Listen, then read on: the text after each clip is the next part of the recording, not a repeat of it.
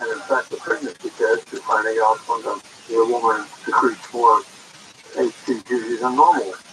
And that's the therapeutic part of the shot that John F. Kennedy needed. And that's what he found helpful. That's what he said. He's going to keep taking those shots regardless. Yeah, he used a very crass way of describing it. Yeah, where Dr. quote, where Dr. Jacobson got the HCG, he got it from two different sources. One was he was able to buy it from a horse serum or urine, but he also obtained raw placenta. So where he got it, I know that he actually got placenta that was excreted after a woman delivered. He kept the placenta in his refrigerator, and then he would extract the hormones from the placenta, put them in his cocktail. And the number of famous people who went to him to get it is astounding.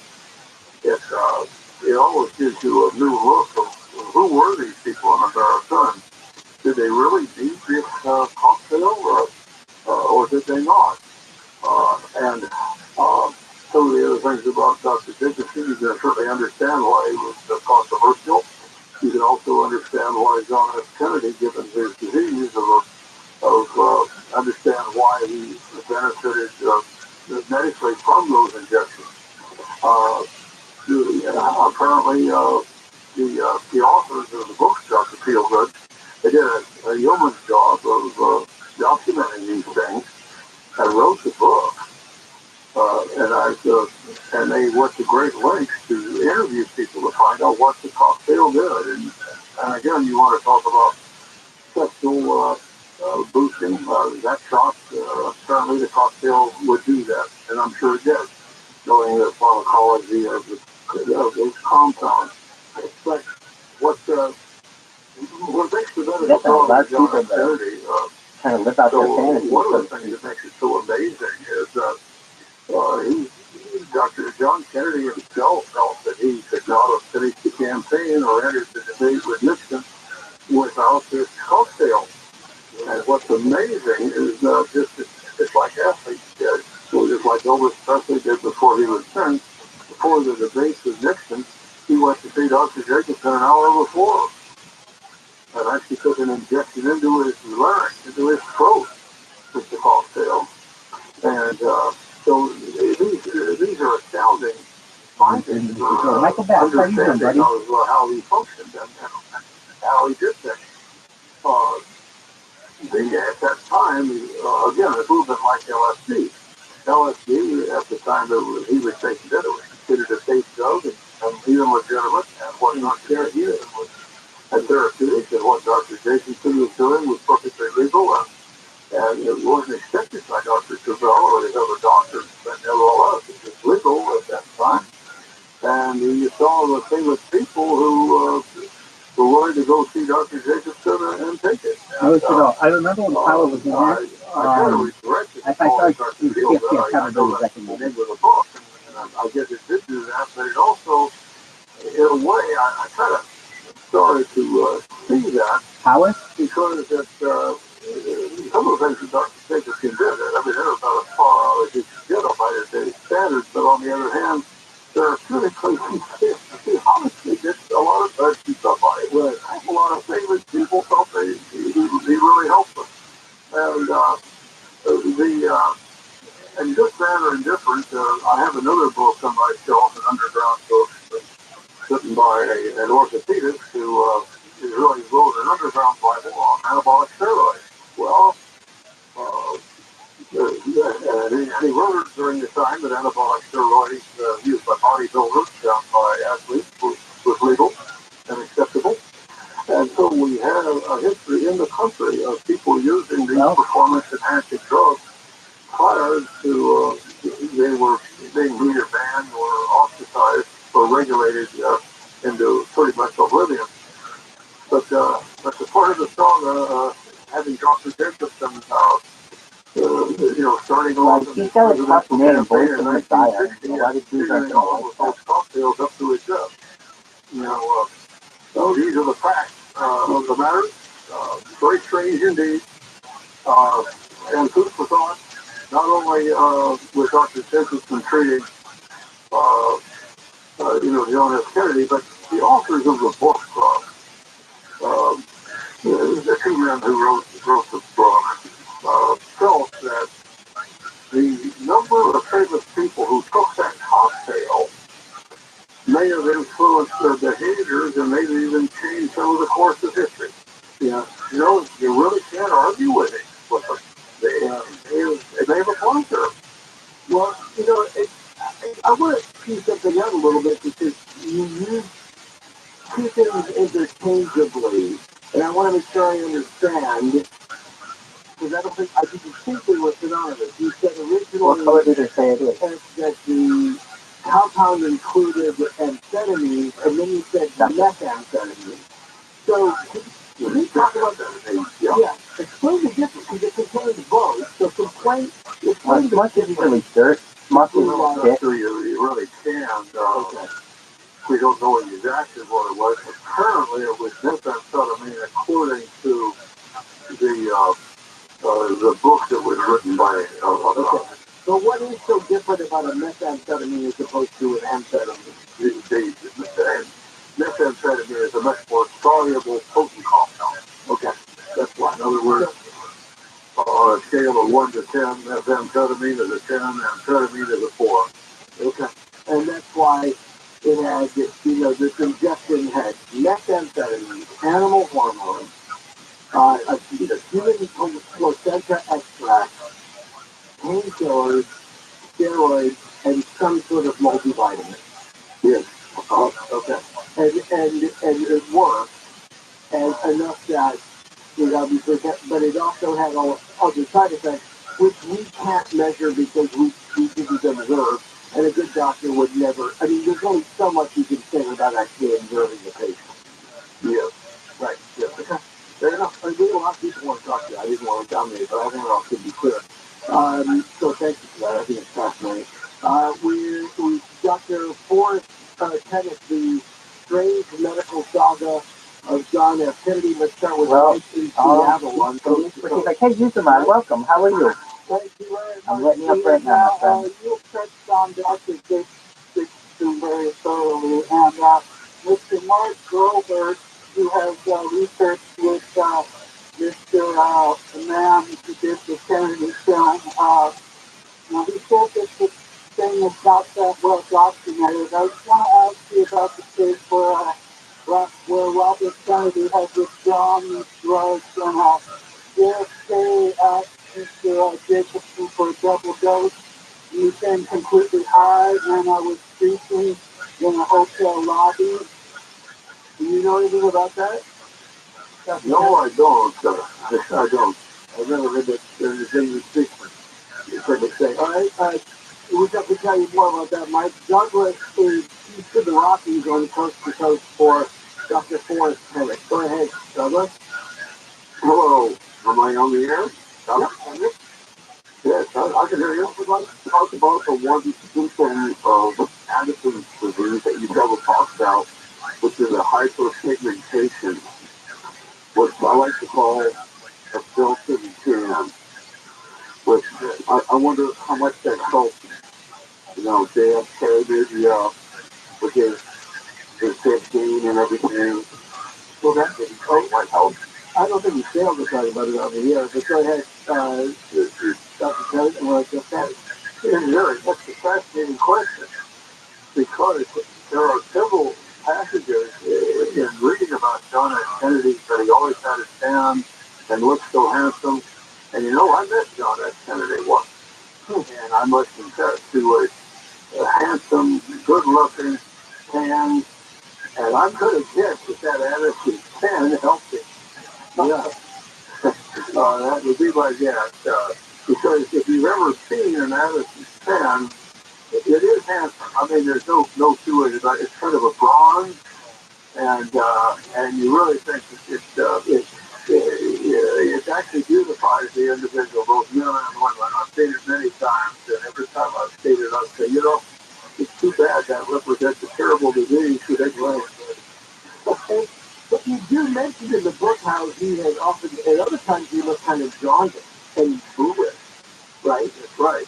In other words, that bronze can, switch right on over to being pretty yellow too, if it's too bad. So the coloration can be a good or bad situation, but I think it is interesting that you got elected to Congress at age 29, and so there's passages that he looked strongest for jaundice, but like I say, I think it may have helped him. I think right. When it got it under control, maybe that's the way to think of it. When the Addisons is like running rampant, that would be one thing. But later on, when they were able to control a little bit, it seemed like it breaks into that category of that panic as opposed to yellow or blue. Okay. Let's go to Carol, who's in Minneapolis on Coast to Coast. Carol? Well, looking at second time I've gotten through. Oh, well, good. You look on it too well. Very good. But go ahead. You have a question for Dr. The same thing I did last time we spoke, and that is put in a plug for your drink, bluegrass, 2 kinds, and the history of that. Yeah, thank you. A black rice for the bluegrass stuff. Thank you very much. I'm glad you enjoyed it. And it's one of my keepers. Good. Thank you. But I'd like to ask Dr. Kenneth. I think it was around the 50th anniversary of the assassination, of course, this year is the 60th. But I was reading things because Kennedy is another one of my fascinations. And is there any medical consensus today that without the assassination, Kennedy had less than 10 years to live anyway because of his adrenal condition? That's a great question. What would you have given as a prognosis for life?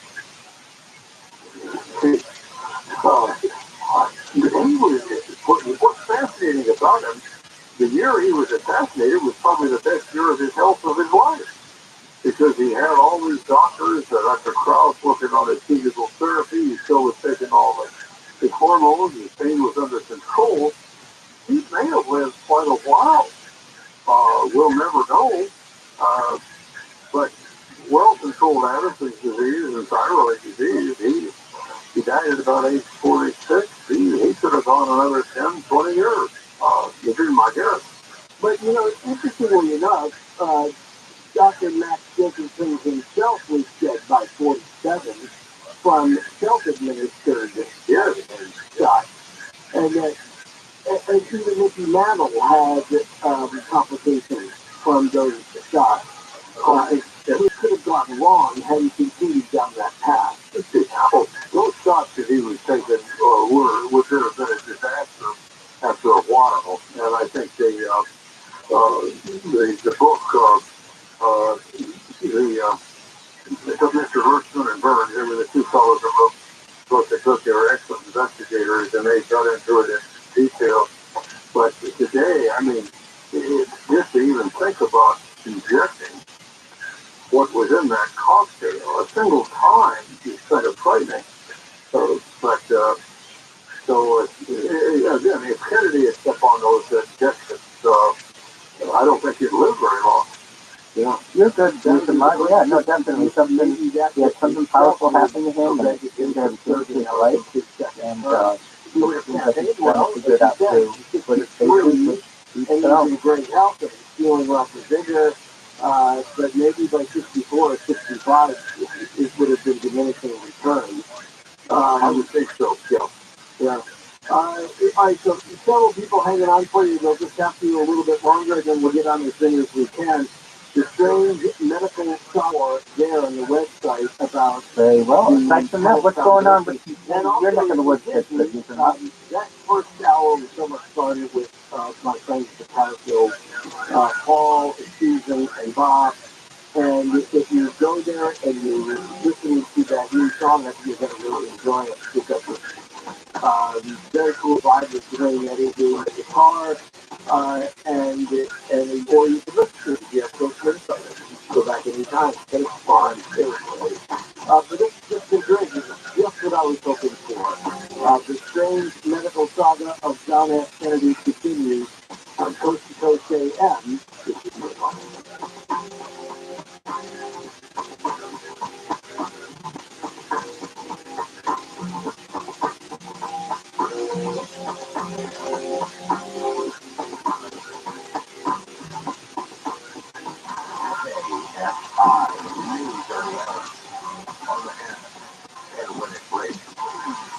Very well. We're glad that you had the opportunity to stop in.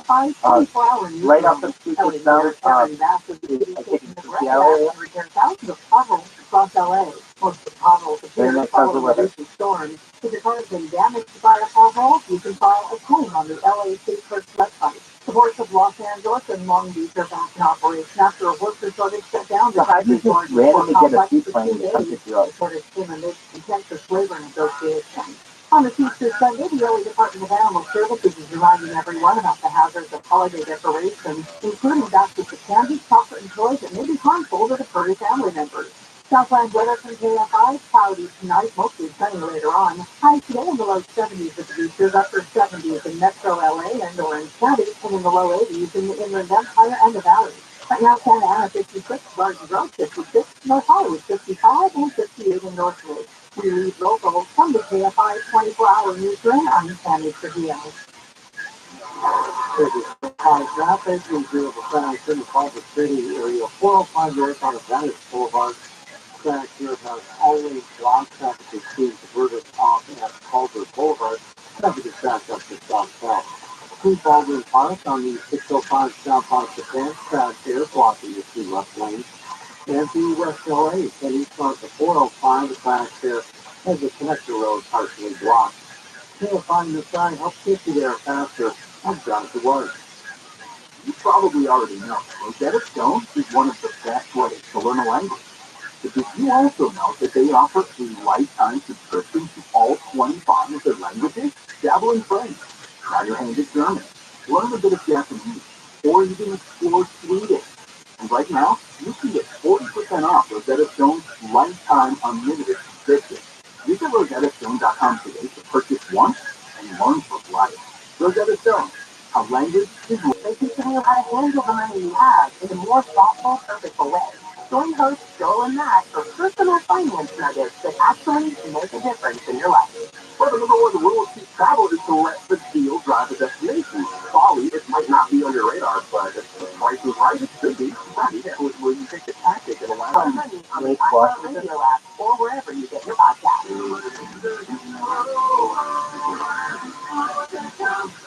You locked your cat up the tree? Wow, he's way up there. And stayed Do you ever hear anything about I'll get him for you.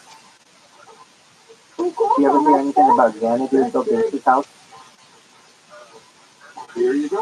Where did you come from? And where is he now? Okay. What? Oh, no, your mom and dad. There are all kinds of rumors about it. I remember, this was like 20 years ago, that he had some kind of thing you could wear a skin, and it was, the room would adjust to your temperature. I was like, that was cool. So you're a hero? Try to be every day. We're rooter heroes. Wow. We make sure you live in a safe, clean house. Go on. Thanks for us being George. It's what a hero does. If you have a question, call Zero Zero coming in at ROTHSCHILD.com. Looking to sell your valuable toys, high-end jewelry, collectibles, or fine art? Meet Cindy. You've been around the block when it comes to buying and selling jewelry. I buy jewelry to resell. I've been going to tangible for about 6-7 years. Tangible just pays more. Here's a great example of the tangible difference. I bought a gold and sapphire bracelet. I shopped it around. They offered I me could definitely see that. one of the largest companies in the world hasn't been able to modernize, and that's why its process or the operating system is still behind. $10,000 worth of gold. Tangible investment owner Phil DeGenova has become America's top dealer in coins, precious metals, jewelry, and fine art. Phil guarantees you'll get more. Everything I've heard about them on the radio is true. Call now for a no-obligation free professional appraisal. 800-711-2800. 800-711-2800. 800-711-2800. KFI, AM 640.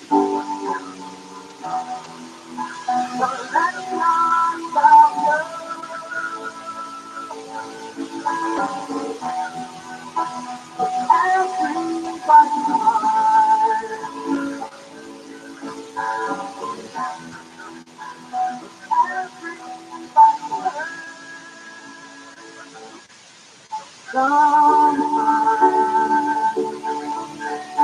talk to Ethan Puddle, call the wildcard line at 818-501-4109. The first-time caller line is 818-501-4721.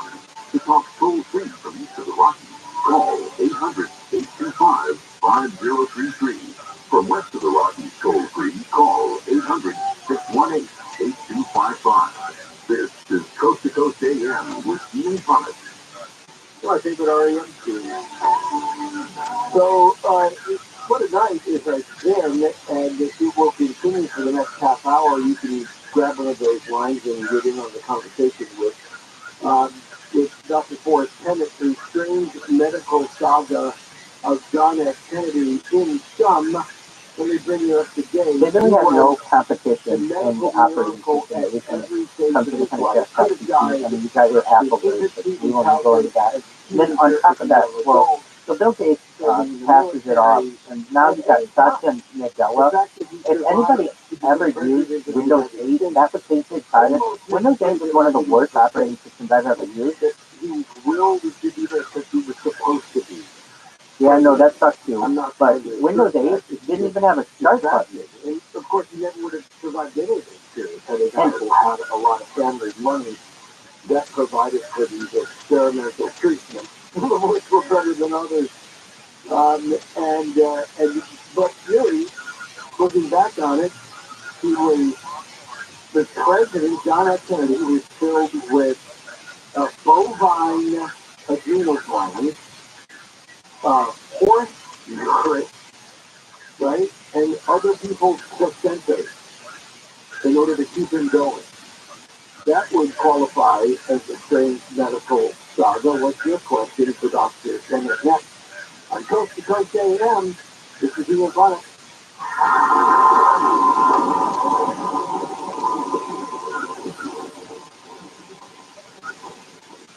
Having repairs done in your apartment should never come with strings attached, like being harassed and constantly pressured for sexual favors. My leaky faucet turned into the maintenance man asking, when are we going to get to know each other better? I needed my air conditioner fixed, so my building manager repeatedly kept coming into my apartment unannounced and without permission. My landlord told me my rent would be free if I gave him something in exchange.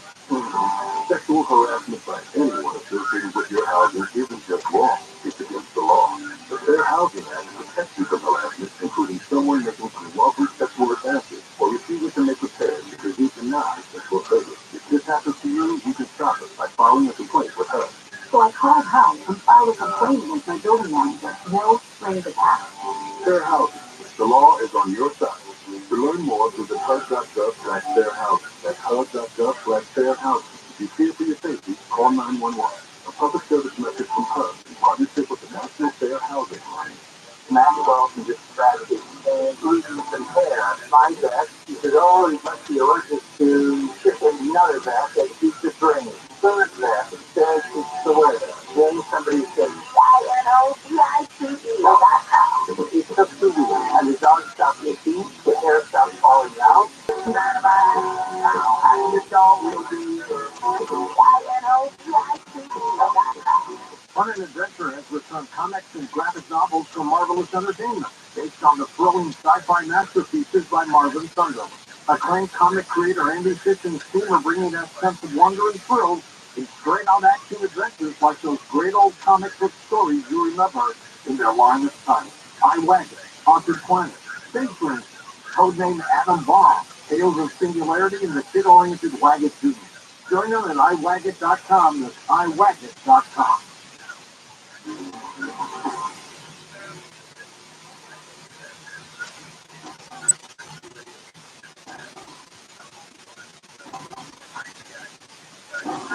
Well, I just love the way this conversation has gone. Thank you so much, Dr. Tennant. I know this is a very long time to be on the radio, but I hope and feel like you've done some justice to your book and all of your research. Really, I just heard you say something that I would like to make a comment on. Well, go ahead. This man that could have died at any time in his life, and you wonder if it wasn't some kind of fate. I rarely ever said that about people, but I almost wondered that myself. Yeah. It's just such a medical chain of miracles. I mean, one or two, yeah, but this is just one big long thing. Some other power out there that was going along or something. So I just wanted to comment that I think it's fair. Let's put it back for just a second before we go back to the throne. Yeah. I think here's what I have a degree in theology, right? So I think about this sort of stuff all the time. But I am not one who believes that everything happens for a reason. I do, and I think that especially as somebody who serves as a chaplain in hospitals, as a chaplain intern, in hospitals, and done a couple of rotations for months at a time, I'm disinclined to say, well, there must have been a reason that person was hit by that drunk driver coming around the corner. I don't believe it. I believe that the drunk driver shouldn't have been there. That person was not an agent of God because killed some child who just happened to be crossed on the street at the wrong time, right? So part of me looks at that and I go, wow, that's like, it totally seems like, as you say, it's almost like an effect that some sort of divine wind was carrying him, into the White House and surviving all of these things. But it makes you think that all of that happened just so that he would be assassinated if they're done before the first term was over and die a horrible death after all. Well, that's the part that seems like it just doesn't, I can't reconcile those two things. Yeah, it doesn't add up. No. But I mean, I think I'm tempted to say that, but then I get to the part where he's shot in the head, and I think, well, what an awful way to go after all of that other stuff that he's done to survive to be assassinated. Isn't that something? Yeah, yeah. Like, how did you meet him? How did you meet him? I was a student, and he came there he was hopefully to debate. They were running for president, and they came to Hutchinson to make a stop, and I was part of a group of students who had a chance to meet him and talk with him, and of course we were thrilled. He was, like I say, personable, just a kind gentleman, obviously enjoyed being there. We students loved him. But that was I met him briefly, and even though I wasn't a doctor at the time or anything, and just in looking back, we thought he was just as good as you said as a fiddle. No one would have ever expected that he was wearing a big corset at the time and half dead. So that was my one experience with it. That's a great one, though. Appreciate that. Let me get to Blair, who's in Arizona on Coast to Coast for Dr. Ford's Tennis Through Strange Medical Saga of John F. Kennedy. Go ahead, Blair. Thank you, Ian. Dr. Tennant, I too had the opportunity to see and hear in person John F. Kennedy back in 1962 when he spoke at my dad's alma mater. I said, good. Well, you can go to his charter day at March 23rd, 1962. He spoke about peaceful exploration of space with Russia and the importance of a college education towards the successful maintenance of a democratic republic. It was one of the greatest moments of my life. Listen, I'm going to change my question here because it was already partially answered at the bottom of the hour to John F. Kennedy and marijuana pot. Do you have any anecdotes about his use of marijuana? Well, as I say, there was these rumors about the use of LSD, and and if you read... Absolutely, you really got them covered. So I'm live right now on 6 different YouTube, 7 different Instagrams, 2 different Discords, and Twitter videos, video as well. I think that data is the most important resource on Earth, and let's collect as much of it as possible. And really, anything you can take, 24 hours of somebody's day and get it down to a 3-minute compilation. That would be really important, really helpful.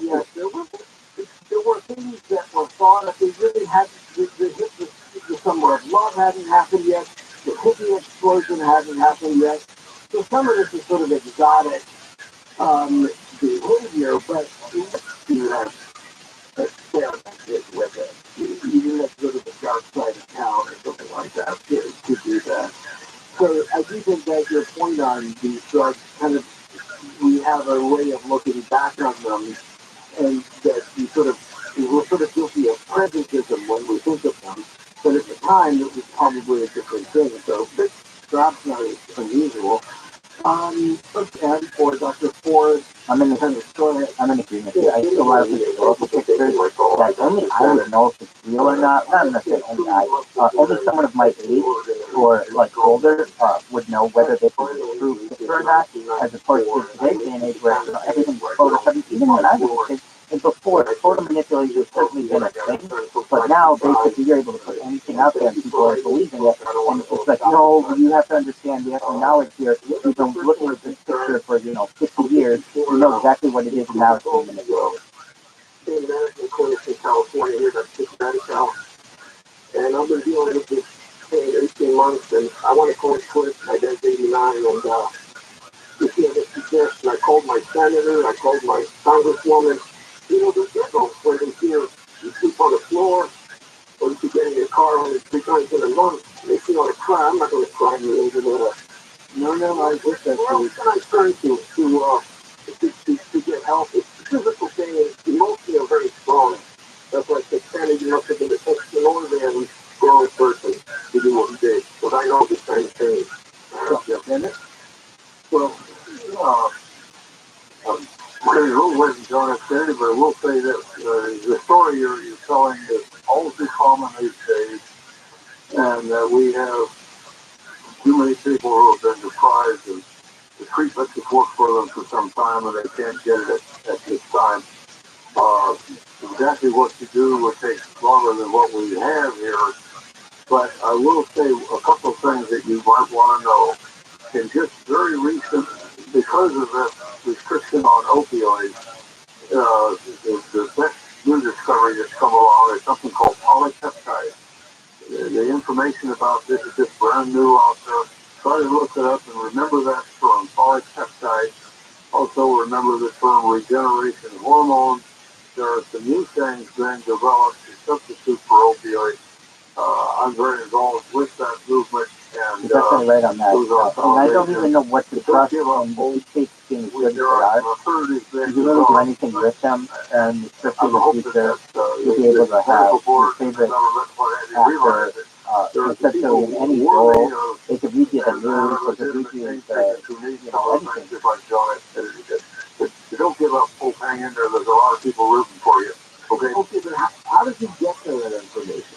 Who's going to have that, and where is that available for somebody like you to be looking up? Look on our website is really under erectile-itis. It's the worst form of back pain you can have. You can look on that and get started. It's a good place to start at that point. There's there's something called Pain News Network. A gentleman out of Glendale, California, that publishes a newsletter each day for pain patients. It's called Pain News Network. Start looking on that, and that's a good place to start. Okay, because I don't think there's any question. There's no secret that everybody knows the health system is kind of broken down. Nobody knows anything. During the COVID epidemic, we already had a health system teetering a little bit on trying to help people. The good part of the health system is kind of falling apart because of it.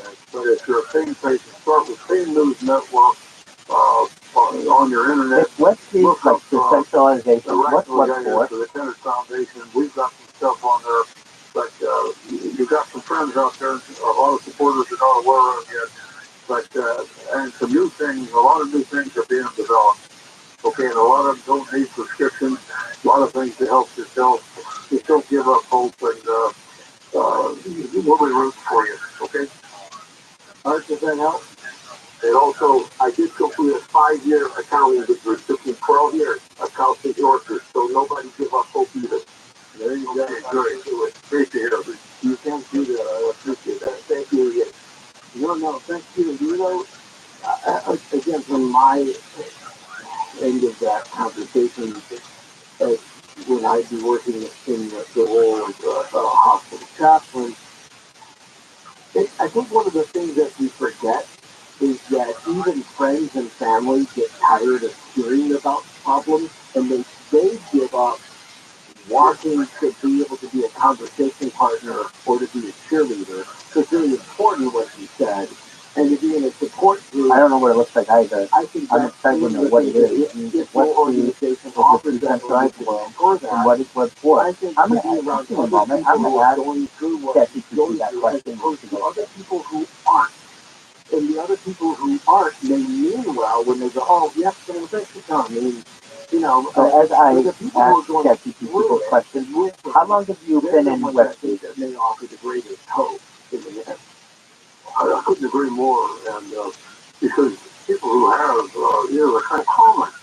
A lot of people have pain. I mean, I've got, a lot of people have chronic pain, or arthritis, or their migraines, or their carpal tunnel, or migraines, something like that. But then you get these really severe cases, and they're really quite uncommon. And there are social media groups out there, and if they weren't there, a lot of people would just commit suicide or give up and die. You are so right. I would actually make argument whenever you got into cryptocurrency, when you got into web nothing, right? No question about it. It's like joining an AA group. You gotta meet other people who have the same problem. Right. And for veterans, this is really important too. And to that's what I would add to that is that's where you really need to keep pushing forward until you can find a group, even if you're meeting on Zoom, even if you're meeting on, right? I mean, you don't have to be sitting in a church basement in a circle on, festival chairs with bad coffee. You can. When there's no consensus, and it's possible to be characterized by more advanced technologies like artificial intelligence, augmented reality, and internet experience. This is all. West of the Rockies on coast to coast. Mike? Hey, how's it going, man? Good. You get the last question for Dr. Tennant. Oh, great. I listened to your internship in the 90s. Good stuff. And good evening, Dr. Tennant. I got a good question for you here. You bet. For a long time, pain cure, cause effect. These are my, you were saying holograms might come to mind? I'm just wondering, through all of these, I think you're right on that one. Pain now. People didn't have this pain 50 years ago. What's going on here? Well, but that's like a different kind of technology. I'm sure it could come to fruition. Essentially, all of these electromagnetic devices, which could be the Havana syndrome, do you think possibly Kennedy and all the others were possibly being affected by this and went to the remedial pain solutions, like a lot of our heroin addicts today? You're saying it's could have been an external thing, it is, some sort of espionage during the Cold War that exacerbated pain. I think the record would justify the fact that this was all started inside and worked outward. But Dr. Tennant? I really, first off, compliment you for making this observation. I've observed this for some time and had the very same question. Where did all these people come from? And what is causing it?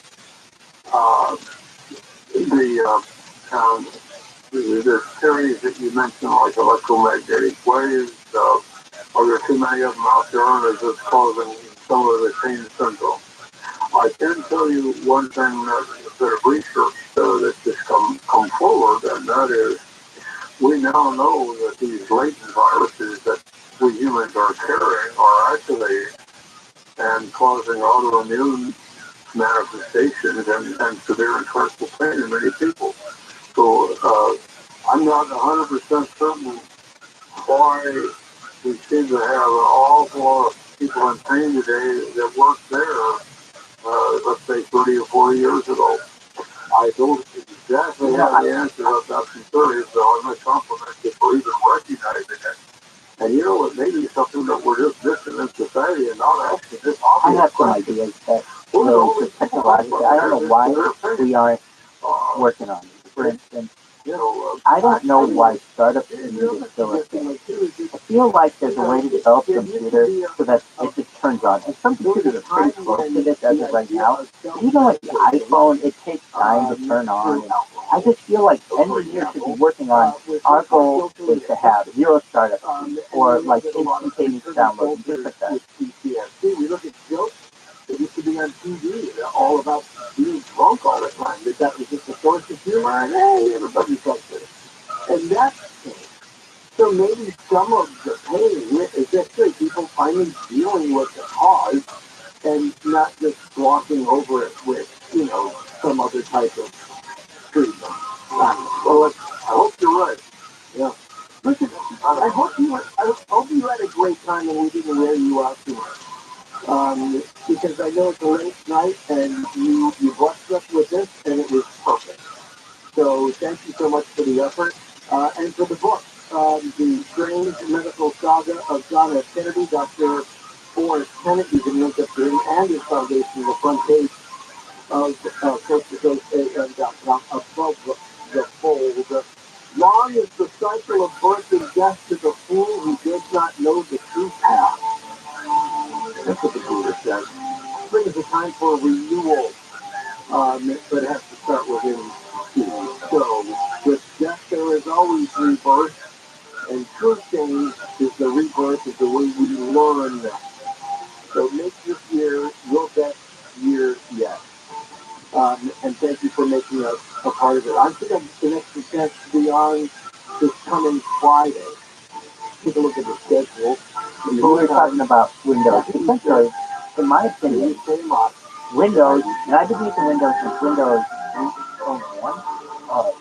It's all basically still Windows 95. It really is. You got a start button, you got the little boxes, and not much has changed from there. To me, like the thing that almost these companies should be working is like instant loading, instant boot up. Like these are things. If I were the CEO of Microsoft, these are things that I want. And I know there are some limitations to it, but essentially all I get out of Microsoft nowadays is updates, security updates. And it's like, that's something on which I would work. Why can't you do updates in the background? Why is it that you have to, like, it's like a new thing?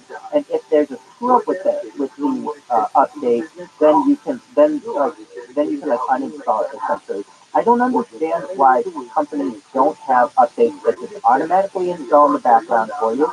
And it's just these are like little things, but we've been working on the same like basic system for the last 30 years, and nobody is out there as a leader saying we need to have like people's time is important. And it's like when you have a little Microsoft message, then you need to do an update, and you just keep putting it off, and putting it off.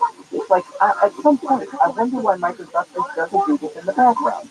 But anybody have any thoughts on that? Because they would, I'll make it better than me. Of course. Live 6 to 9 a.m. on KMI and on demand anytime on the iHeartRadio app. Anytime I hear something rustling downstairs or outside the bushes, my first instinct is to lean over and go, "Hey, you don't have to say it. What's going on? But you can't wait to yourself. That's all I got. Live 4 to 7 p.m. on KMI and on demand anytime on the Okay, here's a good example. Microsoft has the Microsoft Store.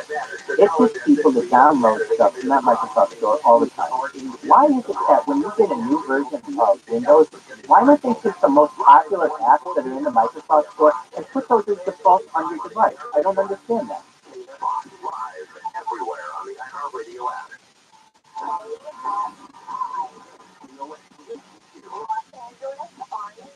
The same is kind of true, I feel, with Apple.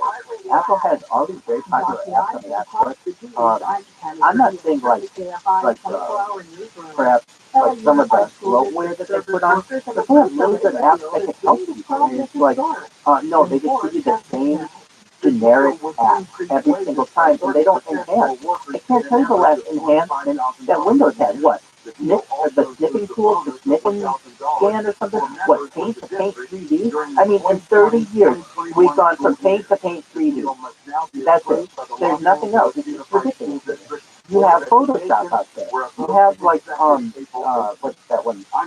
GIMP software. I don't understand when Microsoft doesn't say, hey, this is one of the most popular software that's downloaded. One of the first thing anybody ever does is download X, Y, and Z. Why don't we just use our own version of that and then make it part of our ecosystem?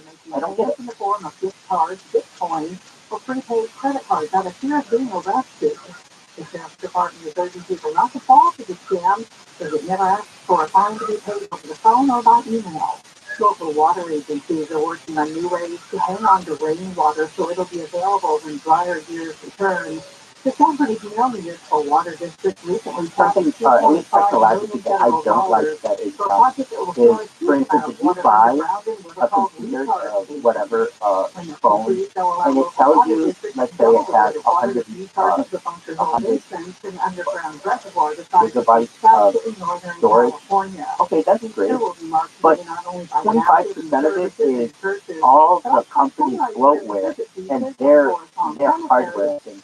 I feel like that's false advertising. If they're going to say that you get 256 gigabytes on your iPhone or a terabyte on your iPhone, then you should get one complete terabyte. It shouldn't be 300 gigabytes worth of iOS garbage, and then they say that you have a terabyte of storage. To me, that's family members.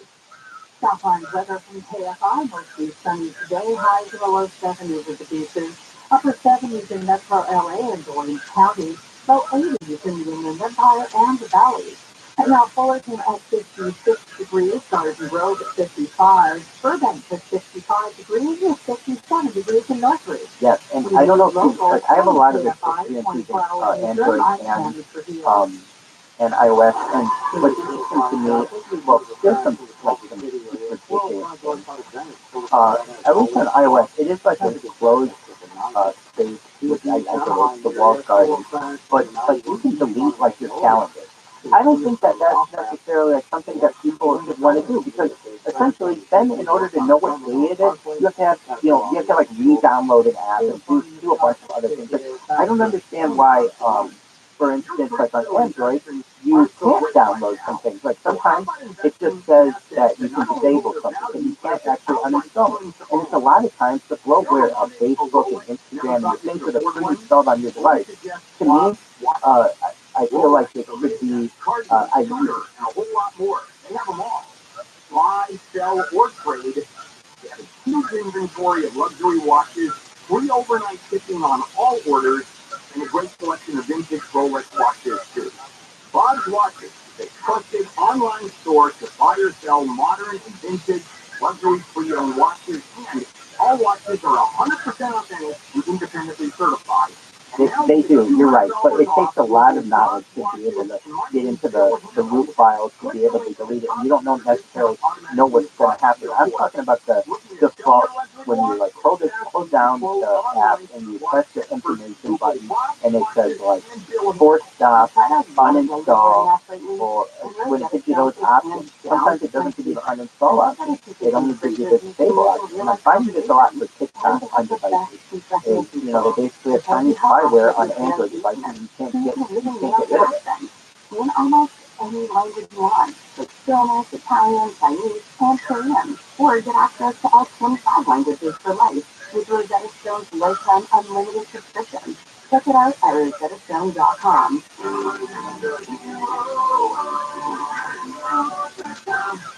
You locked your cat up the street? Yeah, he's right up there. I'm scared to come down. Hang on, I'll get him for you.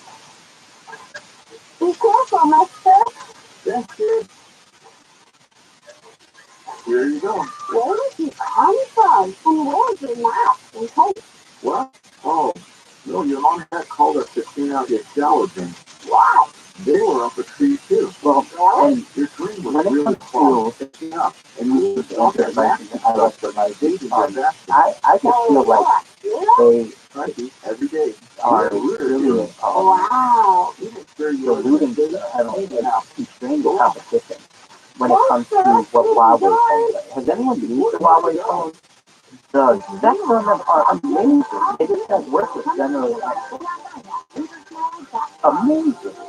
Yet you can't get one in the United States, and no one will, no cellular service most rabid anti-abortion group of people. I argue with the local sports concerners. Well, you look at who the average. Live 6 to 9 a.m. on KFI and on demand anytime on the IR radio app. KFI, AM 640, more stimulating. No one has it. I almost bought one because it was so cheap just for like Wi-Fi ability, because it had such a better camera and battery time versus any kind of American phone. It's just ridiculous. And while I was trying to get into the American market, I think it was during the Trump administration, and it was seen as like Chinese spyware and such, and that they weren't going to be allowed to within the American market. I really felt like that was just American technology companies not winning competition over superior products. Little America and all this is the key. This is being on it, and again, continuing happy Easter weekend and happy Passover. Hope it was a good one for you last night, if that's what you celebrated, or Good Friday. And as we head into this hour here, I'm reminding myself I'm going to go live back again on Twitter. I gave up Twitter for Lent, but now in the Midwest it's officially Easter, so that was what I gave up in order to sort of invigorate the conversation in my head. Haven't missed it much. I mean, I miss contacting you all, and it's always nice, and I like being in touch with people, and I want to give a little space to people who yell at me, so I'll go back to that. But otherwise, that's something, that's kind of like the elephant in the room. China lack of any intellectual property with respect to anyone's intellectual property. They will just steal it, and essentially, like in the United States, you get sued for that, and you wouldn't be able to have a company. In China, you're able to do it, and if anyone raises any questions about it, you just literally close down your factory and open it up next door under a different name, and nobody's going to say anything about it. Because it is in China, and it's so difficult to get there, and to legislate, to litigate in China, like overseas, it's just so incredibly expensive. It's not in the best interest of many companies. January of this year, but he used to be the travel editor for CNN Go, and he's written 50 terrific travel books, which I love. I recommend for you if you know somebody who is as obsessed with this kind of historical travel as I am, that you might find it interesting to see some of the World War II sites that he has collected, the top 25 sites, which are rated by many different people who think like sort of the definitive book for World War II travel. So they're battlefield sites from World War II, and there's a volume 1 that's the European theater, and volume 2 was the Pacific theater. Something like that. That's not why he was on. He was talking music actually last night. He's also that's really writer, creator, and producer. No one is trying to create a hardware company in the United States. Am I wrong? Which is on Paramount Plus right now, called Sometimes When We Touch. And that was fun. But then he has this other book out that we were talking about status and the status revolution that is going on. So, terrific show if you want to go back and grab that for your Coach Insider listening later on this weekend.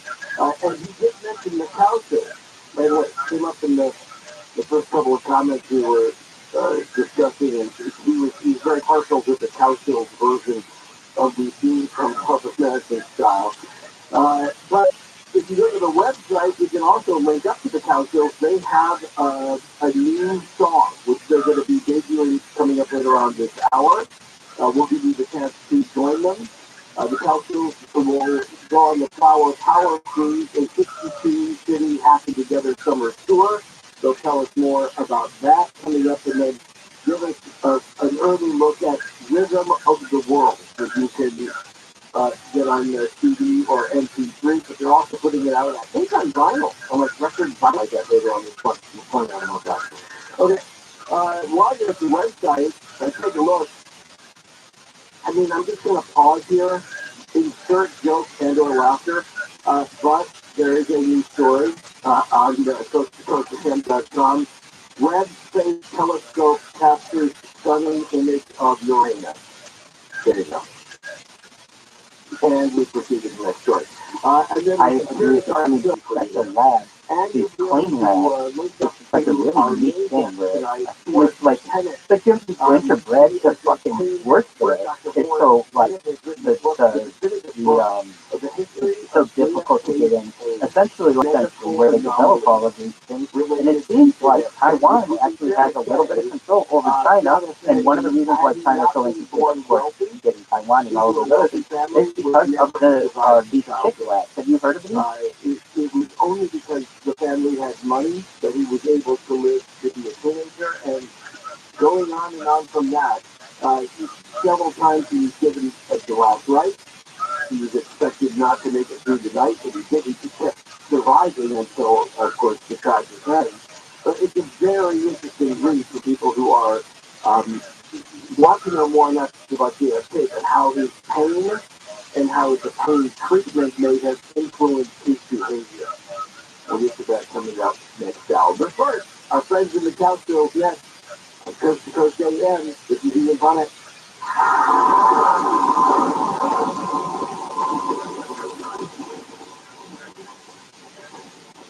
Tax season can be taxing on your identity because all your personal information is all in one place, getting emailed, shared, and possibly exposed to identity thieves.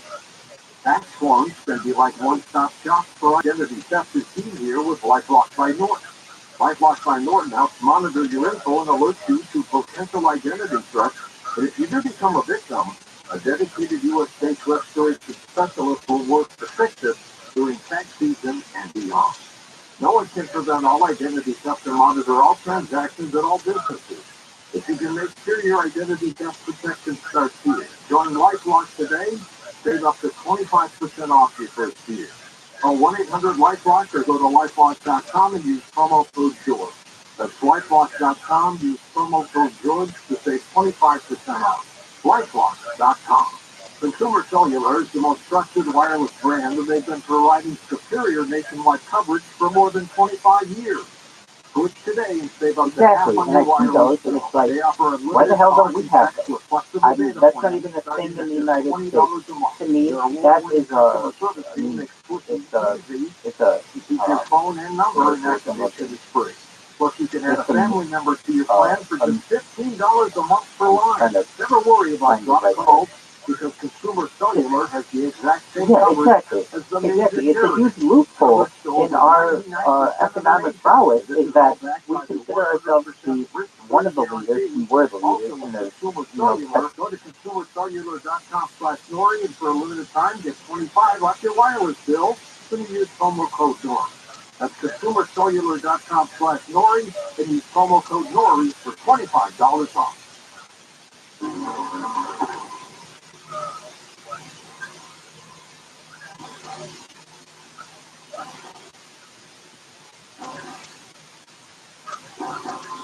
All right, let's just do a little roll call. And that's got to be Susan, and then is it Bob and Paul? Yes, sir, Bob. Yeah. Okay. Yeah. You know, I practice saying, hey, here's Bob, Paul, and Susan, my friend. China right now can assemble a phone in the completely domestic. I don't think that the United States can. Is that correct? Yeah, I know, but it's weird. It's just so weird. And I think about you all the time, so I fired off just a random email last weekend just kind of checking something up. Well, it's a song we just fixed for the appearance here in honor of Record Store Day, which we can get into. But, after listening to everything, Ian, my burning question was the ghost talking to the security guard. Yeah. Yeah, do they want to hear that? Well, maybe that's the thing, the best thing about those videos, I'm standing there waiting for somebody to come up and wave a wand over me so I can make my claim, and then they're the one that disappears. Yeah. That's what I said. So whatever. Yeah, but I'm not a counsel, so I probably don't get that, that same treatment. So, hey, let's deal with the tour. Tell me about the tour. When does that kick off? Well, I don't know about Paul and Susan, but I've started working out 24 I hours a think day. probably was a time at the time trying to get her. Right? Maybe I'm first in Clearwater, Florida, ended September 3rd. It's 6 nights on, 1 off, 6 nights on, 1 off. You live on a bus, you sleep in a berth. How am I doing, guys? You're doing good. I didn't come on, left the store. The guy who runs the store come up and goes, guys, you're going to probably do 40 minutes, 45, 48 shows. I do not know. I do know that the middle class has grown incredibly too bad. That was a record. Yeah, the record. But you all have family commitments and stuff, and so how does this work out for you to be gone like an entire? So let's just doing a hearing where you're going to be in the country. It could be that nothing. It's a ballet. Who's in LA? No, it's ballet. Oh yeah, I mean here's the thing. It's kind of cool because it is the 3-month stint, and it is like going in the military. With a devalued currency. Like we'll go out for 3 weeks, and then we're going to take like a week or more off. After that, it gets chunks. Okay. Yeah. And also, Ian, you just line that family up, and you sit them down, and you say, remember all the summers I didn't go out on? Yeah. You guys were in grade school, or whatever. This right. If you've ever been maybe using it cover or not, you'd have to get hands on it. Tiny SIM. Essentially, there is you put a tiny SIM in a phone and use TikTok. It's very educational. But if you put an American SIM in there, it's all the TikTok it's critical that, they recognize that the potential of their youth. And so it's very scientific when you use TikTok in China. When here, it's none of that. And I think that we're just starting to see that. Grandma up on stage like that. Yes, we love it. Most of our kids have enjoyed, whatever falls the wall comes to come enjoy the family concerts. But I think the grandkids kind of like it a lot. Like Bob's grandson always has a lot to say about the shows. And my grandkids, it's goofy. It's, who knows what they're thinking for crying out loud. Yeah. But, I was going to say, with all these grandkids, I mean, these grandkids are incredible musicians and they sing, everybody's got their talent. In the world, and it's pretty crazy stuff. Yeah. You love that, but that also means you got a family full of third-generation critics, too, don't you? So they like our music. And, in their own way, they've invaded the United States to the point where there was just some kind of press release that said, all people in the United States with Chinese background that you have allegiance to China and not the United States, a huge, like 10% well, not quite 10% of the United States, but at least 5% of the United States then is already invaded, essentially. If you look at the amount of Americans versus China in China, the history unraveled slowly as they grew older, so they realized, you guys were pretty cool. Well, they were. So let's go through it. I mean, we just mentioned, everybody knows the council song. Africa, the way the parking of the things. I mean, some of the ones that made it in the top 20 or the top 5 in different countries. Yeah, I love Indian Lake. Countries say we can fly, Indian Lake, and then Hair, of course, and more early version of. Yeah, Silver Break and Golden Needle, people forget. You have to get credit for doing one of the earliest versions. And it was, I live in a state where, I live in a city that is majority Asian. And essentially, I love music docs in general, and that was just still one of the best. Said, we want you to show allegiance to China, the entire city would be filled with red flags tomorrow. It's essentially like we've been invaded already and we don't realize it. It sort of documents some discomfort within the family, within the Cowsill family, like the argument that y'all were having in the hotel room, like before the Red Sox game. It's like, it's really, that's to me, that's different. Most documentaries are much more just sort of focused on kind of a slicker bio piece. Yeah, we'll give kudos to Louis Solanker and Felicity after editor for that, because we handed them 100 hours, and they literally had to come up with an hour and a half, obviously. So they got the story in there, and they did a good job. Yeah, they did it. Go ahead, Sue. Well, I think it's really hard to express what an earlier documentary was, which was kind of, wasn't that what they originally were? Yeah. It's almost like reality TV before reality TV. Well, and most documentaries don't exist. So that's the matter. You take care. I'm going to drop down myself. Queen, I don't know if you could hear us. Thank you so much for hosting the room. And we see if you can, right? So, so to actually document something in an objective way is nearly impossible. This is possible. But even like Nanook of the North, which is, largely considered to be the first ever documentary, as it turns out, Nanook took many takes. He didn't like a take, and he didn't another take. He did. No. I'm sorry. Documentary? No. Not exactly. So, I mean, that's why it's kind of funny. And then really, most documentaries are just kind of illustrated polemic. It's just somebody, oh my God, right? I mean, they're going to make a point, they're going to pretend it's a documentary. So it's really good work, and this is all just stuff. Well, I know, but this is what I mean about why that hotel scene is really interesting in the calculus shot. We're playing no camera. We're not playing the camera. That was my point. Yeah, and then even like some of the arguments that were happening in your kitchen, I think, Susan, right? Well,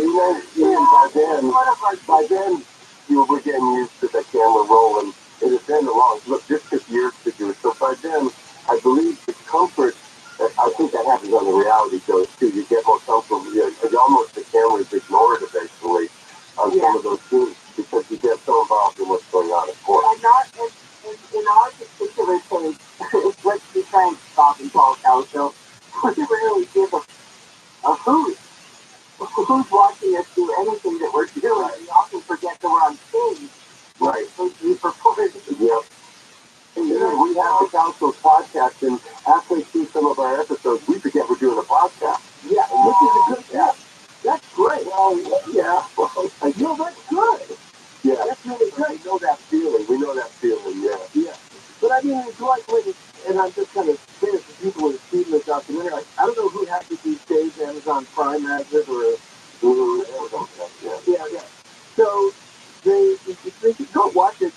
There's that scene in whatever kitchen then where I think it's he's kind of drunk and sort of being argumentative, and I'm being nice, I'm being euphemistic, and Susan, you're trying so hard to be a balm, a family balm of like, well, and I think that seemed like a real look at a family that, yeah, am I hitting too many nerves here?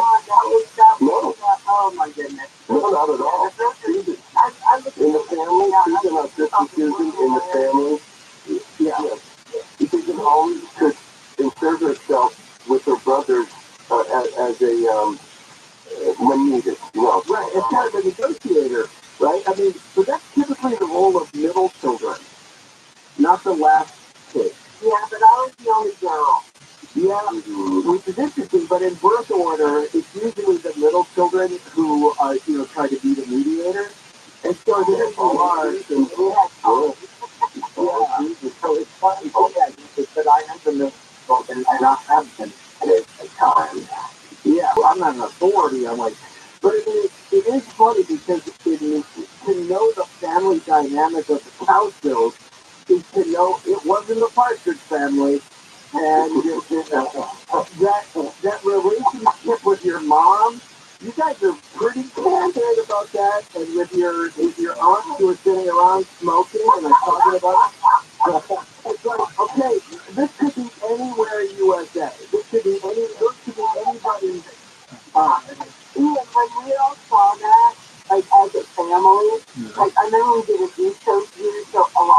I do stuff around it. And that's all of our aunts. And we all thought that Auntie Flo and Auntie Jean should have their own TV show. Oh, totally.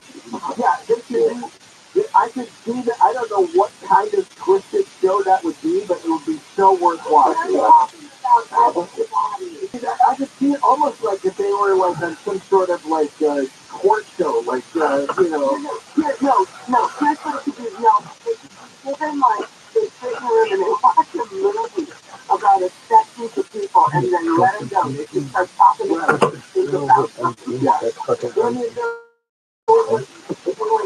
They're like a living version of Patty and Selma from The Simpsons. Oh my God! And those are everybody's on the East Coast. I mean, it's so awesome. So different and just can't react that. Well, you're breaking up a little bit, but we're coming up to the bottom of the line, and I don't want to lose track of the fact that we're gonna roll this song now coming up, and then we'll roll the numbers on top of it, and we'll let other people talk. Because every time we get you on, when the council's around, people call in and go, "You won't remember this," or the scariest thing of all time for anybody is, "You will definitely remember this," and then or it's like, wait, that was 18 years ago. I don't remember that, but anyway. But so we'll do that with your band's coming up, and we'll play the new song. In the 16 seconds here, tell me about the record store day, which I think is a really great idea, by the way. Well, the new song coming out is the new album is really the world, the final. It's going to be green. The disc is green. It's April 22nd. It's Record Store Day. There's only 2 days a year they put albums out because there's not enough factories to produce the volume wanted, and you have to be chosen to come out on Record Store Day as an album. And we're loving that we were. So Hawks on the Line is from Rhythm of the World. We think there's going to be Hawks all over these albums looking for them because it's a big day in the record business, and we're part of it now. We're really excited. Well, I love that. And then I'm going to ask you a question you probably can't answer, but I'll be curious whether you have an early tip on the other group coming up that will be joining you on the Happy Together tour. I mean, I know this with the council this summer, 62 days. Holy smokes. Well, I know you're going to love this, and we'll share it together coming up, and then we'll get to the very strange medical history of JFK coming up next hour. On Coast to Coast AM, this is Ian Pine.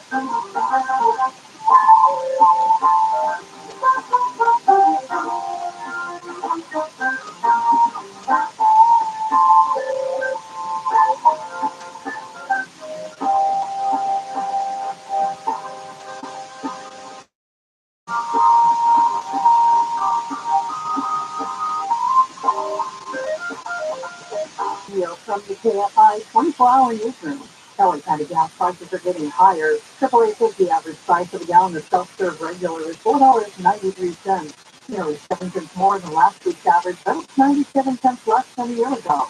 The ports of Los Angeles and Long Beach are back in full operation after a worker shortage shut them down for 2 days last week. The shortage came during contentious labor negotiations. The Daytime Emmy Awards will continue to air on CBS. The Hollywood Reporter says the National Academy of Television Arts and Sciences agreed to a new 2-year deal with CBS. With the ceremonies air live on the network next year and in 2024. Top around the weather, mostly sunny today. Highs in lower 70s with the beaches, upper 70s in Metro LA and Orange County, low 80s in the Inland Empire and the Valley. Right now, Fullerton 56, Garden Grove 56, Burbank 55, and Van Nuys 58. We lead local from the KFI newsroom. I'm Tammy Trujillo. KFI traffic, we do have a crash in the Culver City area. 405 North on Advantage Boulevard still have only blocked traffic. That is on a tank stop. That's blocking the center lane. Can't do Burbank. We're still on the 5 North on the Tuesday. This in Rockford, the 2 right lane, closed off till 9 a.m. KFI in the sky. I'll speak to their faster. I'm down to 1. The How's Money podcast helps you live a richer life by teaching you how to handle the money you have in a more thoughtful, purposeful way. Join host Joel and Matt for personal finance nuggets that actually make a difference in your life. Well, the number one rule of cheap travel is to let the deal drive the destination. Sorry, it might not be on your radar, but if the price is right, it should be. Right, yeah, when you take a tactic, it allows you to travel more because you're doing it for so much less money. Listen to How to Money on the iHeartRadio app or wherever you get your podcasts. From 1909 to 1979, Gateway Hospital in California performed thousands of sterilization procedures as part of Virginia's law. As 1979, this study continued in Texas prison. If you were left unable to have biological children after surgery while living in a state-run facility or while in custody of a California prison, you may be entitled to compensation. For a confidential application, call 1-800-777-9229. Deadline to apply is December 31st, 2023. Why would a plumber just tell me what it costs to unclog my drain over the phone? Is it that complicated? No, it's not. It makes no sense at all. They obviously have a price. Whoa, you've got a nice aroma. Who are you? Mike Diamond, the smell good plumber. Will you tell me how much to unclog my drain? $99. So you haven't seen it. Don't need to. Doesn't matter if it's a kitchen sink or a mainline sewer socket. The smell good plumbers at Mike Diamond will unclog almost any drain for $99. Almost. Yeah, there are a few exceptions, but you can read all about them on our website before you call. Just go to thesmellgoodplumber.com. Wow, you're like up front and everything. I'm told a guy named Rabbi who wouldn't tell me anything. No brothers here, ma'am. With professional plumbers who show up on time, smell good, and unclog drains for $99. Call us.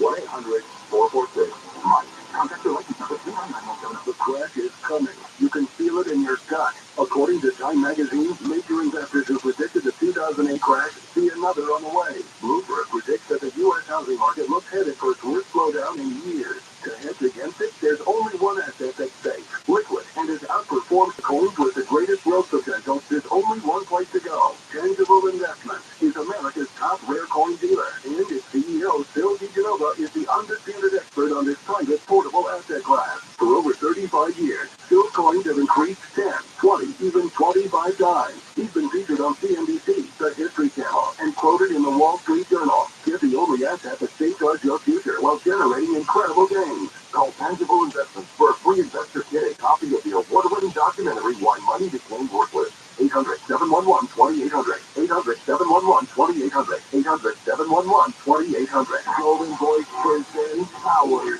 Trip.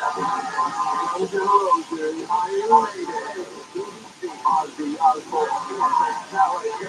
You'll have to get tickets for the entire Power Trip weekend. VIP camping at the Safari Tent Campground. All thanks to Golden Voice. Tickets are on sale now at PowerTrip.live. PowerTrip.live. It'll be attention now at iHeartRadio.com/Power Trip. AFI, AM 640.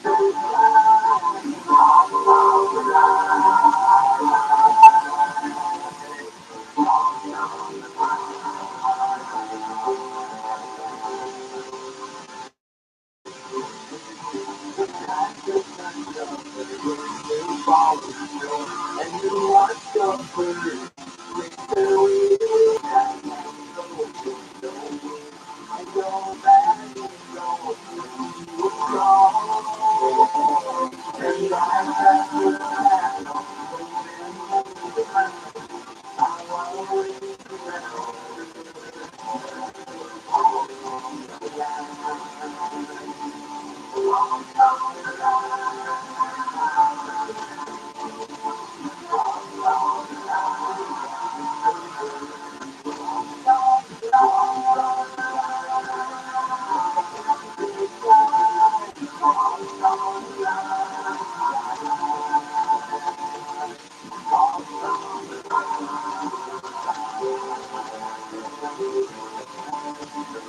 To talk to you live, call the Wildcard line at 818-501-4109. The first-time caller line is 818-501-4721. To talk toll-free from east of the Rockies, call 800-825-5033. From west of the Rockies, toll-free, call 800-618-8255. This is Coast to Coast AM with Gene Punnett. Keep that up. a little bit more. Let me sound it.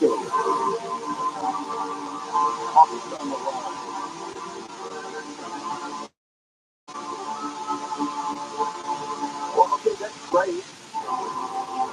Loving that, and loving talk to Ben and you about it next on Coast to Coast AM. This is Ian Hunter.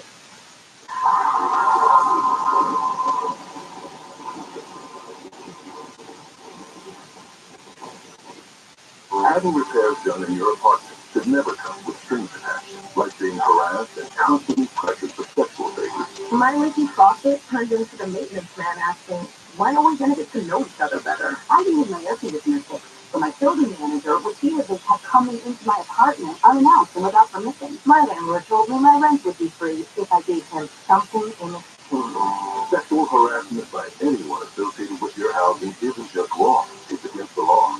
The Fair Housing Act protects you from harassment, including someone making unwelcome sexual advances or refusing to make repairs because you deny sexual favors. If this happens to you, you can stop it by filing a complaint with her. So I called HUD and filed a complaint against my building manager. No strings attached. Fair Housing. The law is on your side. To learn more, visit hub.gov/fairhousing. That's hub.gov/fairhousing. If you fear for your safety, call 911. A public service message from HUD in partnership with the National Fair Housing Alliance. Real people, real stories. So I had an appointment with the surgeon, and he was told me what all he was going to do, and it was just absolutely horrendous. I came home, I started on carnivora, and I called and canceled my surgery, and she said, are you going someplace else? I said, no, I'm taking care of it myself. She said, okay, and my problem on my skin went away. I had bruising that's all over my arms, 3 weeks after I was on the carnivore, I noticed, I'm looking at my arms, and I said, gee, I don't have any bruises on my arms, but I'm always full of bruises. I can't put my finger on it, but I know something's happening. I have to tell you, that has to be the carnivore. Call 866-836-8735. 866-836-8735. So visit carnivore.com. That's CARNIVORA.com. And TRUMAN code forward to get 15% off your order.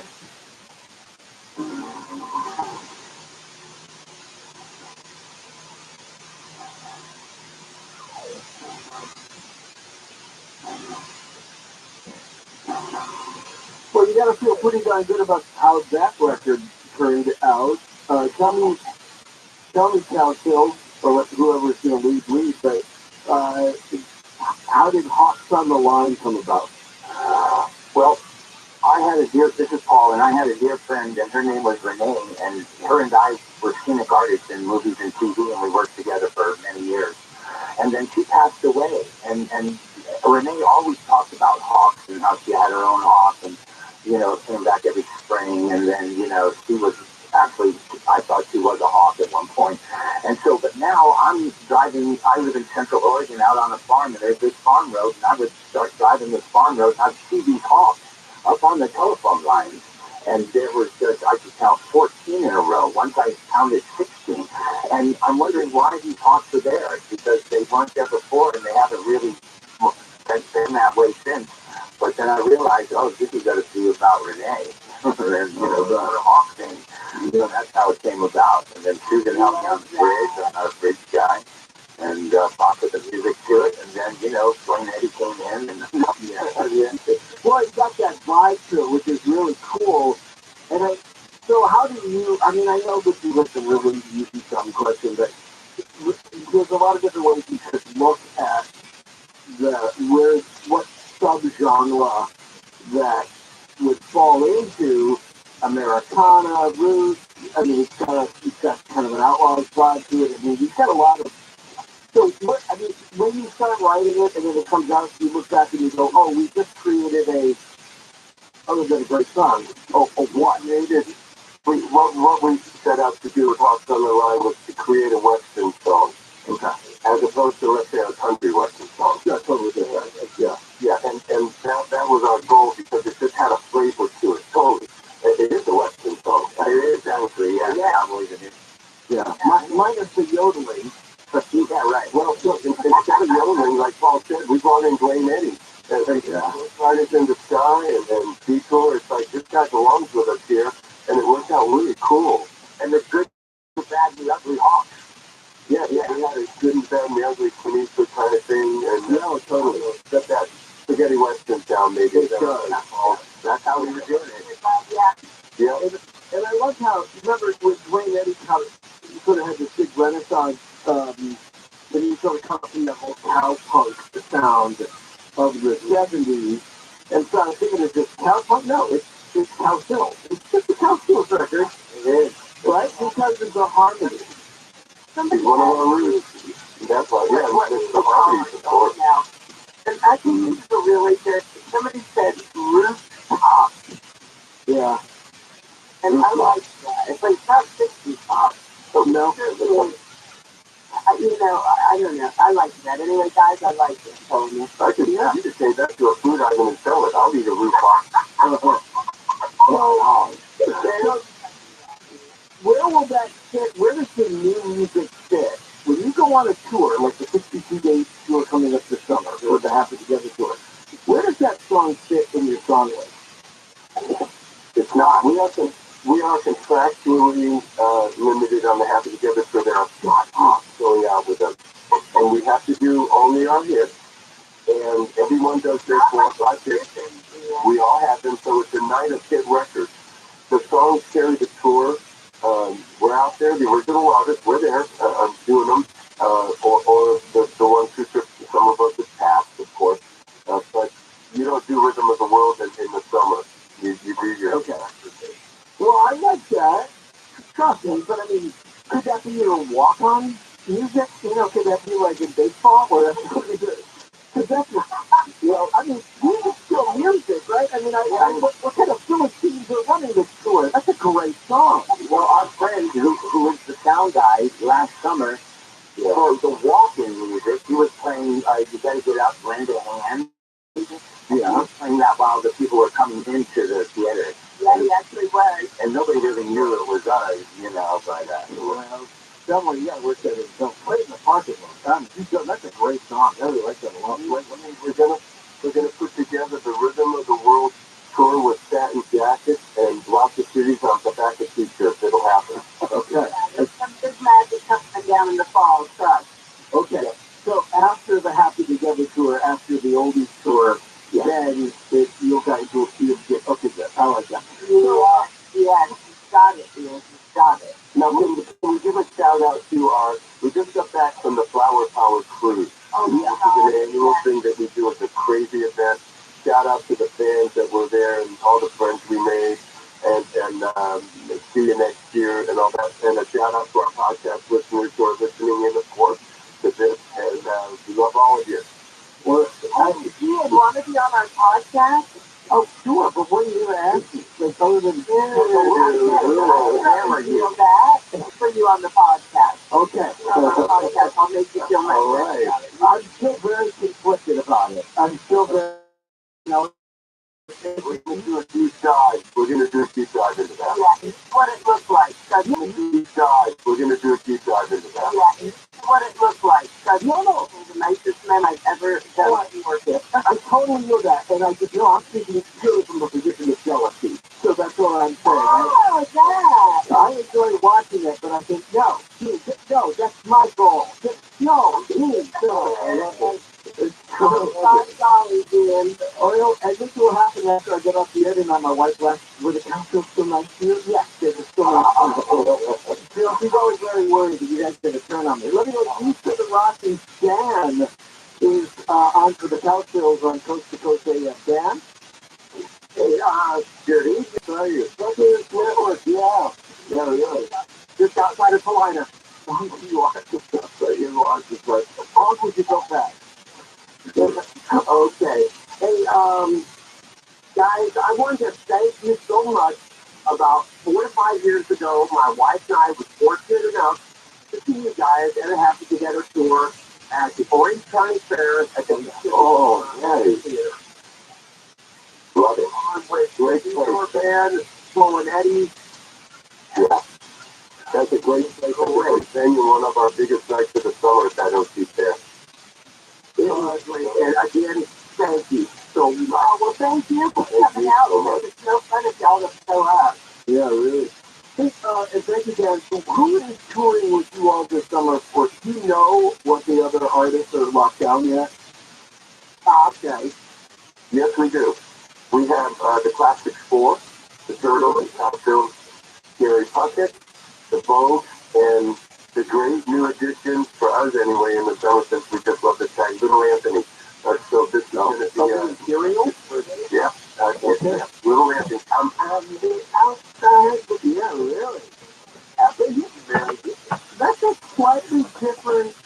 I mean, it's cool, but it's a little earlier than you all are, obviously, and it's so that's also out with us, the road, and they're also slightly earlier. But yeah, but only slightly, they get more quicker. I mean, I think that, you get around the Imperials and you're still doing kind of a doo-wop vibe, and it's sort of that pre-Beatles.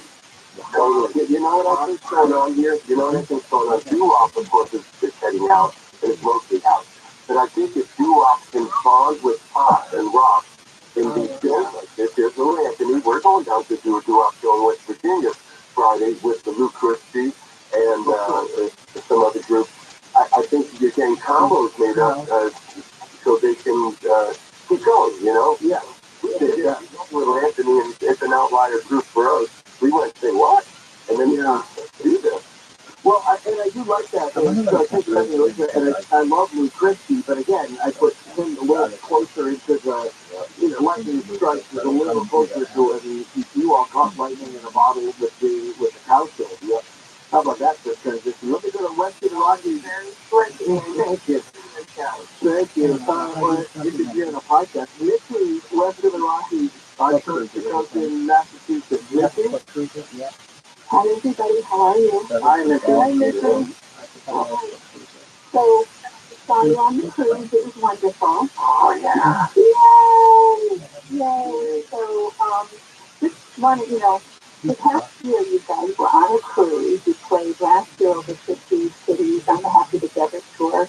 You promoted a new album. You're on covers of magazines. You played at Jazz Fest. You did a weekly podcast. You, let's see, you did 6 weeks in Branson. Oh, yeah, that was fun. You did, played other concerts and Christmas service.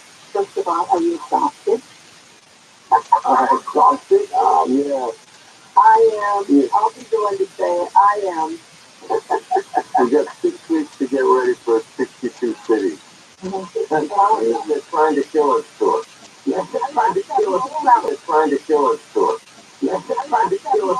So listen, thank you. Well, I can tell you also, Missy, we are definitely living that world of be careful of what you wish for. Yeah. And also, it would have been nice 40 years earlier. Totally. Yeah. But that's okay. We're thinking it now, and we're loving it. I think maybe more than we would have loved it. Well, yeah. Yeah, that's an interesting way. And thank you, Mickey. I love that. That's a great observation because in that period there was a lull. You had a career lull, which you come back from very strong. And I don't know, like this was the very first time you were on, where we were talking about getting over a kind of resentment over how it was that you ended up in that Death Valley there from a career standpoint for a while. And then it came as a result of your father's temper, the way he managed you all, and had you had different management or had you not been the guy that was, you said you would never have slammed into that brick wall as hard as you did. Well, we've often said we wish that Kevin Jonas, and here's the difference, Kevin Jonas just joined his boys, the Jonas Brothers, on stage in Vegas and sang Rocket Man with him at the piano. Our dad joined us on stage when we were in Vegas in '69 because he was drunk on his knees behind a see-through curtain whispering to me that Nina Lola Bridget was in our audience and I needed to introduce her, and the whole audience could see our dad doing that. Okay. They already had. Yeah. Okay. That is just a kind of, and so out of that alcoholic dysfunction then too, you have to not only do you suffer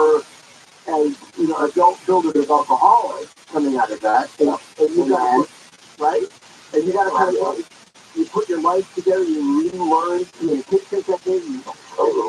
The truth tellers in the family are always the assassins, right? I mean, in the perception of the family, that if you're the one telling the truth, you're the threat.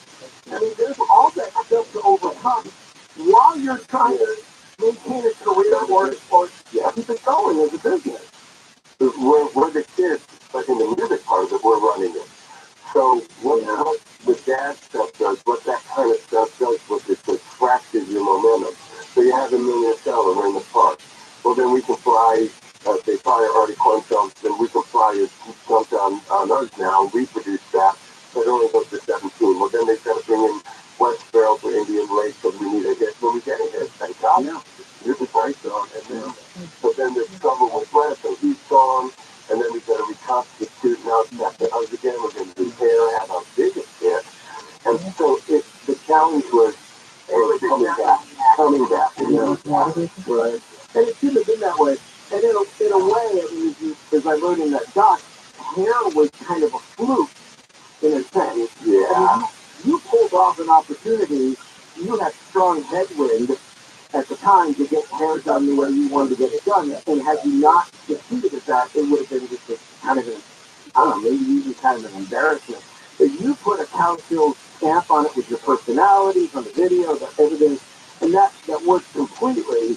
And you do end up with your biggest hit, but it's still that sense of what could have been, and that long valley afterward. And so you look back on it now, and I know that you all built individual careers, and I know that you had families and you had other stuff going on, but it still seems like it would have been nice to be more in control of your own destiny. No doubt about it. We're missing two brothers who suffered from not having that. Right. But you all were, I mean, and so then I'm going to ask you something. So there's a certain family dynamic. We know that in the Cowsill, your dad was harder on some than others. It was uncomfortable. There was a lot of competition. But why did you three in particular survive and thrive? My take on that is well, and for me, but I think we all kind of agree on this one thing, is that what we did with what we had was we turned inward to one another, like from the get-go. We were palling up, hanging out, kind of raising each other and sticking tight. Just for whatever natural born reason. We made it fun for ourselves too. Our kids were able to have a lot of fun. We had a lot of fun. We created a world within our own, like, you know, there was the big world, there was the music world, but then there was our little tribal world of, you know, there had to be people, we're going to get the best out of it and make our way through. I think we stuck it out together. That's why. And it was a secret. And John also came up, but it was a secret, see, because we were raised to be separate, but by causing us, treating us like that, it puts us together. They were unaware of it. Yeah, no, I take nothing away from John Cowsill and all of the success. I just wanted to hear, this form. No, I'm glad you did. I'm glad you did, because I actually, you know, I think of him as he sort of, I mean, he's still obviously yeah, but he's more of a beast boy than a Cowsill. I mean, working with them longer than after them. Well, thank you for working with us. Let's talk about the record, because if you want to link up and grab it, please do. CoastToCoastAM.com is good tonight. Show segment, you'll see Get the CD or Digital MP3. Do that, the LP release of Rhythm of the World. The track we played earlier, Hawks on the Line, that was terrific. The 62 City Happy Together Supper Tour is coming, and one of these days, you'll get some note from some, you know, some security guy going, there's this guy. He says, you got to make sure you get a hold of us on that. Yeah. One quick thing, Friday will be at the United Theater in Wheeling, West Virginia. Friday, Saturday, and Sunday will be at the United Theater. I love that. What's the Rhode Island? Yep, United Theater. Back to the scene of the crime in Rhode Island. Right on. And really, West Virginia. I just adore you all. So thank you all for being a part of this. You're my favorite show. I'll take that. Thank you so much. We've got so much more to get to next. There's sad, strange medical saga of JFK on Coast to Coast AM. This is your time.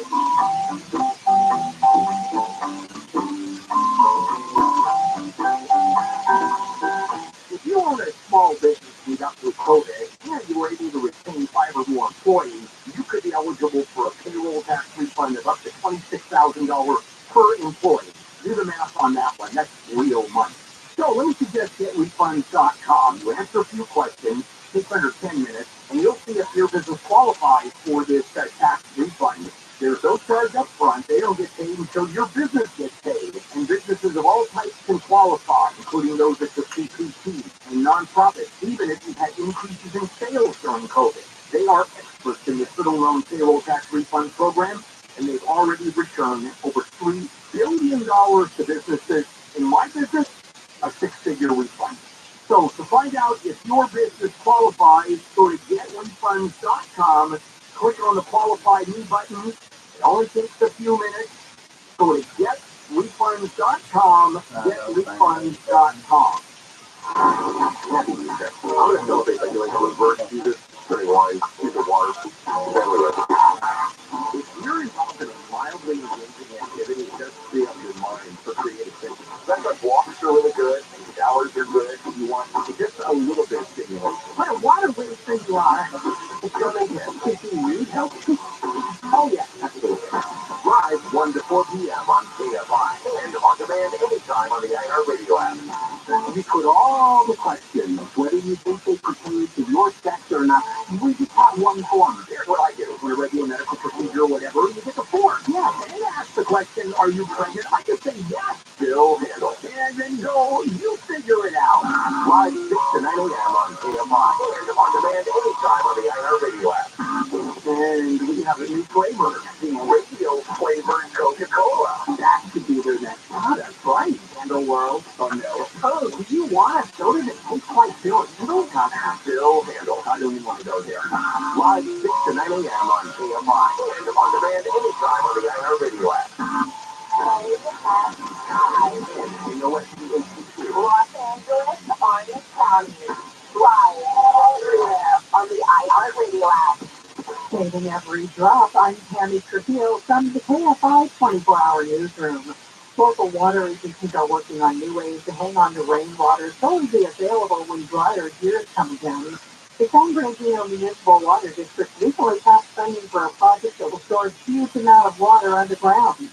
$2.5 million federal dollars will help build so-called recharge basins that, when complete, will allow local water districts to double the rate of water that recharges the Bunker Hill Basin, an underground reservoir the size of Lake Shasta in Northern California.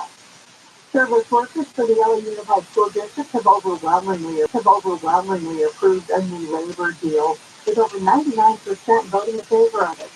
Cafeteria workers, bus drivers, custodians, special education assistants, and others voted all week on the deal. The was reached March 24th after a 3-day strike that shut down schools across the district. The deal still needs final approval by the district's Board of Education. It will vote on the contract on April 18th. Congestion Metro's A, E, and L line schedule starts today. The final trains of the night will now be leaving earlier to accommodate testing on the new downtown regional connector. The 1.9 miles train tunnel into downtown LA. It's next to A, or the Blue Line, the E, or the Expo Line, and the L, or Gold Line, so passengers can travel to and through downtown with fewer transfers. Today is Easter Sunday.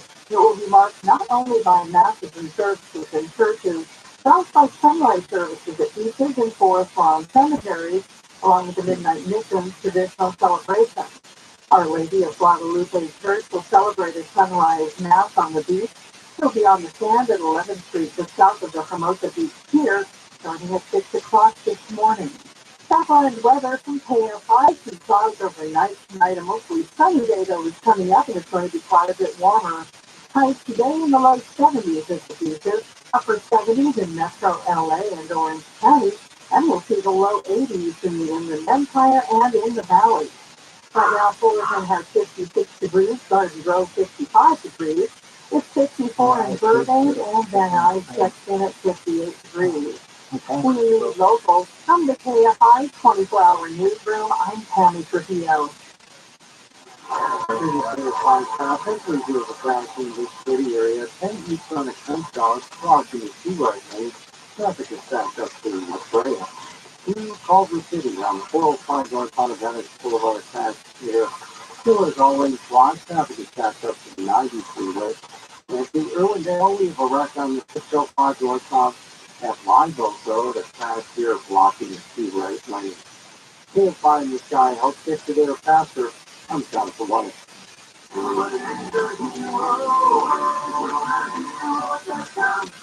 You locked your cat up the tree? Yeah, he's way up there and scared to come down. Hang on, I'll get him for you. Be careful, mister. Thanks, kid. Here you go. Where did you come from? And where's your mask and cape? What? Oh, no, your mom and dad called us to clean out your shower drain. What? They were up a tree, too. Really? Your drain was really clogged, backing up, and we had to stop that nasty stuff from invading your bathroom. So you're a hero? Try to be every day. We're rooter heroes. Wow. We make sure you live in a safe, clean house. Go on. Thanks for us being yours. It's what a hero does. If you know how to plug in, call Reader Hero coming in there. Go online at ReaderHero.com. The How to Money podcast helps you live a richer life by teaching you how to handle the money you have in a more thoughtful, purposeful way. Join hosts Joel and Matt for personal finance nuggets that actually make a difference in your life. Well, the number one rule is keep travel be on your radar, but if the price was right, it should be. Right. When you take a tactic, it allows you to travel more because you're doing it for so much less money. Listen to How to Money on the iHeartRadio app or wherever you get your podcasts. You probably already know that Rosetta Stone is one of the best ways to learn a language. But did you also know that they offer free lifetime or even explore Swedish? And right now, you can get 40% off Rosetta Stone's lifetime unlimited subscription. Visit RosettaStone.com today to purchase once and learn for life. Rosetta Stone, how language is learned. I've been a small business person my entire adult life, and over the years, several HR issues I got negative. I could never afford an HR person. But there's an answer, Bambi.com. And with Bambi, you get an HR person starting at just $99 per month. And I thought this was too good to be true. This is real. Bambi helps you deal with your HR problems, like writing HR policies, sexual harassment training, hostile work environments, terminations. That was my problem. People complaining about other employees, all putting you and your business at risk. With Bambi, you get access to your own dedicated HR manager available by phone, email, real-time chat. Go to Bambi.com, type in KFI under the radio drop-down when you sign up. Bambi.com, that's KFI under the radio drop-down. I want the credit, please. Spell Bam, B-E-E, that's Bam, B-E-E, that's Bambi.com. KFI, AM 640, more stimulating talk.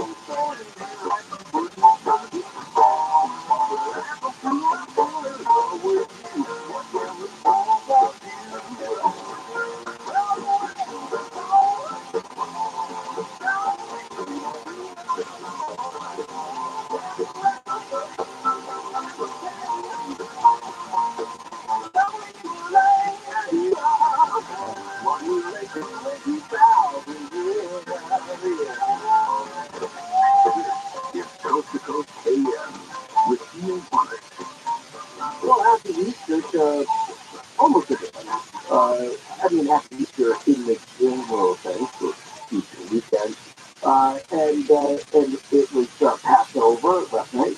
Very successful with my clients, and it's already past midnight in the Midwest, so I'm back up on Twitter. And if you'd like to, it's at You Can Punish. I did learn recently that was right after I went on a hiatus on Twitter. I did a Twitter for list. Somebody else claimed my identity, and they were impersonating me on Twitter. You know, they say that kind of impersonation is a form of flattery, but I didn't do anything that I was embarrassed about or anything. I just thought, wow, that's sad. So this impersonating me, I mean, if I've got an empty life, what does that think about that guy impersonating a guy with an empty life? Anyway, I'm back, and if you'd like to get in touch with me, it's always fun to hear from me, and I'll do what I can to keep up with some of the things that you've been sending that I guess are still there. I haven't quite figured out what it means to deactivate the Twitter account. If I've been receiving messages or something, I don't know. Anyway, I'll work that out after the show. I'm really looking forward to this segment, and I'm so grateful that Dr. William Tennant has agreed to be on. He has written a book which is the clearest explanation of the strange medical saga of John F. Kennedy. Should have been dead several times in his life before he was assassinated in 1963. Was actually given the last life twice. Probably could have been given the last life a lot more often, considering all of the things that he had. And we'll go through that list and both talk about how he was treated for them or not treated for them, and how it impacted his life with a foremost expert on pain management next on Coast to Coast AM. This is Ian Punnett.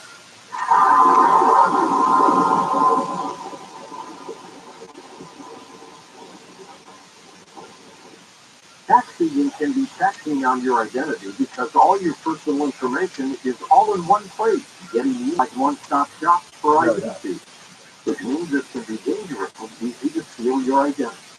Protection against identity theft is easier with LifeLock by Norton. LifeLock by Norton helps monitor your info and alert you to potential identity threats. And if you do become a victim, a dedicated U.S.-based restoration specialist will work to fix it during tax season and beyond. No one can prevent all identity theft and monitor all transactions at all businesses. If you can make sure your identity theft protection starts here. Join LifeLock today. Save up to 25% off your first year. Call 1-800-LifeLock or go to LifeLock.com and use promo code off your first year. Call 1-800-LifeLock or go to LifeLock.com and use promo code George. That's LifeLock.com. Use promo code George to save 25% off. LifeLock.com. Real people, real stories. So I had an appointment with the surgeon, and he was told me what all he was going to do, and it was just absolutely horrendous. I came home, I started on carnivora, and I called and canceled my surgery, and he said, "Are you going someplace else?" I said, "No, I'm taking care of it myself." He said, "Okay," and my problem on my skin went away. I had bruises that tore over my arms. 3 weeks after I was on the carnivora, I noticed, I'm looking at my arms, and I said, "Gee, I don't have any bruises on my arms, but I'm always full of bruises. I can't put my finger on it, but I know something's happening." I have to tell you, that has to be the carnivora. 866-836-8735. 866-836-8735. Or visit carnivore.com. That's CARNIVORA.com. Use coupon code George to get 15% off your order.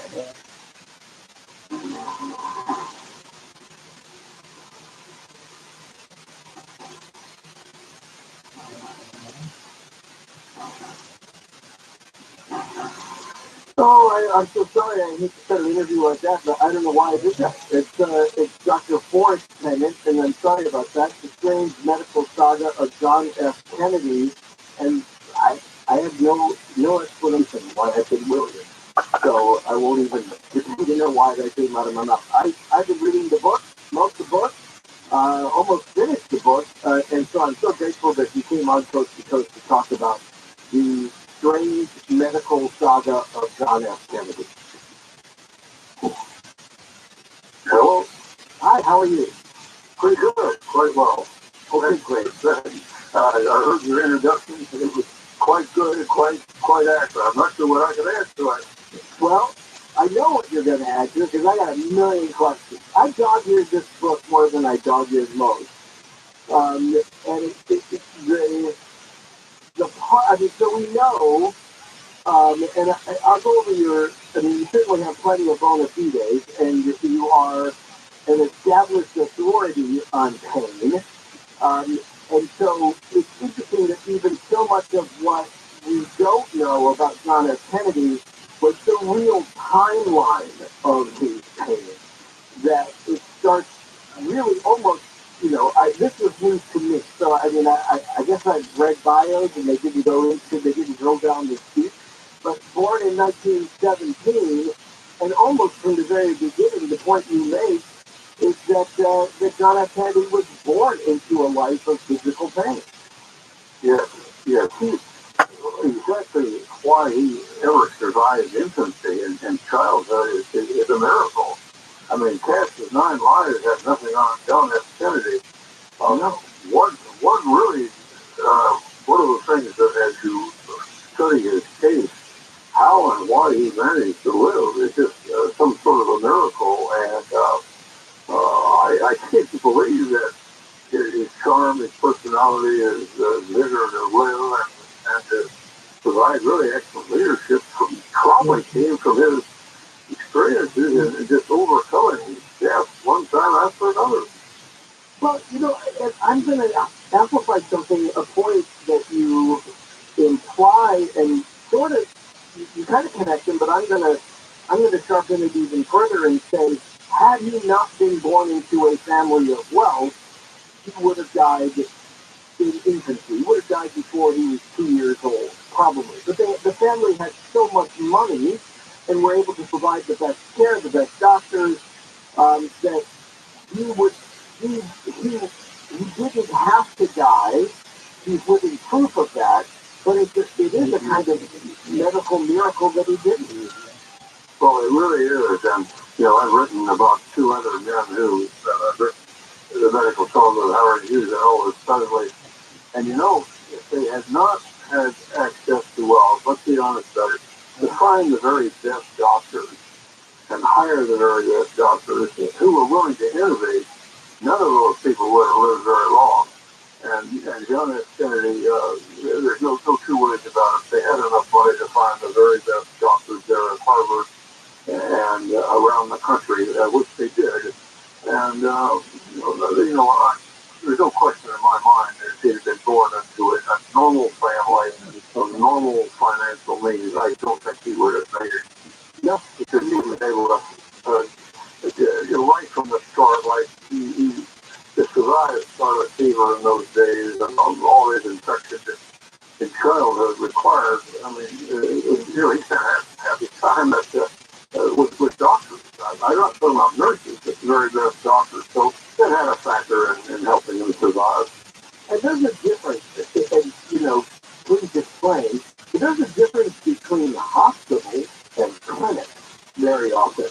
And clinics is where, and that's the expensive care, that's the one-on-one care that you allude to, and that's what he got from a very early age, as opposed to he's a sickly kid who went to the hospital. Yes. And he also, his doctor's made house calls also. And so he had access to the outpatient clinic as well as going into the hospital at any time. That his number of hospitalizations are not even countable. Right. They go up into the dozens, and I tried to quantitate the number of hospitalizations, but I couldn't quite do that because sometimes he'd go into the hospital for a day. Another thing, in those years, which is totally gone today in medicine, doctors would admit people to a hospital just to do diagnostic workup. When I was a very young doctor, just graduated, that was common. I remember personally putting people in the hospital just to do glucose tolerance tests or x-rays. And so that was common in those days. Today, it's far too expensive to do that. And of course, our technology is so much better if you don't need to go into the hospital. But again, he had excellent care by his physicians, and also a very a mother who was obviously quite a great nurse. Right. And a force of nature. I mean, he was doing everything that he could. Again, we're talking about the NAA, the perfect description, the strange medical saga of John F. Kennedy. And thank you for Kennedy again for being on. We'll get the question for you later on, but let's do this. If you could, list the things that John F. Kennedy, as a baby Jack, suffered between birth and two. Because that's how I really like how you broke up the book in terms of infancy, childhood, teenage years, young adult, all of that. So what can you name all of his afflictions during his infancy? Well, that's quite easy to do because they were all infected. I think I had a tester there. I decided that no infection left behind. He had all the usual childhood illnesses, measles, mumps, but he also had whooping cough, which in those years often took your life. And also he developed scarlet fever. That was the one that his survival was unusual.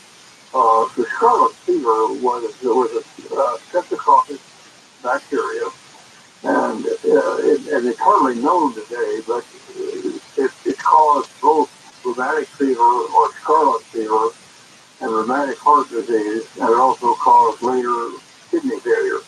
Any one of those. And he managed to survive scarlet fever. And what's amazing about it is that there were no antibiotics in those days. So exactly what the doctors did is a mystery. If we were to start to study medical practice prior to World War II, it's almost hard to find out what in the world the doctors did do. It was recorded, surprisingly. But whatever they did do, he did make scarlet fever. He was near death. And that was the big one during his infancy. How he managed to survive scarlet fever, and that thousands and thousands of babies died of scarlet fever or rheumatic fever in those days. And just a little sidebar on that, the whole concept of autoimmunity, meaning you develop a disease later on, and today you hear about that with COVID all the time, was really initially discovered following scarlet fever and rheumatic fever. You got a sore throat, you had a streptococcus infection, and then later on the streptococcal infection turned into developed antibodies or autoimmune toxic substances in the body that cause kidney disease and heart disease and death. So he managed to survive that. He was never given a last rites for it or anything, and he got that later. But we can summarize his whole problem in infancy and childhood. If he was born without the normal resistance of the body to infection. And also, I think it starts in infancy, right? I have to go back and look at my notes, but where right away there was a nourishment problem. Yeah. This is the other thing that the fact that until I really got into studying his records and everything, and it was one of the things that the family didn't like to talk about it, John Kennedy didn't like to talk about it, but he was born with this autoimmune problem. Now let me define autoimmunity real simple for the audience. If people hear that term, if they're not certain what it means. Autoimmunity, immunity means you're resistant to something. You're resistant to organisms, bacteria, toxins, poisons. So you think that autoimmunity means it's automatic immunity. It doesn't mean that at all. What it means is that you've got a destructive element in the body that is slowly attacking and eating away and eroding collagen in tissues. Now, that destructive substance can be a toxin, a enzyme, an infectious agent, a poison, or it can be an antibody. And so John F. Kennedy, from birth, had some toxic element in his body. We think it was an antibody, but nobody knows. But he had a toxic element in his body from birth that started eating away some of his tissues. And the one that caused him the most problems during his lifetime was an attack on his intestines.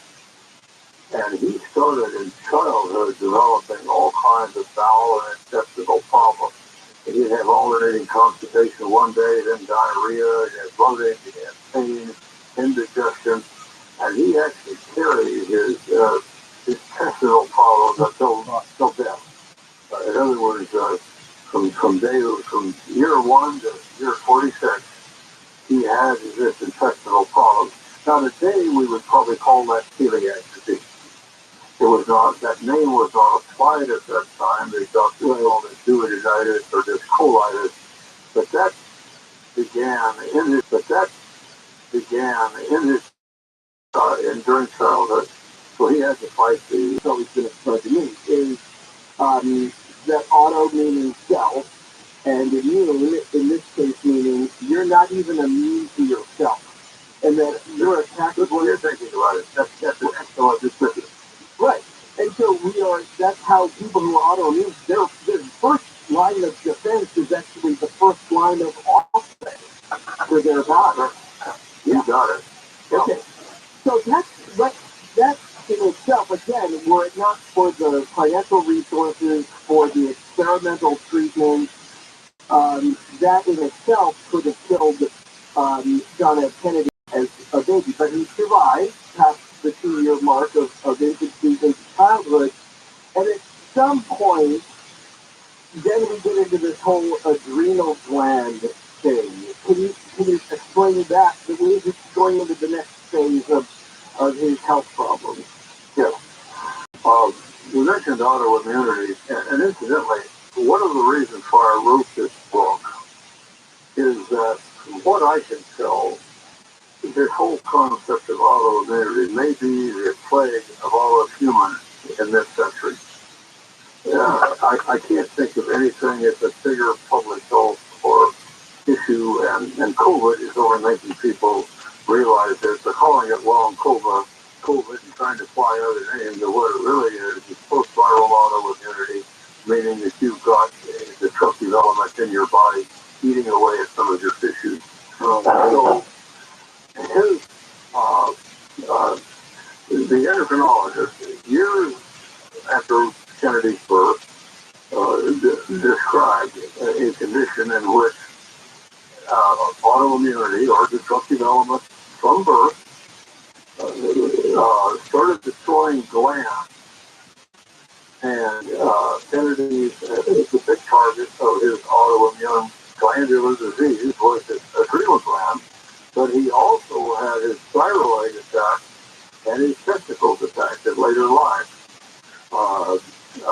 And so people who have this rare condition will have their pancreas attacked, that gives you the diabetes, thyroid will be attacked, your testicles or ovaries can be attacked, and certainly the adrenal gland. Historically, is that his adrenal glands probably were attacked and would deteriorate, and then it probably regrow and then deteriorate. And so it was kind of a up and down thing over a period of years until he was finally diagnosed with Addison's disease when he was right after World War II, when he was right about 30 years of age. So between birth and age 30, his adrenal gland slowly started to fail. Okay, explain the role of adrenal glands in the human body. Adrenal glands, first off, they were adrenal glands, you have two of them. They're so valuable to the body that the good Lord gives us two of them, one sitting on top of each kidney. and they used to be called suprarenal glands, being on top of the kidney, but just for short, they call them adrenal glands.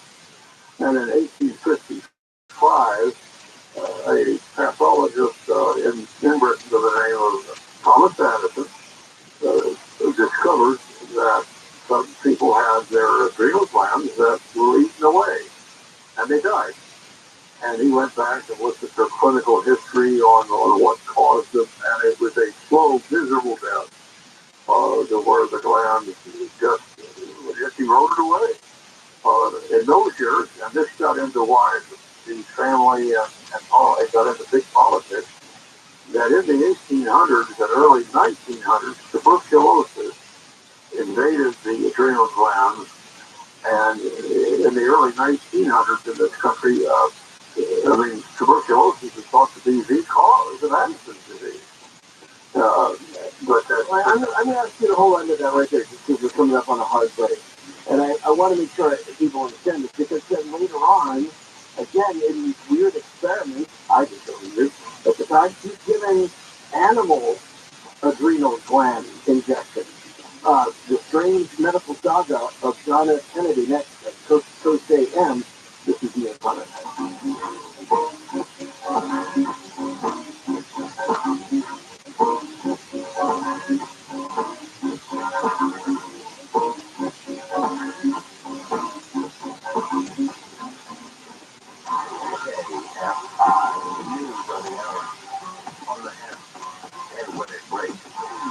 LA's pothole problem. I'm Tammy Trujillo from the KFI 24-hour newsroom. LA Mayor Karen Bass says the city's taking aggressive action to repair thousands of potholes across LA. Most of the potholes appeared following the recent storm. The car has been damaged by a pothole. You can file a claim on the LA City Clerk's website. The ports of Long Beach and Los Angeles are back in operation after a worker shortage shut down the country's largest port complex for 2 days last week. That shortage came during some contentious labor negotiations. On the featured Sunday, the LA Department of Animal Services reminding everyone about the hazards of holiday decorations, including baskets of candy, chocolate, and toys that may be harmful to furry family members. Southland weather from KFI, and sunny days coming up, highs in the low 70s at the beaches, upper 70s in metro LA and Orange County, low 80s in the inland empire and the valley. Right now, Anaheim at 56 degrees, Tustin 55, Burbank at 55 degrees, and it's 56 in Chatsworth. We read local from the KFI 24-hour newsroom. I'm Tammy Trujillo. KFI traffic, we do a fast in the Culver City area on the 405 northbound advantage. 405 advantage is always blocked. Traffic is backed up for an hour freeway. New City on the 35 stop. It's also a fast blocking the 2 right lanes. Traffic is backed up to La Brea and to Irwindale. 605 northbound of Live Oak Canyon. We have a crash there blocking the 2 left lanes. Traffic slow as it goes. Purifying the sky helps get you there faster. Comes down to 1. The How to Money podcast helps you live a richer life by teaching you how to handle the money you have in a more thoughtful, purposeful way. Join hosts Joel and Matt for personal finance nuggets that actually make a difference in your life. Well, the number one rule of travel is to let the deal drive the destination. Bali, it might not be on your radar, but if the price is right, it should be. Right. When you take a tactic, it allows you to travel more because you're doing it for so much less money. Listen to How to Money on the iHeartRadio app or wherever you get your podcast. Your traditional investments aren't so great right now. So how about investing in assets that not only hold their value, but are just outright fun to own? Have you ever wanted a Rolex, never thought you could afford one? I want to suggest Bob's watches. Rolex, Omega, Cartier, Tudor, and a whole lot more. They have them all. Buy, sell, or trade. They have a huge inventory of luxury watches, free overnight shipping on all orders, and a great selection of vintage Rolex watches, too. Bob's Watches, the trusted online store to buy or sell modern and vintage luxury pre-owned watches, and all watches are 100% authentic and independently certified. And now you get $200 off. Google Bob's Watches and my name, Bill Handel. Click the link at the top so the discount automatically applies to your order. Looking to sell your luxury watch? Get fast and easy quote online from the watch experts Google Bot watches, and billing. Attention Southern California. Semper Solaris is ready to install your solar now and complete your paperwork in time for NEM2. They have teams working around the clock 7 days a week and have processed over 35,000 applications and counting. No one worked harder than Semper does with this free decor and honor.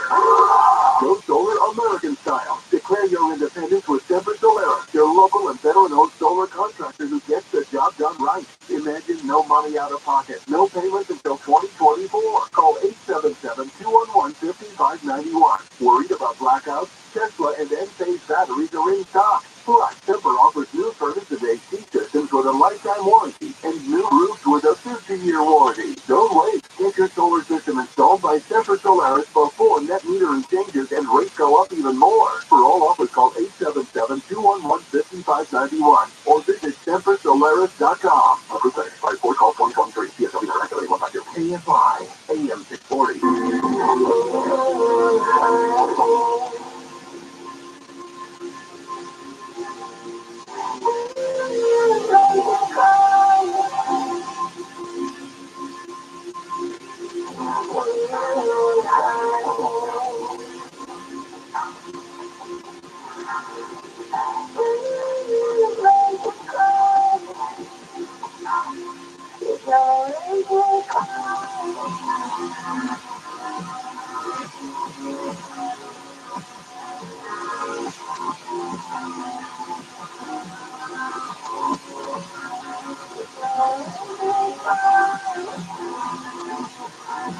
From coast to coast and worldwide on the internet, this is Coast to Coast AM with Gene Thomas. Talking about really a lifetime of pain that John F. Kennedy lived through from birth. Treatments for things which were experimental, possible only because of the family status. He was lucky to survive every phase of his life. Lucky that he survived infancy, and we're talking about his childhood next. And whatever you thought you understood about his back problems, which are so often associated with the PC-109 incident, and whatever, you don't have that right. Of John F. Kennedy, we'll get back to his problem with adrenal glands so early in life, too. And we're working our way up to then what the pain managers did and how it would have affected him. Coming up, Coast to Coast AM, this is Ian Thomas.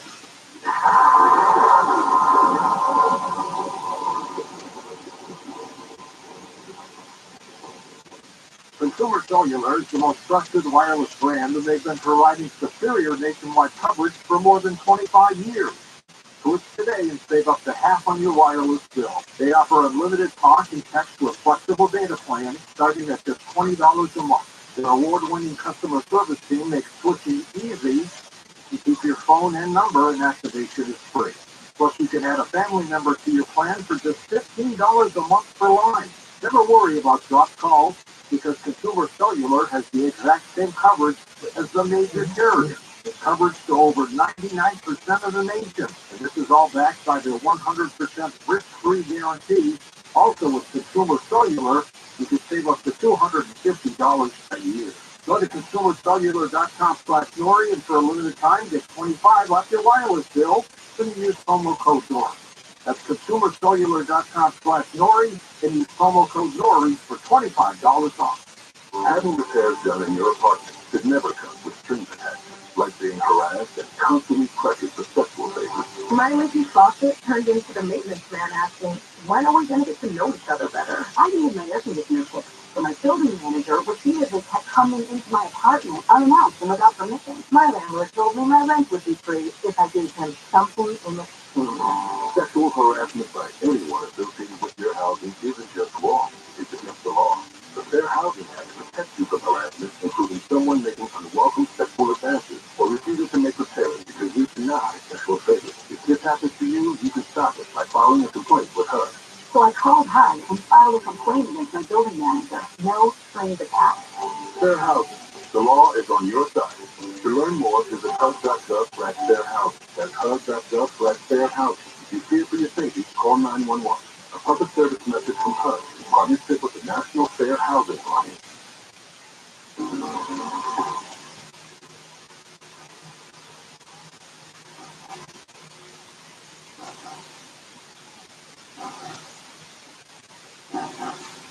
Our guest, Dr. Forrest Pennant, is an American physician. Obviously, he is a writer. He's the writer of the few books, The Strange Medical Saga of John F. Kennedy.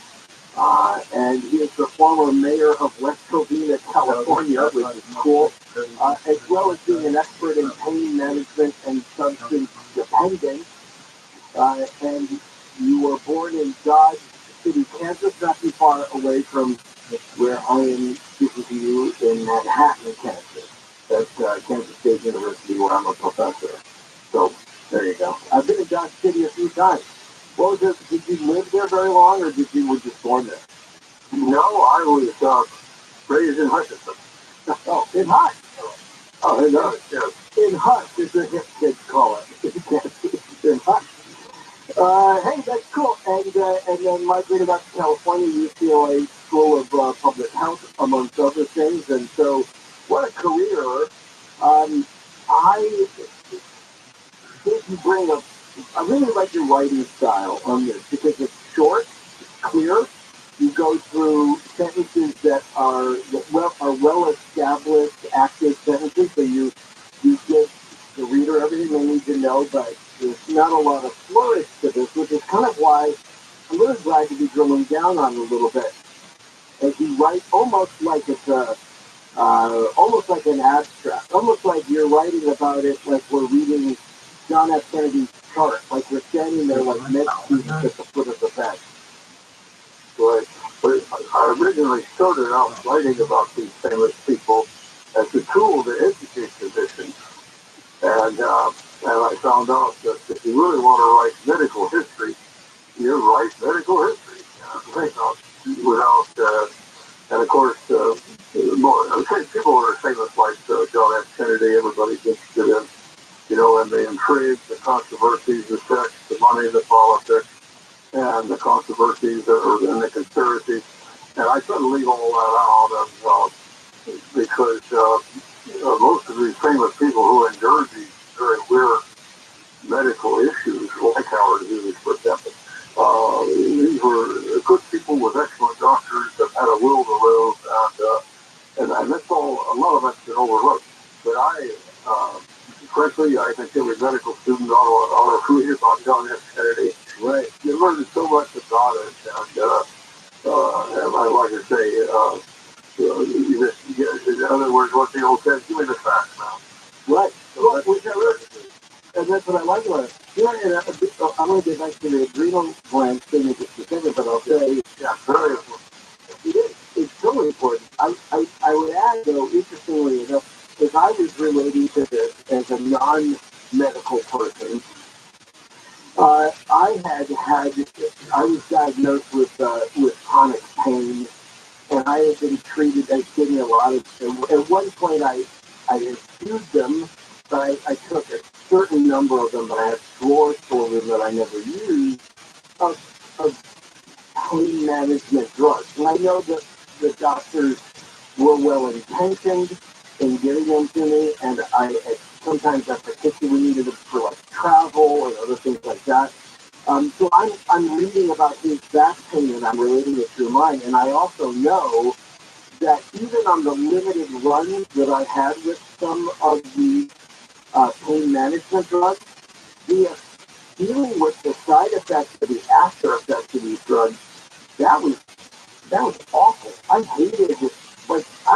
My dopamine was just completely destroyed at one point. I couldn't sleep for weeks. I mean, it was just awful because it really gets in your head, and I hated that. So that's why I was relating to it. So let's talk about the adrenal gland. So this is a very important part of our system. At what age did he start to suffer problems related to that? So all those infections he had in childhood, the that you have to assume that his adrenal gland was not fully functioning even in infancy. And so before you end up with a diagnosis of Addison, you have to have about 90% of your adrenal glands gone. So if you have 10% of it gone, that's going to render you very susceptible to these infections. And I'm sure that's what happened to him. So we don't have any way of measuring it. There were no measurements in those days. But I'm sure that his adrenal glands started to fail, or that may not be the quite right, started to deteriorate probably during infancy. And then it slowly just got worse over. How does that live out? Yeah, so how does that live out when you're in childhood, going from infancy to childhood, when your adrenal glands are beginning the process of failure or, deterioration? How does that affect your life? Well, he's classic. In other words, sick all the time, your intestine doesn't work, you can't gain, he never gained any weight. He stayed extremely thin, right on up, really right into his adult life. And so they never could understand why he couldn't gain any weight. Well, that's because his adrenal glands weren't functioning fully. So he demonstrated what would be partial adrenal insufficiency would be the official technical rubric, if you want to give it that. So I think he had partial adrenal deterioration beginning in infancy, and it accelerated on into his teenage years. Then when he got to college, it got worse. And the PC boat is probably pretty over the edge. So it was a steady straight line deterioration from birth to age 30 when he was. Okay. But yet, even as you say, even as a high school student, he was spending time. He'd already begun to go out to Mayo, right? Right. Okay. Yeah. Spending weeks out at Mayo on his own, bored out of his mind, and not particularly enjoying Rochester, Minnesota. And trying to get back to where the action is, like any other teenager would be. And yet, even Mayo couldn't figure it out. No, they couldn't. They were, the real fact of the matter is, when the day John F. Kennedy died, no one still knew what he had. His doctors knew he had Addison's disease. They didn't know why he had it. Okay? They knew he had it, but they didn't know why. They knew that his thyroid had failed, but they didn't know why. They knew that his back didn't respond to surgery, he was in terrible pain, and they couldn't understand why the surgery and the usual treatments didn't work. It took, he was dead 20 or 30 years before his endocrine problem was understood, and also was understood that he had another complication of medical diagnostics, and he developed something called a rhabdomyolysis. But these things weren't known at the time. So the doctors really had to treat him by the seat of their pants. They had to do it symptomatically.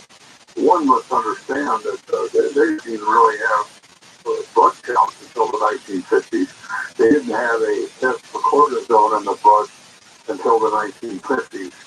So his early doctors had to be given a great deal of credit because they had to try to diagnose and treat just kind of by instinct and by symptom, and so I could give you an argument that they had to be better, had to be awfully astute clinicians in those years, and maybe they were better than us newer people, for all I know, given what they had to work with. But you have to give them credit. They didn't know what was causing it, but they knew that they did try things, and they did. And they hit upon some things that did work. Well, what were some of the effective treatments for John F. Kennedy in childhood? So again, we're talking about from 2 up to the teenage years. We don't know what they gave him when he was very young, other than the usual rub downs and good food and care and cleanliness. We don't really know that they had anything to give him. At that time, doctors would use certain minerals and things to try to kill germs, if you will, but penicillin wasn't invented until 1940, right at the start of World War II. And so you had to be treated during all this time without antibiotics. What they did try to do, though, is that you started to mention this earlier, your more astute physicians would use whole adrenal gland supplements, and I'm sure they gave him that. And then there was a derivative of cortisone invented about 1937 that had a big long name called deoxycorticosteroid, or built with that short, and they started him on that, and what they saw was he got better with it. Now, they didn't know that they thought they were just treating his intestinal problem or his infection or his pain in his joints. They didn't realize they were actually also kind of neutralizing his problems with his adrenal gland. So they were kind of hitting two problems, and they didn't know the underlying causes, but they did know that whole adrenal gland supplements worked, and they knew that this thing called deoxycorticosteroid worked. So those were the two medications that they really one of the things that got him through his teenage years and early adult life. Okay, but those adrenal glands were taken, they were kind of early animal adrenal gland experiments. Yes. And when we say early, I tried to pin this date down and I haven't been able to, but at some point between the time Dr. Addison discovered the disease in 1855 and World War I, the doctors started taking whole adrenal glands, using cattle or sheep, and they would dry it out and then administer that to humans, and they got good results. How did they administer it? At that time, they take it orally. Was how it was usually used. And so how was it administered to a childhood JFK? Were they injections of? Oh, it would have been oral. The implants would have been oral. They probably would have taken them and put them either dissolved them in water and get it. Now, interesting enough, whole adrenal gland supplements have come back on the market. Prescriptions in health food stores or over the internet. Turns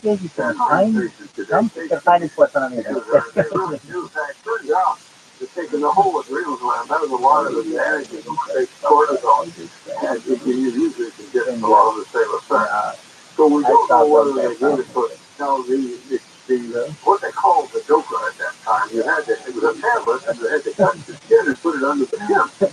Right, that's what John F. Kennedy had to do. But as far as how they gave the whole adrenal gland, we're not 100%. We think there were different ways. It kind of depended upon how the doctor wanted to do it.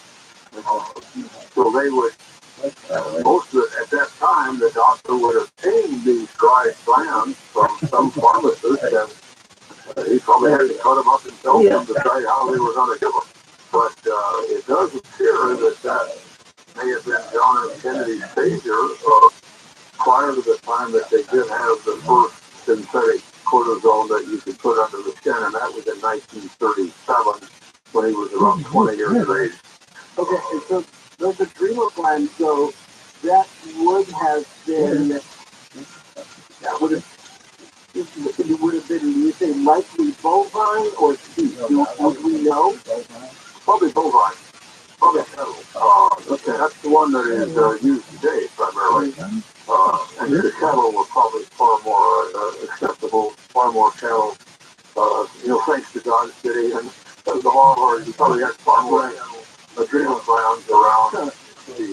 So bovine or cattle adrenals to this day they disappeared for a while, but they're actually back being used again.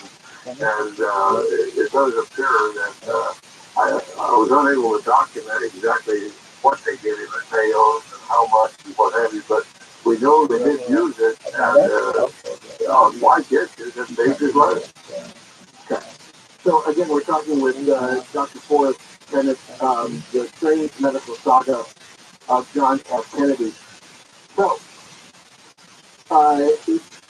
now let's see what's the fact. Well, first of all, the DOCA, which is the cortisone you talked about, cortisone is, we would more commonly associate that with a kind of mild steroid, isn't it? Yes. Okay. When people use the term steroid, 95 times out of 100, they're implying that it's the adrenal cortisone.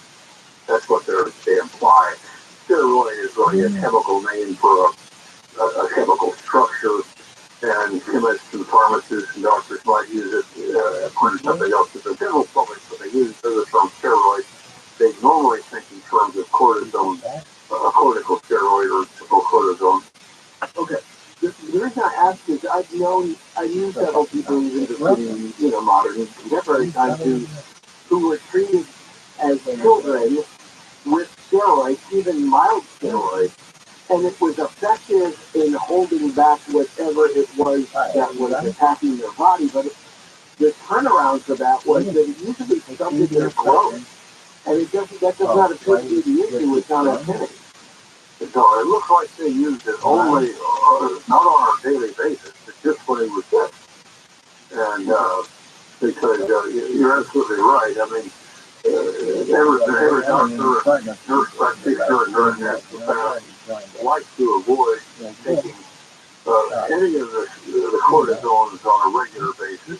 Includes prednisone, Medrol, anything. In other words, any good doctor knows that it's a sad day when you've got to put anybody on daily cortisone or on daily steroids. Nobody likes that.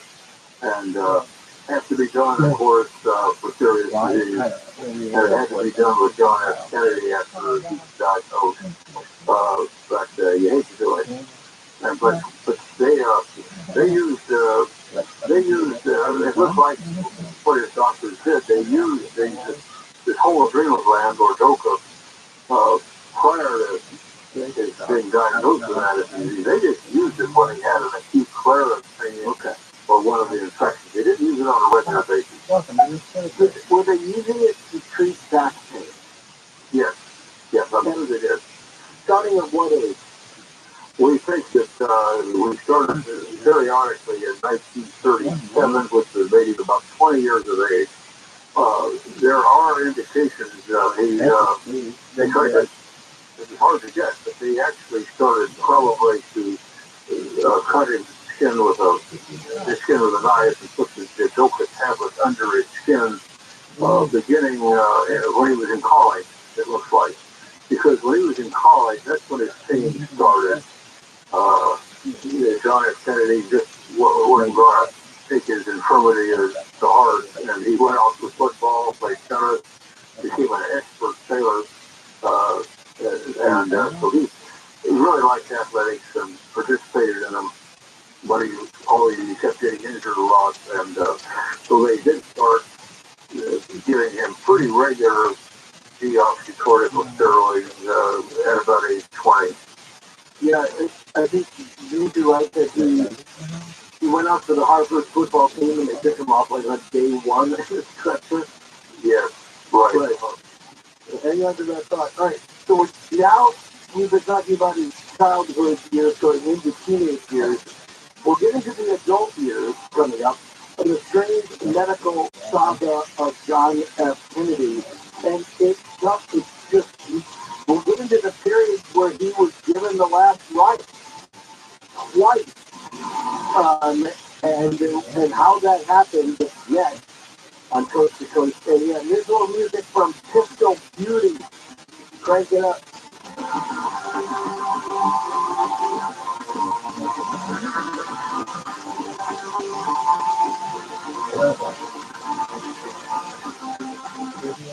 Why would a pharmacist tell me what it costs to unclog my brain over the phone? Is it that complicated? No, it's not. It makes no sense at all. They obviously have a price. Whoa, you've got a nice aroma. Who are you? Mike Diamond, the smell clone. Will you tell me how much to unclog my brain? $99. If you haven't seen it. You don't need to. Doesn't matter if it's a kitchen sink or line tour shopping. The Smell Good Plumbers at Mike Diamond will unplug almost any drain for $99. Almost. Yeah, there are a few exceptions, but you can read all about them on our website before you call. Just go to thesmellgoodplumber.com. Wow, you went up front and everything. I just want to buy his brother, who wouldn't tell me anything. No brothers here, ma'am. Just professional plumbers who show up on time, smell good, and unplug drains for $99. Call us 1-800-446. Contact your local unless you're a chocolate egg. Then run. The people like the software in this country, whatever the king, whatever the queen, how do we get our officials? Who runs this country? Those that are elected by the people of the United States. Bill handle. Why have a commission if you just get overridden by the court system? Live 6 to 9 a.m. on KMI and on demand anytime on the iHeartRadio app. You angry today? I'm perpetually I'm not supposed to be on this planet. That's a terrible mistake. Right. 5 years old, I did make it. I know I'm the victim of some massive practical joke, and I'm just waiting for the payoff. John and Ken are waiting for me to blow. Live 1 to 4 p.m. on KFI and on demand anytime on the iHeartRadio app. Like fans will probably have kind of effective in You know what happens some days when they cut in for breaking news? People go nuts with snow poppers. Oh, because there are people that try to stay around that. I just have a neighbor who goes, I gotta go Oprah's on. John and Ken. I don't think I've ever said that. I gotta go Oprah's on. Yeah. Live 1 to 4 p.m. on KFI and on demand anytime on the iHeartRadio app. You know what? Los Angeles, Orange County. Live everywhere on the iHeartRadio app. Nearly 100% approval. I'm Tammy Trujillo from the KFI 24-hour newsroom. LA Unified School District service workers have approved a labor deal that's being described as historic. Tim Ford has the details. The deal would increase wages by 30% for workers paid an average of $25,000 a year. The deal also includes a bonus of $1,000 for members with the district during the 2020-2021 school year. The deal must now be approved by the Los Angeles Unified School District Board of Education, where a vote is expected April 18th. I'm Jim Ford. The LA Sheriff's Department is warning about scammers impersonating deputies and calling people to demand payment of fines for failing to respond to jury summons or outstanding warrants. Most of the victims are elderly, and all of them were coerced into making payments in the form of gift cards, Bitcoin, or prepaid credit cards out of fear of being arrested. The Sheriff's Department is urging people not to fall for the scam if it never asks for a fine to be paid over the phone or by email. Local water agencies are working on new ways to hang on to rainwater so it will be available when drier. How you living today, Manny? The San Bernardino Municipal Water District recently tapped $2.5 million federal dollars for a project to store a huge amount of water underground in what are called recharge stations. When complete, they'll allow local water districts to double the rate of water that recharges the Bunker Hill Basin, an underground reservoir that's the size of Lake Shasta in northern California. These two will be marked today not only by massive and services in churches, but also by sunlight services at beaches and for farm cemeteries, and the Midnight Missions traditional celebration. Our Lady of Guadalupe Church will celebrate a sunrise mass on the beach on the sand at 11th Street, just south of the Hermosa Beach Pier at 6 o'clock this morning. Southline weather from KFI will include sunny days coming up, and it's going to be quite a bit warmer. Highs today in the low 70s at the beaches, upper 70s in metro LA and Orange County, low 80s in the Inland Empire and the Valley. Right now, Anaheim has 56 degrees, it's 55 in Santa Ana, Hollywood is 55, and Southward at 58 degrees. We read local from the KFI 24-hour newsroom. I'm Tammy Trujillo. This is KFI traffic. Usually the crash to the Culver City area, 405 North on Dennis Boulevard that has already blocked. Traffic is backed up for the mountain. East downtown LA is 110 north on the 101 is blocking the left lane. And East Santa Ana, look out on 57 southbound after 17th Street is back there blocking the right lane. KFI in the sky helps get you there faster. I'm Jonathan White. The How to Money podcast helps you live a richer life so teaching you how to handle the money you have in a more thoughtful, purposeful way. Join host Joel and Matt for personal finance nuggets that actually make a difference in your life. Well, the number one rule to travel is to let the deal drive the destination. Sorry, it might not be on your radar, but if the price is right, it should be. Right, yeah. When you take a tactic, it allows you to travel more because you're doing it for so much less money. Listen to How to Money on the iHeartRadio app or wherever you get your podcast. I've tried a lot of language learning apps lately, and Rosetta Stone is hands down my favorite. I love that it teaches you phrases you can use in real-life conversations, and they have the best speech recognition tool. It tells you how accurate your pronunciation is, so you can really nail your accent in almost any language you want, like Spanish, Italian, Chinese, and Korean. Or get access to all 25 languages for life with Rosetta Stone's lifetime unlimited subscription. Check it out at rosettastone.com.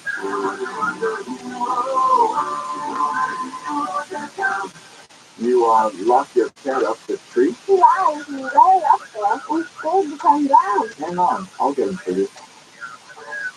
Be careful, mister. Yes, sir. Here you go. Where did he come from? And where is he now? And hey, What? Oh, no, your mom and dad called us to clean out your shower drain. what? They were up a tree too. Really? Your drain was really clogged, backing up, and we have to stop that nasty stuff from invading your bathroom. So you're a hero? Try to be every day. We're rooter heroes. Wow. We make sure you live in a safe, clean house. Go on. Thanks for us being George. It's what a hero does. If you have a question, call Hero Hero coming in at 419@leaderhero.com. Want to sell your valuable coins, high-end jewelry, collectibles, or fine art for more? Here's someone who will tell you why you should call Tangible Investment. Hi, my name is Allie Eastburn, and I'm the founder of With This Ring. With This Ring is Allie Stewart. About 11 years ago, I realized that the ring on my finger could literally save an entire village in Africa. So I donated that ring, and now we have rings coming in to our organization from women and men all over the world. So who buys Allie's donated ring? Tangible investments. Our ring donors send our rings directly to Tangible Investments, and they give us more money for those rings than anyone else ever has. With Bill's help, Allie is changing the world. It helps us do what we do best, which is growing clean water wells in Liberia, Africa. Tangible Investment donor Bill D. Genova has become America's top dealer in coins, precious metals, jewelry, and fine art. Still guarantees you'll get more. Thanks so much, Bill and Tangible Investments, for all you've done for us. Call now for a no-obligation free professional appraisal. 800-711-2800. 800-711-2800. 800-711-2800. KFI, AM 640. More stimulating talk.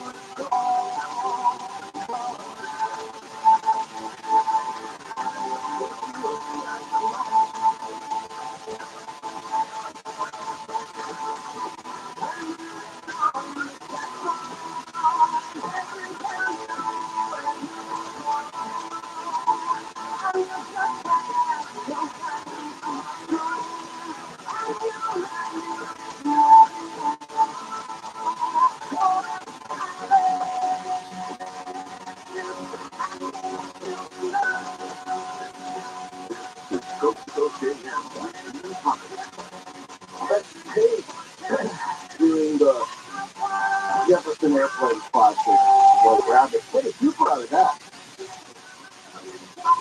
Sure, it's about drugs, which we're going to get into a little later on in terms of pain management. but it's also it's perfect for Easter. So there you go. What happened? And happy Easter. Things everywhere by now, except Hawaii or something like that. So I hope it's a joyous, relaxing day for you if that's the kind of thing you celebrate, or even just the I hope the spring equinox is bringing you peace when that officially happens. I'm not sure what that is. But if you get family time in there somewhere and that the good weather will bring you good blessings. All I care about right now is the state party. And I tried to watch a couple of Royals games. They're not doing so well. And a couple of Cubs games too, which I'm looking forward to catching this summer. So it's a fascinating competition because the material is so well done. The strange medical saga of John F. Kennedy, the author, Dr. Forrest Tenet, he has a Tenet Foundation I want you to take a look at. If you go online, you'll see it. It's right there on our page where we list what's coming up tonight. And if you link up to Dr. Forrest Tenet's foundation, you'll see the good work that they're doing. You don't read a lot about him, though, there. And so I'll just tell you real quickly, he's considered one of the nation's foremost experts in pain management. And he is originally from Kansas, but former mayor of West Covina in California, and is still a successful businessman, doctor, writer, obviously, and consultant. We'll get back to income in just a second as we get into the young adult years. And those times when JFK was given the last right, the first two times, not the fact last time, on Coast to Coast AM, which will be in front of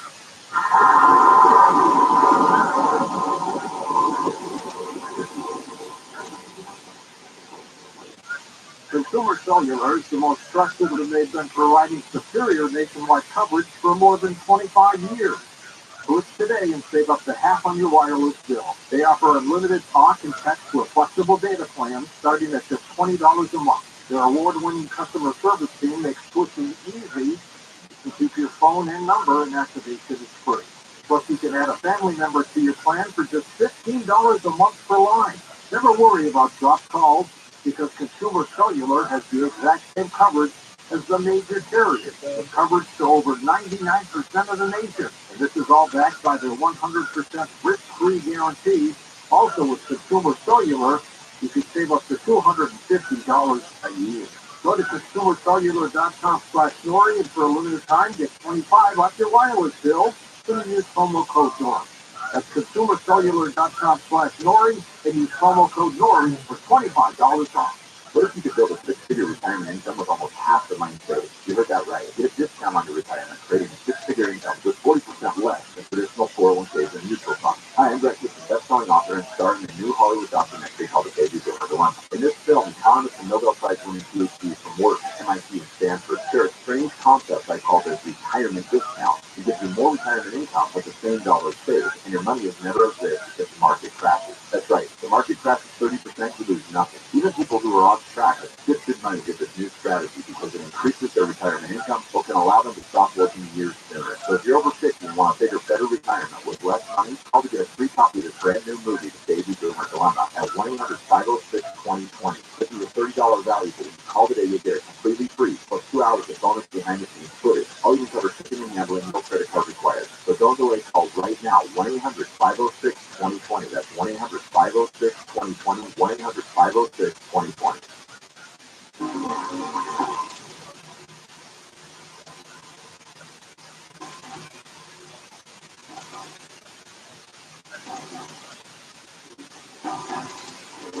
So, we were talking about the back pain of John F. Kennedy. I asked my wife just out of curiosity. She's up to date on these sorts of things. And I said, if you had to describe what you know about John F. Kennedy's medical history, what would it be?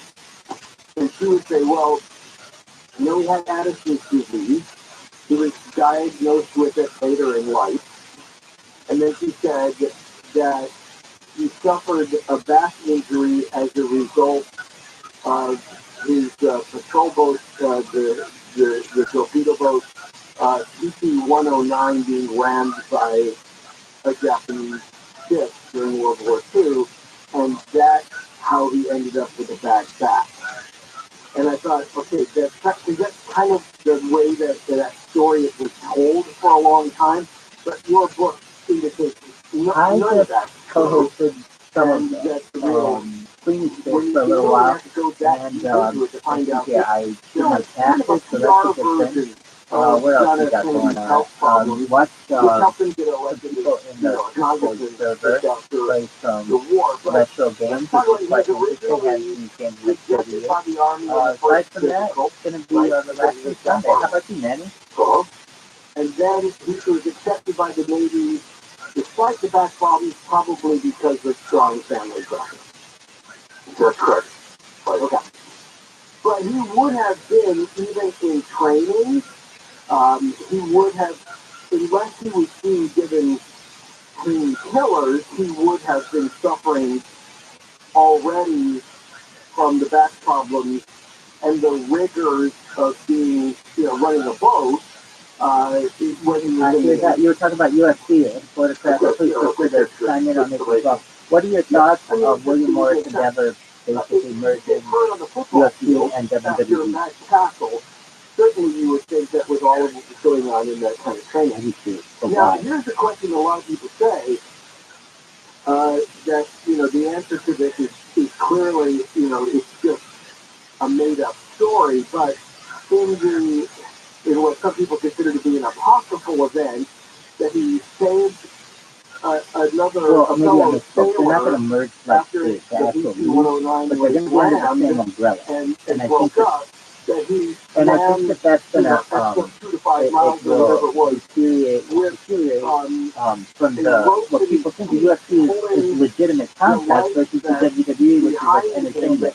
I just feel like it kind of denigrates the UFC, and I'd like to hear from people who watch the UFC if you feel if it at all denigrates the sport. Would that be possible, knowing what you know about John F. Kennedy's health problems? No, I think it is possible.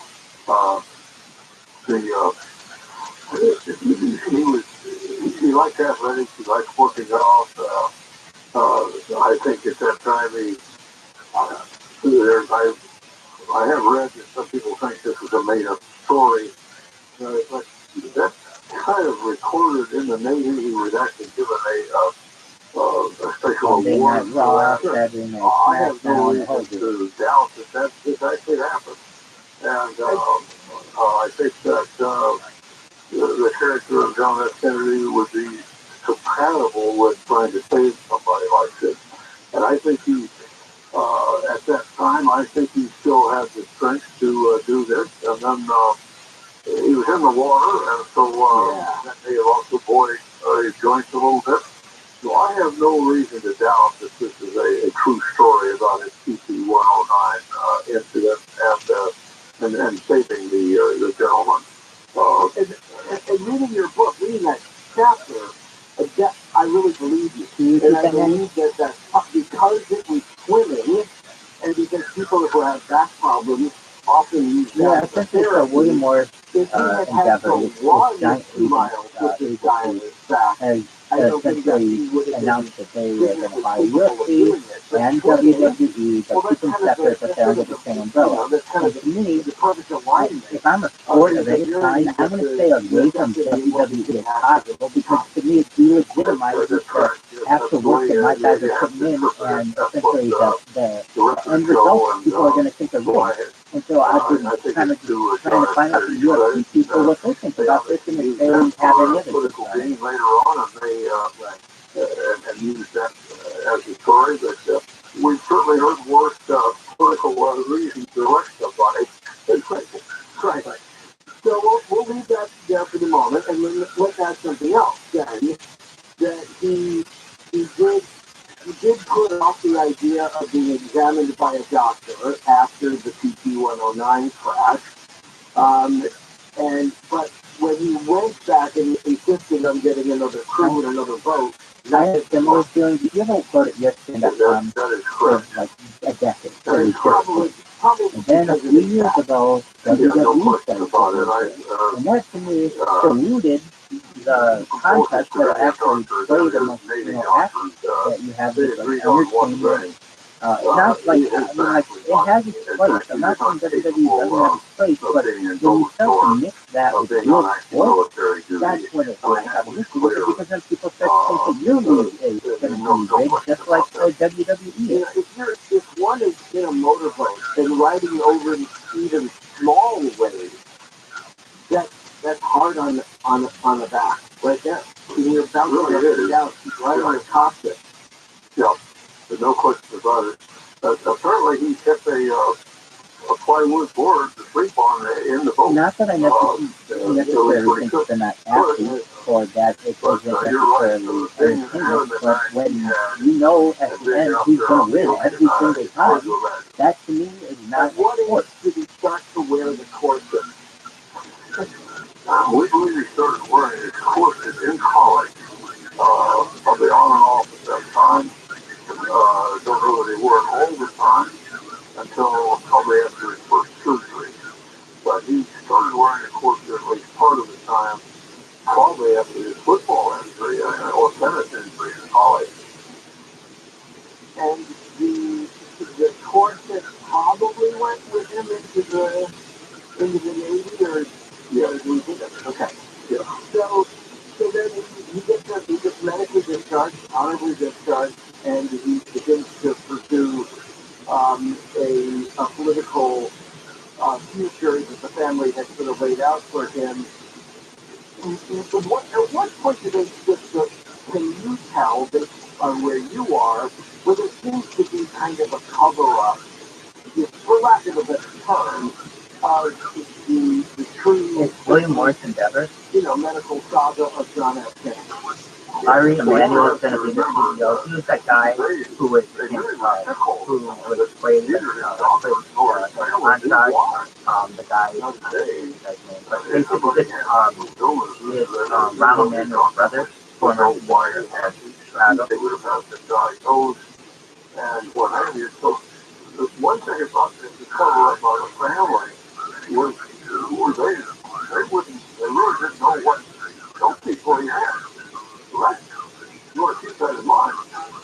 And secondly, he entered Congress in 1946 at age 29. The company's technical name is Endeavor, but it was for many years William Morris Agency. It's like one of the biggest. I think one of the largest agents in Hollywood. And essentially it owns the UFC, and they announced 5 days ago that it was acquired the WWE Pro Wrestling brand. They really have to keep things under wraps. But the big thing that caused I think it's a great move for the WWE to make you seem more legitimate. Hey, our stuff really is the sport. Look at it on ESPN. Look at it with the UFC. We're owned by the same parent company. But, at the end of the day, you know who's going to win one, and you don't know if you know who's going to win the other. Position there, and Robert Kennedy was visiting with one of Winston Churchill's, I think, niece. William Morris. But after that, they really wanted to keep themselves quiet because there was either erroneous belief that if you had Addison's disease, you had tuberculosis. And so, once you I agree, and then where will they stop? Because they might just start buying leads now. The family really never wanted to trust itself matters at all. Because even doctors in those days believed that you had Addison's disease, this meant you had tuberculosis. And it's really interesting too, because really at heart, they're an agency. So then they'll be able to say like, we don't want that to occur, or we might want to block it for whatever business reason they have. But I don't know, I just think independence was a much better way. Now you just kind of like, okay, one day you might have the same people who play in the NFL and the NBA and the NHL, and everybody thinks that that's fine. I mean, at what point can you stop? Tuberculosis causing Addison's disease probably died out before World War II. Right? So then, all right. So you run for Senate, and how much Absolutely. I mean, I remember these cartoons, and, to get your, brand in a cartoon back in, the 1950s and 1960s, definitely a thing. They had a lot of pull back then, and now, definitely, you're either with, as I understand, two agents in William Morris and Jeff, and then CAA, I believe, creating artists, and essentially they're all NBC. So now that William Morris buys WWE and UFC, I can see CAA doing something similar, just to compete so that they have something. I don't know, they might by Broadway or something. I don't even know how that works. But yeah, it's more and more combined working. Me, as someone who kind of thinks that perhaps you can play a sport and not know who's going to win in the end, I like that. That's why I watch sports. And then to kind of get into WWE, that becomes more like somewhat more like a play, or it's because it's controlled out there. He was the best endocrinologist probably in the country, if not in the world, and knew how to treat it. To immediately take the newly discovered cortisone and getting started on adrenal gland replacement, as we call it, meaning he was taking enough to make up for total adrenal gland loss. Now that's not true.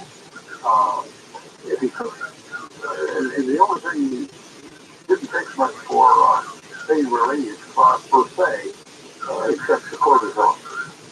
But after his surgery in 1954 and 1955, then he went into full pain management, if you will, by Dr. Janet Truvel. That was really the Chinese company that did it? A downhill slope, if you will. And the history in 55, or did you have any connection to that company, or was it just like a line item that they took out? Yeah. What happened was, he had his first back surgery in 1944. When he was still active duty Navy, they did that surgery. It didn't work. And they were amazed that it didn't work. They were sure this was Curry's problem. And then they were going to operate again on his back in 1954 and 5, and they did. This was in New York. And again, they just have the complications. Were you guys ever WWE or WWF fans? And he got sepsis after the surgery, was almost dying, he got arthritis. What point did you stop being interested? Was it the point you knew that the endings were calculated, or watching it? But they just think we're going to lose it again, so they had to fix the last fight at that time. And then the best day of his life, or one of his best days, was when they introduced him to Dr. Janet Truvel, who at that time was probably considered the world's best pain management specialist. Okay. And when you say best day of his life, you mean what? What did he do that was different? If he hadn't met Dr. Truvel, he actually was talking about suicide. And those of us who have been around these kind of pain patients know that suicide is so common. But either had it been suicide, he'd have died of a heart attack, or even his adrenal glands wouldn't have kept up. But you couldn't live with the kind of pain he had very long. And he knew he was at the end of his rope. And his endocrinologist, Dr. Source, I know a doctor who was he introduced him to Dr. Janet Truvel, and she knew exactly what to do, and she did it, saved his life. That's been for her. He would never been present. In fact, I doubt he was going to live more than a few months after that surgery. I have what they call 24/7 disruptive tinnitus or tinnitus. And I've had it for about 14 years. Been to Mayo. It has some good stuff. I've been treated by the best in the country for it, and it's really loud. It's the loudest noise I hear right now, even in conversation with you. And when I first went into these treaties of 420, like, when I was first figuring out what was going on, and I would go through those charts, and they would say, checkbox here, are you suffering from suicide ideation? And I'd be like, no way. I'd be like, no, it's just a loud noise. And I just, after about 5 years, just to make your point about the pain, after about 5 years, yeah, there's times when I started to think, how much longer I could take this. And it really takes a much more aggressive treatment to begin to handle it. And so I get that idea about the pain. I understand that. Okay, well then I want to get into this is the important shit. So now we're right up into the presidency. Dr. Janet Cavell is there the day that John F. Kennedy takes the oath of office, as well as another doctor. And he's got doctors very much involved in his day-to-day. And I want to talk about the pain management. And then I'll ask Dr. Forrest Pettit to talk about maybe some aspects of his later years in the strange medical saga of John F. Kennedy next on Coast to Coast AM. This is Human Podcast.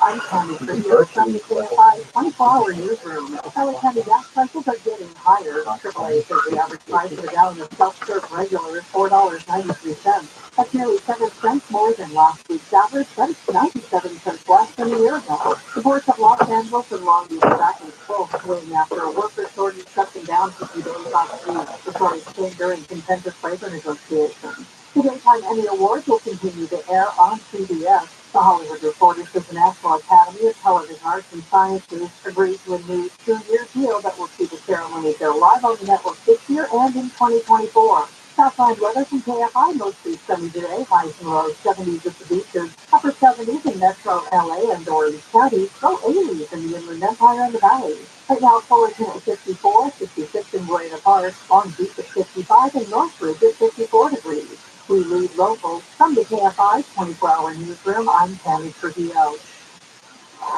City KFI traffic. We're doing the faster to call the city area. 405 North on Tennis Boulevard. That has all lanes blocked. Traffic is backed up for the 90th freeway. Street down on the Queens on Ramsey Street. A crash blocking the left lane. And look out in the Buena Park area. 91 westbound before Knox Avenue. Saw there that's the left lane blocked. 2 Bernardino, 2 things on an 8th Street, a crash there along the right shoulder. KFI in the sky helps get you there faster and down the line. Your traditional investments aren't so great right now. So how about investing in assets that not only hold their value, but are just outright fun to own? Have you ever wanted a Rolex and never thought you could afford one? Well, let me suggest Bob's watches.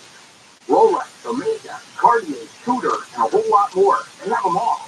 Buy, sell, or trade. They have a huge inventory of luxury watches, free overnight shipping on all orders, and a great selection of vintage Rolex watches, too.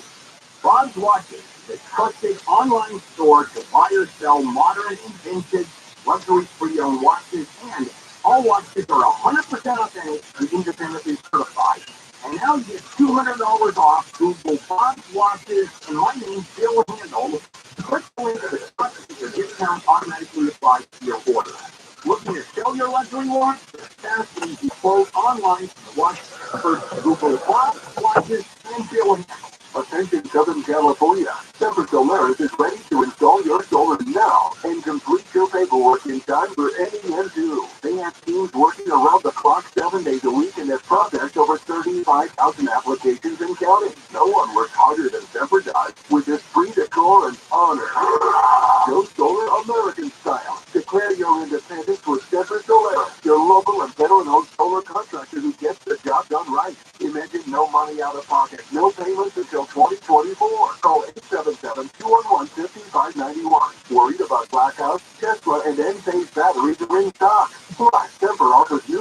up-to-date systems with a lifetime warranty and new roofs with a 50-year warranty. Don't wait. Get your solar system installed by Solaris before net metering changes and rates go up even more. For all offers, call 877-211-5591 or visit SemperSolaris.com. Call 123. The How to Money podcast helps you live a richer life by teaching you how to handle the money you have in a more thoughtful, purposeful way. Join host Joel and Matt for personal finance nuggets that actually make a difference in your life. Well, the number one rule of travel is to let the deal drive the destination. Bali, it might not be on your radar, but if the price is right, it should be right. That was when you take a tactic that allows you to travel more because you're doing this for less money. Listen to How to Money on the iHeartRadio app or wherever you get your podcast. I've been a small business person my entire adult life, and over the years, several HR issues I got in the way of. I could never afford an HR person. But there's an answer, Sandy.com. And with Sandy, you get an HR person starting at just $99 per month. I thought this was too good to be true. This is real. Sandy helps you deal with your HR problems, like writing HR policies, sexual harassment training, hostile work environment termination. That was my problem. People complaining about other employees, all putting you and your business at risk. With Sandy, you get access to your own dedicated HR manager available by phone, email, real-time chat. Go to Sandy.com, type in KFI under the radio drop-down when you sign up. Sandy.com, that's KFI under the radio drop-down. I want the credit, please. Spelled SAM, B-E-E, that's SAM, B-E-E, that's Sandy.com. Golden Voice Station, Powered, Guns N' Roses, Iron Maiden, Ozzy Osbourne, you'll have to get tickets for the entire Power Trip with you. VIP camping at the Safari Campground. All thanks to Golden Voice. Tickets are on sale now at PowerTrip.live. PowerTrip.live. Interviews actually now. iHeartRadio.com/Power Trip. This is Joel from How to Money. Coming up next week, we're going to talk about electric vehicle tax credits. A lot of them are actually going to go away quite soon if you're in the market for an EV. What should you do? How should you respond? We'll discuss How to Money with Joel Marsgard today at noon on KFI and on demand anytime on the iHeartRadio app. Dr. Forrest Pennant, a couple of questions which, after reading this book, made me be more convinced about at least one of the common conspiracies around JFK. That Coast to Coast AM, this is Ian Punnett.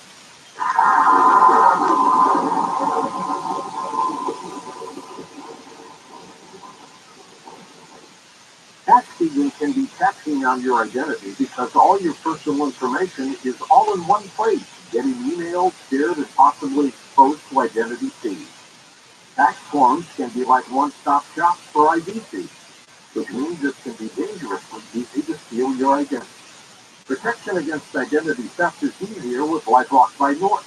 LifeLock by Norton helps monitor your info and alert you to potential identity threats, and if you do become a victim, a dedicated U.S.-based restoration specialist will work to fix it during tax season and beyond. No, it can prevent all identity theft and monitor all transactions at all businesses. But you can make sure your identity theft protection starts here. Join LifeLock today. Save up to 25% off your first year. Call 1-800-LifeLock or go to LifeLock.com and use promo code George. That's LifeLock.com. Use promo code George to save 25% off. LifeLock.com. Forcing them good things matter. Always just keep looking. His cars were searching what he had. Ball spots on his back. V-I-N-O-V-I-C-E. 2 weeks after he started Dynamite, I started seeing great improvements. And today, 99% of the issues are non-existent. Dynamite is nutrition. Dynamite is the best thing you can eat for your body. Now, having your dog will be. I get my Dynamite from ViralRabbi.com. Fun and adventure has become comics and graphic novels from Marvelous Entertainment, based on the thrilling sci-fi masterpieces by Marvin Sundum. Acclaimed comic creator Andy Fitz and his team are bringing that sense of wonder and thrill in straight-out action adventures like those great old comic book stories you remember in their line of time. iWagon, Haunted Planet, Space Marine, codename Adam Bomb, Tales of Singularity, and the kid-oriented Wagon Genius. Join them at iWagit.com. That's iWagit.com.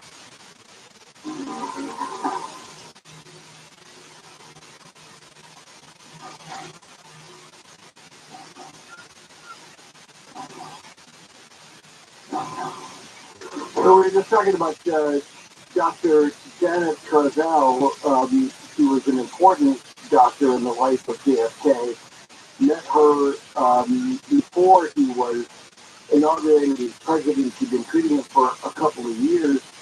At what point does JFK begin to take stronger anti-pain meds?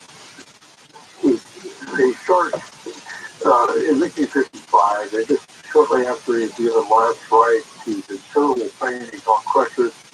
He has expressed to his family that if he has to go on like this, he's just as soon die. And that's the tip off to those of us who work with these kind of people and know that they mean. And so he's out of aces. He has nowhere to go. He doesn't know what to do. But his endocrinologist, Dr. Ashley Shore, knew Dr. Cabral, and he set up a meeting with himself and Dr. Cabral and JFK. And he examined him right there at that time, talked to him, and he and Dr. Shore huddled and said, "Young man, you're going into the hospital today." And he put him immediately in the hospital. And the first thing he did was bring a rocking chair up the elevator and make him start rocking in a rocking chair.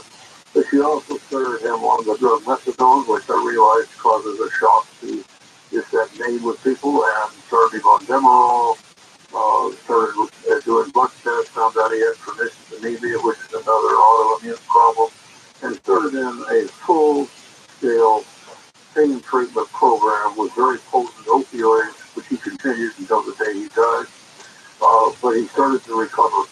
That is, he started to put his life back together and was up functioning. And literally within 3 or 4 months, was ready to campaign for the president. So I want to run through some drugs, and then I'd like you to comment on them. So we talked about the cortisone. We talked about some of the other treatments we would have had for the IBS or for the celiac. But does Paradiet contain some low doses of opium as well? Yes, Paracord is an opium derivative. Yes. Okay. And then Lemotil? Lemotil also has opioid activity. Okay. Which in some cases they have linked to making people, if they take too much of it, they go kind of crazy. Absolutely. You've got to be monitored, and she knew how to do this. In fact, she's sort of the, in her case, the mother of today's end-of-life palliative care. Right. And he would be, given the shape he was in, I mean, she assumed,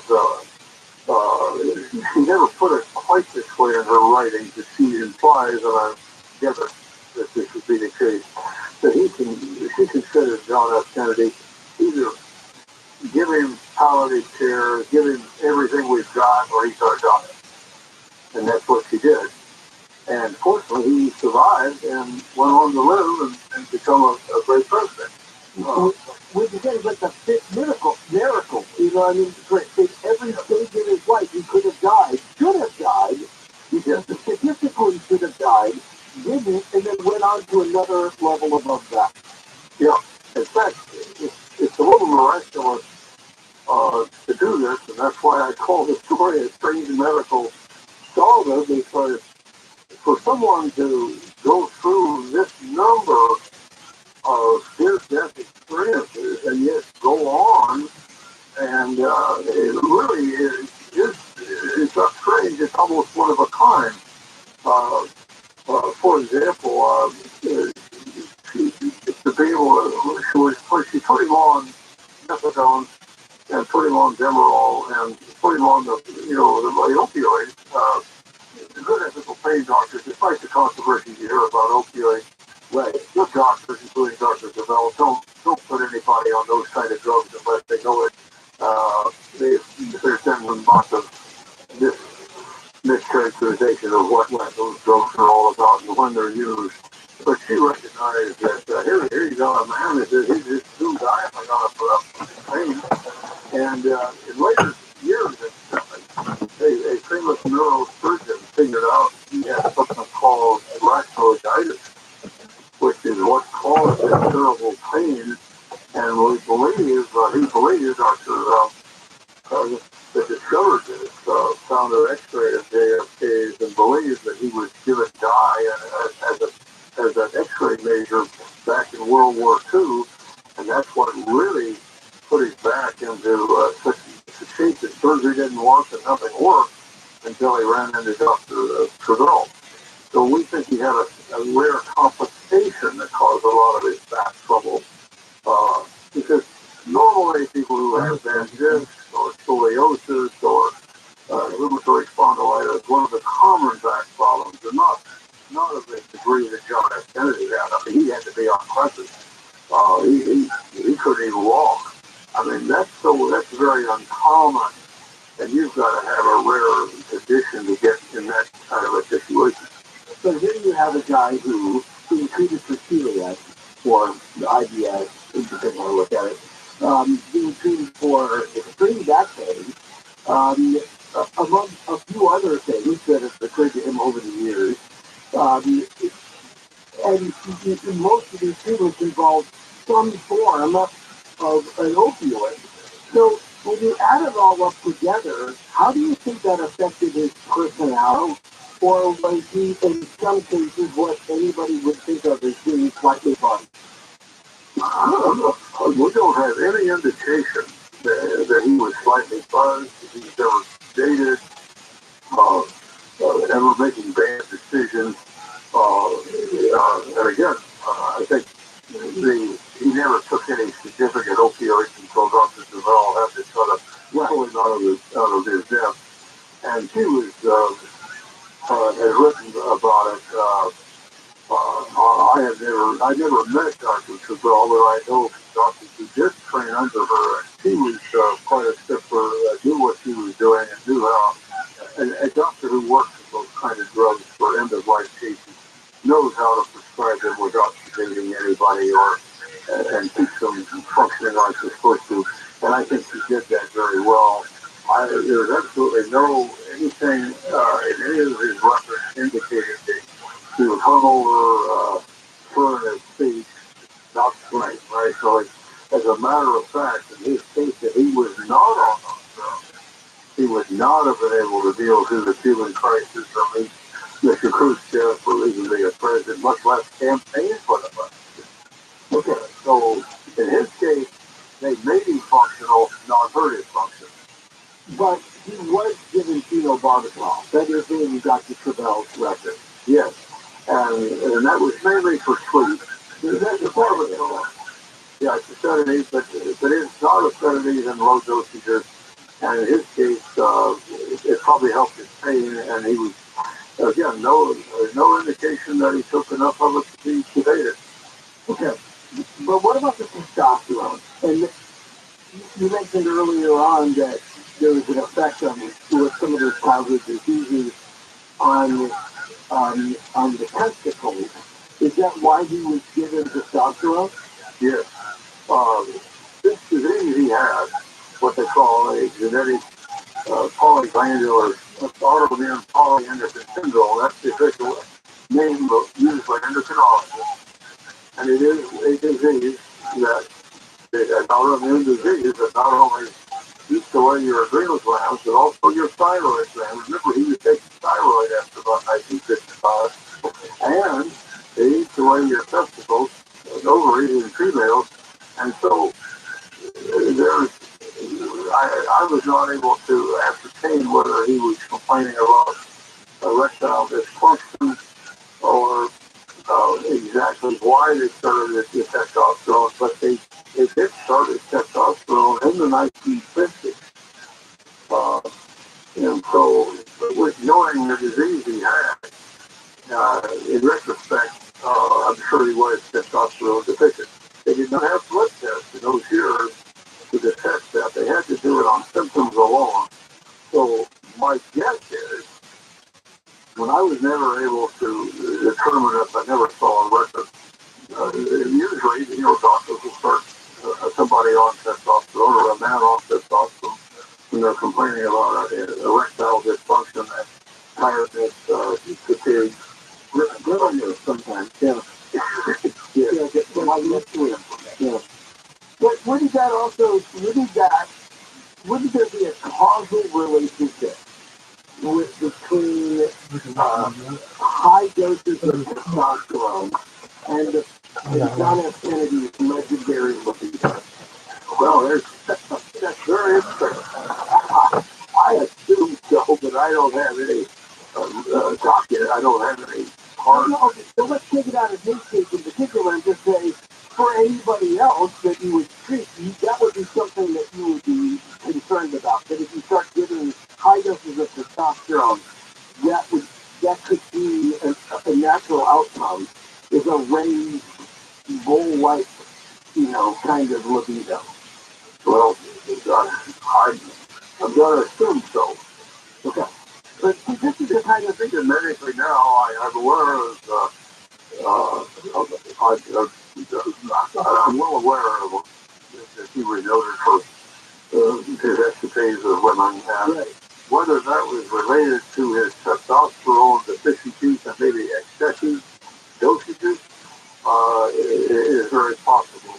And certainly once he started treating with Dr. Jacob and taking his hormones, certainly the hormones that were given by Dr. Jacobson would make you more sexually active. All right, let's put it in that room because I want to get back to that. Because that's Dr. Fieldman. That's another aspect of it. So in this case, just even with Dr. Cavell, as you say, he is he's a highly respected pain management specialist, much like yourself, and he has a choice of how he's either going to bring quality of life back or almost treat this guy like he's in hospice, right? Just howling the chair, just make him comfortable, let him get out of this misery because he was already going through suicide ideation with the amount of stuff that was going on. So this is why I asked. I know that there's lots of different theories about this, but I have I'm interested in the story of Mary Pinchot-Meyer, who is one of the president's documented mistresses. She's the sister-in-law of Ben Bradley, later on at the Washington Post, an artist of what we might have called back then, or what you might have called back then, a libertine. She had a very free spirit, and the story is that he's the one who introduces JFK to LSD, and that these little experiments go on in essentially her private residence, brought over by the Secret Service. JFK would spend a couple hours there. They would talk about art, they would talk about music, and he would take a small dose of LSD. Knowing that he was already on all of these other opioids, after reading your book, I thought, well, that actually adds to the thought that this wasn't such a crazy idea, that this is one more thing which would relieve his pain, distract him from some of the other things that were going on in his life. Do you have any feeling about that one way or another? Let me put it this way. Speaking of the doctor treating patients, you wouldn't like it one bit. And you let it stop to it real quick. In other words, what he did clandestinely,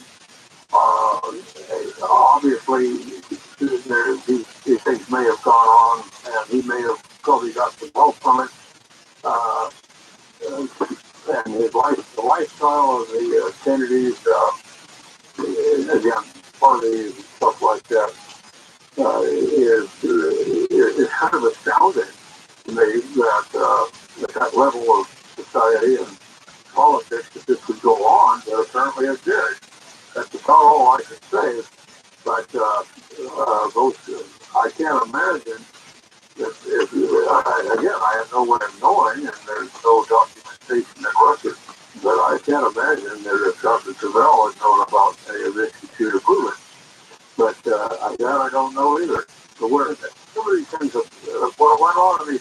parties that they all had, and with your comment. I'm shocked that it went on. First off, number one. Number two, we really don't know what went on with them. And we, from a medical point of view, we don't have any real indication other than that doctors, ethical doctors, wouldn't like it one bit. No, and also he had an endocrinologist, Dr. Cohen, took over from Dr. Shore in 1957, I think. So he was actually in the White House to help manage the testosterone. But so we don't know a lot of the things that the Kennedys did. Again, that was my line, but they certainly had their nights and their parties and their women apparently.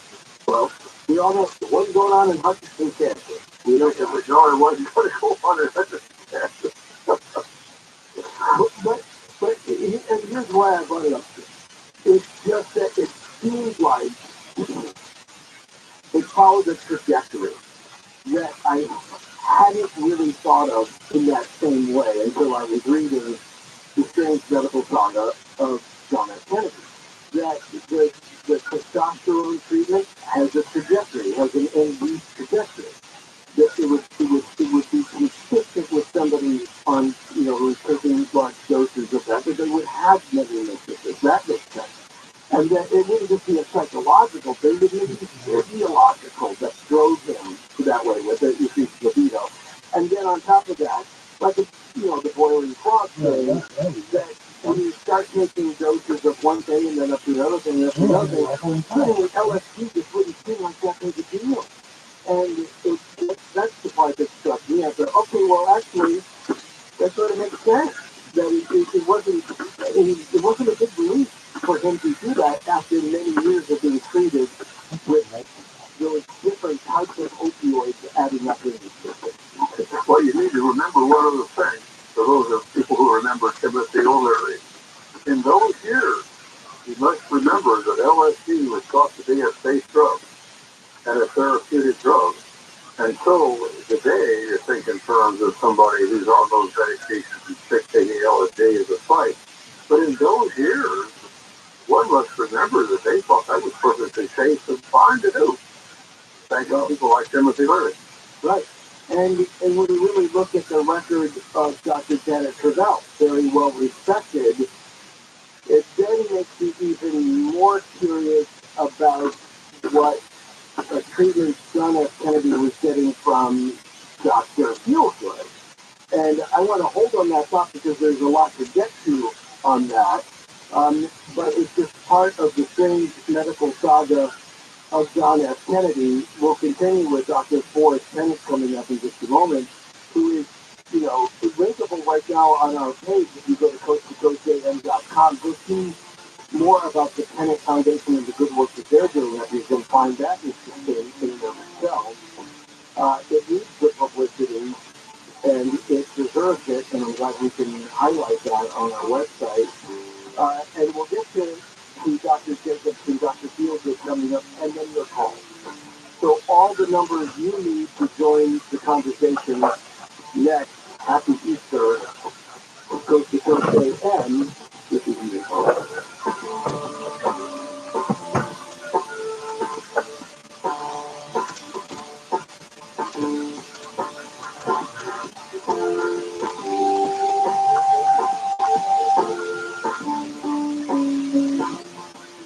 If you own a small business beat up through COVID and you were able to retain 5 or more employees, you could be eligible for a payroll tax refund of up to $26,000 per employee. Do the math on that one. That's real money.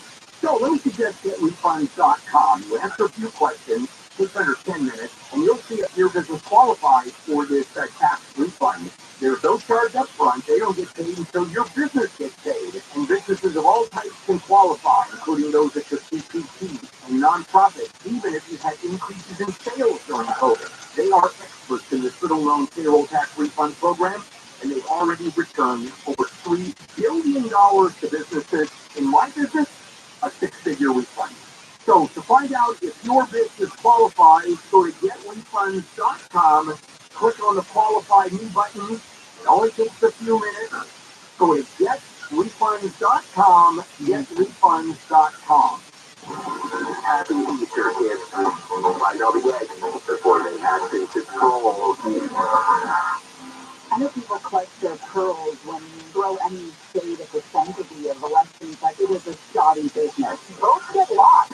Votes don't get counted. Votes appear out of nowhere. We like to assume that elections are this absolutely pristinely run mechanism. The idea that there wouldn't be problems is betting on a miracle. Live 9 to 1 p.m. on KFI and on demand anytime on the iHeartRadio app. Here's what a super American I am. I'm in France, and I didn't like it, and I read that the LA Kings are playing in Philadelphia. I left Paris, landed in Philadelphia, went to the stadium, and got there 10 minutes before face-off. The Tim Conway Jr. show. Stayed overnight and then flew back to LA, and I said, that's France, I'm never going back. Live 4 to 7 p.m. on KFI, and on demand anytime on the iHeartRadio app. KFI, AM 640. KFI, AM 640. KFI, AM 640. KFI live everywhere on the iHeartRadio app. You know what? Los Angeles, Orange County, live everywhere on the iHeartRadio app. Hanging on to every drop, I'm Candy Verdeel from the KFI 24-hour newsroom. Local water agencies are working on new ways to hang on to rainwater so they'll have it when drier years return. The San Bernardino Municipal Water District recently tapped funding for a project that will store a huge amount of water underground. $2.5 million federal dollars will help build so-called recharge stations. But when they're done, they'll allow local water districts to double the rate of water that recharges the Punto Hill Basin, an underground reservoir the size of Lake Shasta in Northern California. Service workers to the LA Unified School District have overwhelmingly approved the new labor agreement, with over 99% voting in favor of the deal. Cafeteria workers, bus drivers, custodians, special education assistants, and others voted all week on the deal, which was reached back in March after a 3-day strike that shut down schools across the district. The deal still needs final approval by the district's Board of Education. They'll vote on the contract on April 18th. Changes to Metro's A, E, and L lines start today. The final trains of the night will now be leaving earlier to accommodate testing on the new downtown regional Metro. The game we're playing now looks so cool. What is it called? Downtown LA. It connects the A or Blue line, the E or Extra line, and the L or Gold line, so passengers can travel to and through downtown with fewer transfers. Easter will be marked today not only by masses and services in churches, but And you were also by playing one yesterday that was like a medieval one, is that correct? on cemeteries and the midnight mission traditional celebration. Our Lady of Guadalupe Church will celebrate a sunrise. Man, I don't know what it is. You have really great taste in games. I was just like watching you play. The Hermosa Beach Pier, starting at 6 o'clock this morning. It is. Yeah, no, absolutely. You keep doing you. I'm just going to watch, and you take it home, get the win, baby. Southland weather from KFI, mostly sunny today. Full of highs in the low 70s at the beaches, upper 70s in Metro LA and Orange County.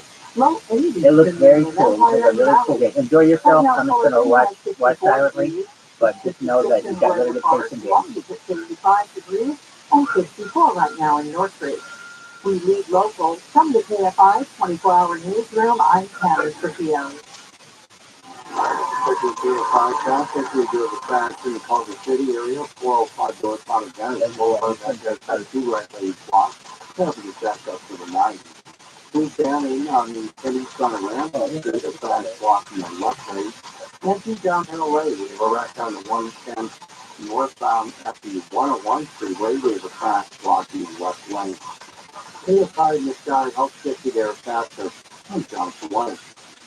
In this week's Marketing Report, we hear about the importance of local radio from Allison Griffin, head of marketing at State Farm. I had second blog after that is local, and for us to be able to touch customers of a local field at a national scale is so different and important for us. As the #1 audio company, iHeart Music with market access to the audiences, trusted influencers, and data you need to grow. If you're a marketer, go to iHeartResults.com.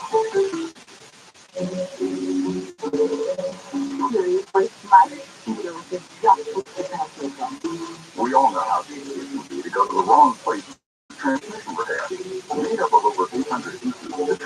transmission is the most complex part of your car.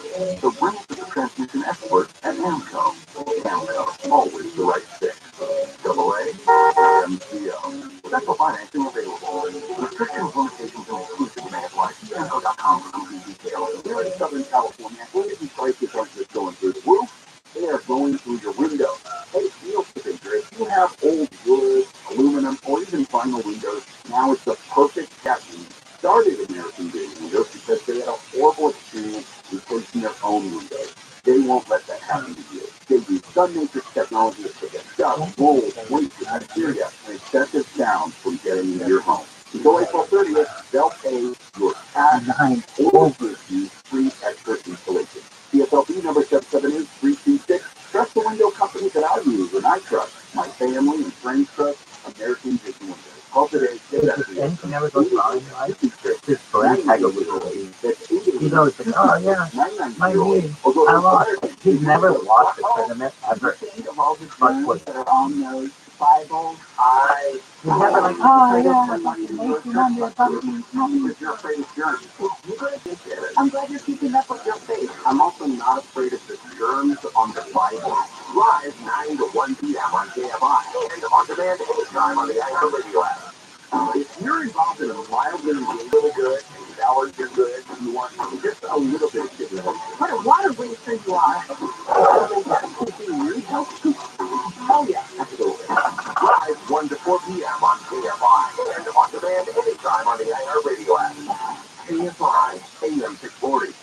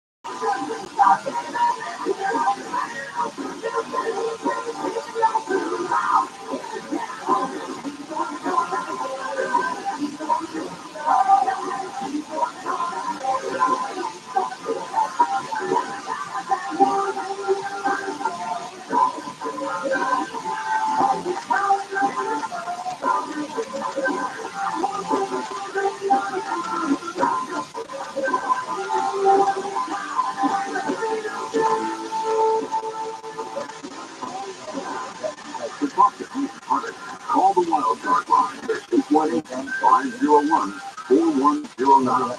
The first time caller line is 818-501-4721. To talk toll free from east of the Rockies, call 800-825-5033. From west of the Rockies, toll free, call 800-618-8255. This is Coast to Coast AM with Ian Punnett. You know, I've got Dr. Theo good over the years, including the one that Motley Crue was writing about with 1989, helping us. You ever happen to anyone they don't have that many people. For him to be a huge celebrity or what was a celebrity, it's like, I mean, like man, you get these numbers and like Queen gets these numbers at place. It's like Dr. Theo it's unimpressive.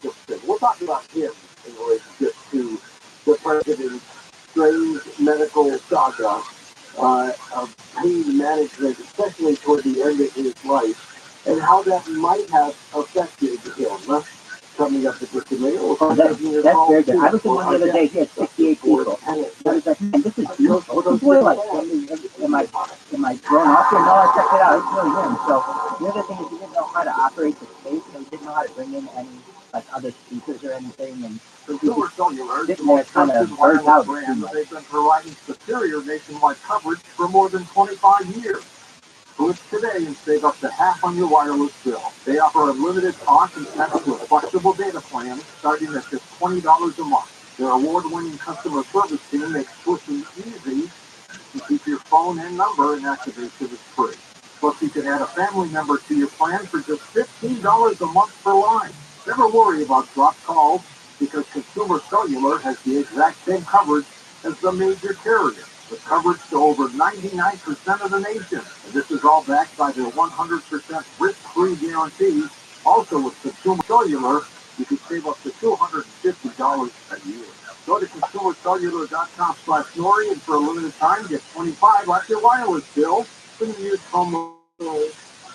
So I had an appointment with the surgeon, and he was told me what all he was trying to do, and it was just absolutely horrendous. I came home, I started Laura, and I called and told my surgeon, and she said, "Are you going to place else?" I said, "No, I'm taking care of it myself." She said, "Okay," and the problem on my skin went away. I had bruising that's all over my arms. 3 weeks after I was on the carnivore, I noticed, I'm looking at my arms, and I said, "Gee, I don't have any bruises on my arms, but I'm always full of bruises." I can't put my finger on it, but I know something's happening. I have to tell you, that has to be the carnivore. 866-836-8735. That's 866-836-8735. Or visit carnivore.com. That's CARNIVORA.com. Use coupon code FORCE to get 15% off your order.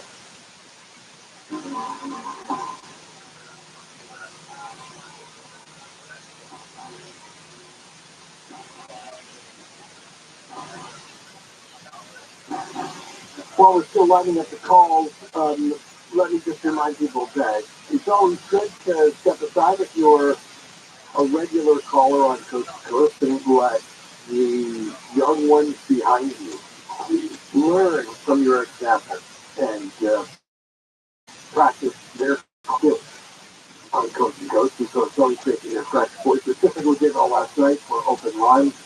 Dr. Kennedy, I was looking at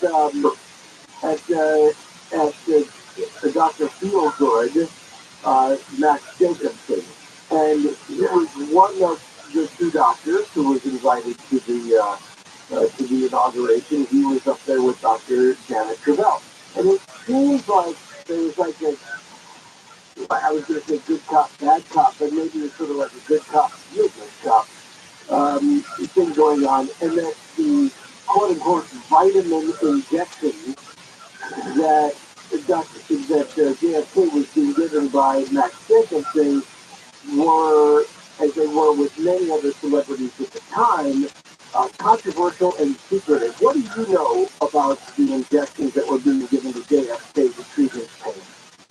Well, I can tell you a lot about what the ingredients do, and I fully understand why Dr. Jacobson did this. In a way, given the time and history that he developed, we have to give him some credit because he did devise a cocktail that, in cases of like electrolytis or severe spinal conditions, would have a lot of therapeutic merit. The methamphetamine that was in the injection, of course, one of the addictive is a drug, and it's an epidemic of it now in this country. But there are three major ingredients in each cocktail. The methamphetamine, the second was niacin. But the one that has the therapeutic effect is human chorionic gonadotropin. And a lot of people don't know what that is. But human chorionic gonadotropin is the hormone in our human bodies that grows the nervous system. And in a baby, in an embryo, the body and the placenta start secreting increased levels of human chorionic gonadotropin to make the baby's nervous system grow. And in fact, the pregnancy test is finding out when the woman secretes more HCG than normal. And that's the therapeutic part of the shot that John F. Kennedy needed. And that's what he found helping. That's what he said he's going to keep taking those shots regardless. Yeah, he used a very crass way of describing it. Yeah, right. Where Dr. Jacobson got the HCG, he got it from two different sources apparently. One was he was able to buy them from a horse serum or urine, but he also obtained raw placenta. So where he got it, I know, but he actually got placenta that was, excreted after a woman delivered. He kept the placenta in his refrigerator, and then he would extract the hormones from the placenta, put them in his cocktail. And the number of famous people who went to him to get it is astounding. It almost gives you a new look of who were these people in America. And they really need this cocktail, or did they not? Some of the other things about Dr. Dickinson, you can certainly understand why he was controversial. You can also understand why John F. Kennedy, given his disease, understand why he benefited medically from those injections. Apparently, the authors of the book, Dr. Feelgood, they did a yeoman's job of documenting these things and wrote the book. And they went to great lengths to interview people to find out what the cocktail did. And again, you want to talk about sexual boosting. That shot, apparently the cocktail would do that, and I'm sure it did, knowing the pharmacology of those compounds. But what makes the medical problem of John F. Kennedy, so one of the things that makes it so amazing is Dr. John Kennedy himself felt that he could not have finished the campaign or entered the debate with Nixon without this cocktail. And what's amazing is it's like athletes did, just like Elvis Presley did before he was sent. Before the debate with Nixon, he went to see Dr. Jacobson an hour before and actually took an injection into his larynx, into his throat with the cocktail. And so these are astounding findings or understanding of how he functioned and how he did things. At that time, again, a little bit like LSD. LSD, at the time that he was taking it, was considered a safe drug and even legitimate. And what Dr. Jacobson was therapeutic, and what Dr. Jacobson was doing was perfectly legal. And it wasn't accepted by Dr. Travell or his other doctors, but nevertheless, it was legal at that time. And you saw the famous people who were willing to go see Dr. Jacobson and take it. And I kind of regret that they called it Dr. Feelgood. I know that's the name of the book, and I guess it did do that, but it also, in a way, I kind of am sorry to see that, because some of the things that Dr. Jacobson did, they were about as far out as he could get them by today's standards, but on the other hand, therapeutically, he honestly did a lot of stuff on it. Right. A lot of famous people felt he really helped them. And and good, bad, or indifferent, I have another book on my shelf, an underground book, written by an orthopedist who really wrote an underground Bible on anabolic steroids. Well, and he wrote it during the time that anabolic steroids used by bodybuilders and by athletes was legal and acceptable. And so we have a history in the country of people using these performance-enhancing drugs prior to they were being either banned or ostracized or regulated into pretty much oblivion.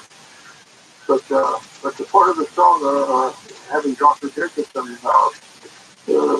starting off in his presidential campaign in 1960 and continuing on with those cocktails up to his death.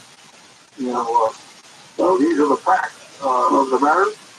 Very strange indeed. And food for thought, not only with Dr. Jacobs intrigue, John F. Kennedy, but the authors of the book, the two men who wrote this book, felt that the number of famous people who took that cocktail may have influenced their behaviors and maybe even changed some of the course of history. Yeah. You really can't argue with it. They may have a point there. Well, I want to see something out a little bit because you use two things interchangeably, and I want to make sure I understand, because I think you think they were synonymous. You said originally that the compound included amphetamines, and then you said methamphetamine. So, can you talk about that? Yeah. Explain the difference, because it contains both. So, explain the difference between I'm not sure you really can. Okay.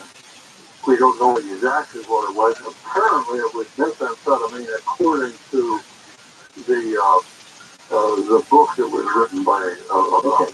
So what is so different about a methamphetamine as opposed to an amphetamine? The methamphetamine is a much more soluble, potent compound.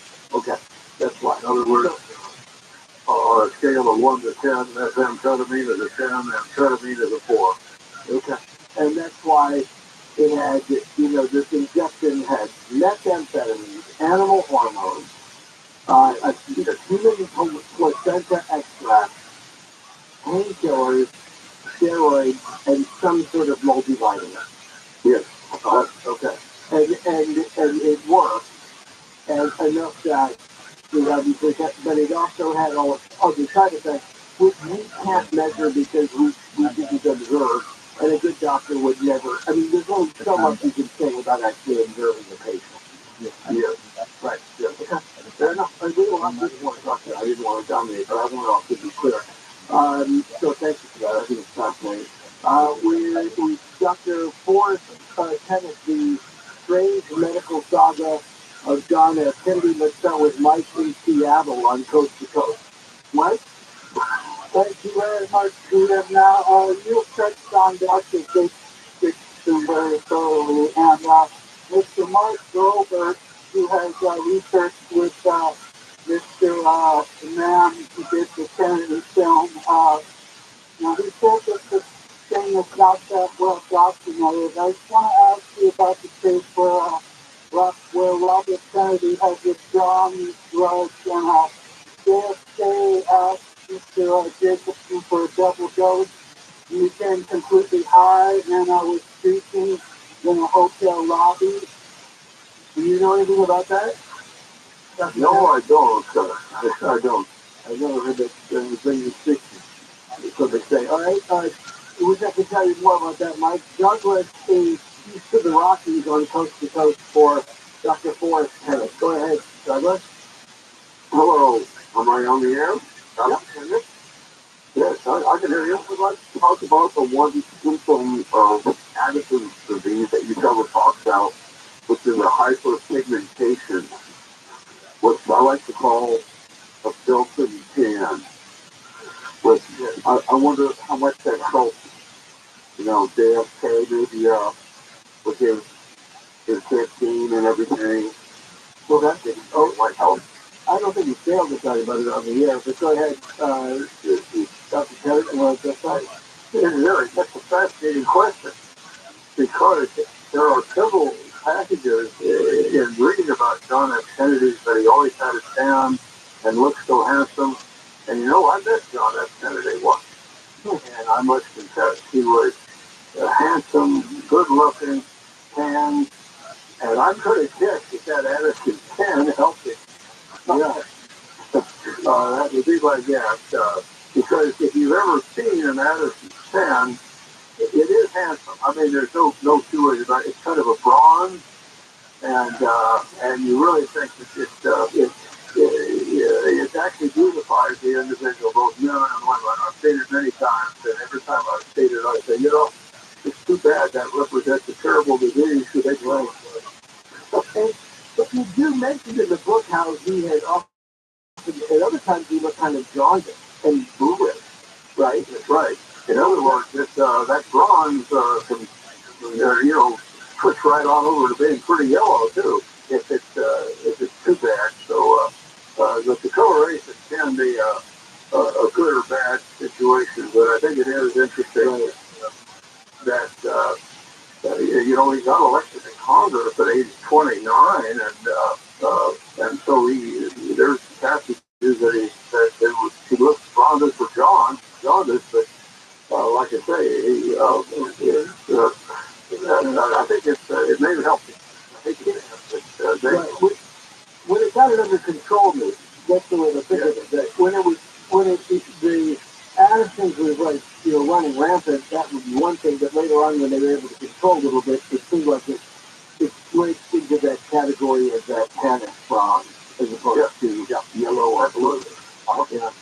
Let's go to Carol, who's in Minneapolis on Coast to Coast. Carol? Well, again, Ian, this is the second time I've gotten through with you. Oh, well, good. Well, let's not make it too red. But go ahead. You had a question for Dr. I the same thing I did last time we spoke, and that is put in a plug for your drink, bluegrass, two kinds, and the history of that. Yeah, thank you. Black Knight for the bluegrass spell. Thank you so much. I'm glad you enjoyed it. And it's one of my keepers. Good. Thank you. But I'd like to ask Dr. Kenneth. I think it was the 50th anniversary of the assassination, of course this year it's the 60th, but I was reading things because Kennedy is another one of my fascinations, and is there any medical consensus today that without the assassination, Kennedy had less than 10 years to live anyway because of his adrenal condition? That's a great question. What would you have given as a prognosis for life? See, what's fascinating about him, the year he was assassinated was probably the best year of his health of his life, because he had all these doctors, Dr. Krauss working on his physical therapy, he still was taking all his hormones, his pain was under control. He may have lived quite a while. We'll never know. But well-controlled Addison's disease and thyroid disease, he died at about age 46. He could have gone another 10, 20 years. Would be my guess. But, interestingly enough, Dr. Max Dickinson himself was dead by 47 from self-administered stuff. And that even Mickey Mantle had complications from those shots, including an infection and an abscess. So other things could have gone wrong had he continued down that path. Those shots that he was taking would have been a disaster after a while. And I think the book, Mr. Hirschman and Burns, they were the two fellows that wrote the book. They thought they were excellent investigators, and they got into it in detail. But today, I mean, just to even think about ingesting what was in that cocktail a single time is kind of frightening. But again, if Kennedy had kept on those injections, I don't think he'd live very long. Yeah, that would be the question. Maybe that itself would have prevented him from serving out a complete second term. He would have campaigned well, as you said, he's 63, and he was in great health, and he's feeling lots of vigor. But maybe by 64 or 65, it would have been diminishing returns. I would think so, yeah. Yeah. All right, so several people hanging on for you. They'll just have to a little bit longer, then we'll get on as many as we can. The strange medical saga of John F. Kennedy, Dr. Forrest Kennedy, you can link up to him through coasttocoastam.com, and you can find out more there on the website about the Kennedy Foundation. And also, if you didn't, that first hour was so much fun with my friends at the Cow Show, Paul, and Susan, and Bob. And if you go there and you listen to that new song, I think you're going to really enjoy it. Because Very cool vibe with Dwayne Eddy doing the guitar, or you could listen to it if you have Coach Minnesota. Go back anytime. But it's fun. It was great. But this has just been great. This is just what I was hoping for. The strange medical saga of John F. Kennedy continues on Coast to Coast AM. If you want.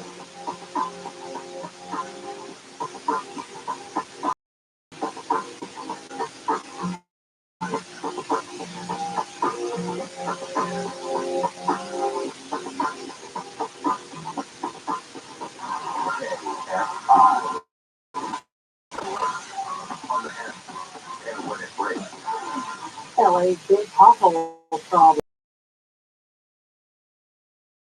From the KFI 24-hour newsroom. Los Angeles Mayor Karen Bass says the city is taking aggressive action to repair thousands of potholes across LA. If your car has been damaged by a pothole, you can file a claim on the LA City Clerk's website.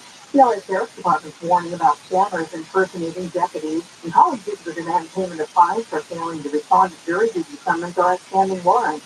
LA County gas prices taking off again. AAA says the average price at self-serve regular is $4.93, just nearly 7 cents more than a week ago. Still is 97 cents less than a year ago. Southland weather from KFI. Mostly sunny today. Highs in the low 70s at the beaches. Upper 70s in Metro LA and Orange County. Low 80s in the Inland Empire and the Valley. Right now, Fullerton 54, Warrior Park 56, Long Beach 55, 54 in Northridge. We lead local from the KFI 24-hour newsroom. I'm Tammy Trujillo.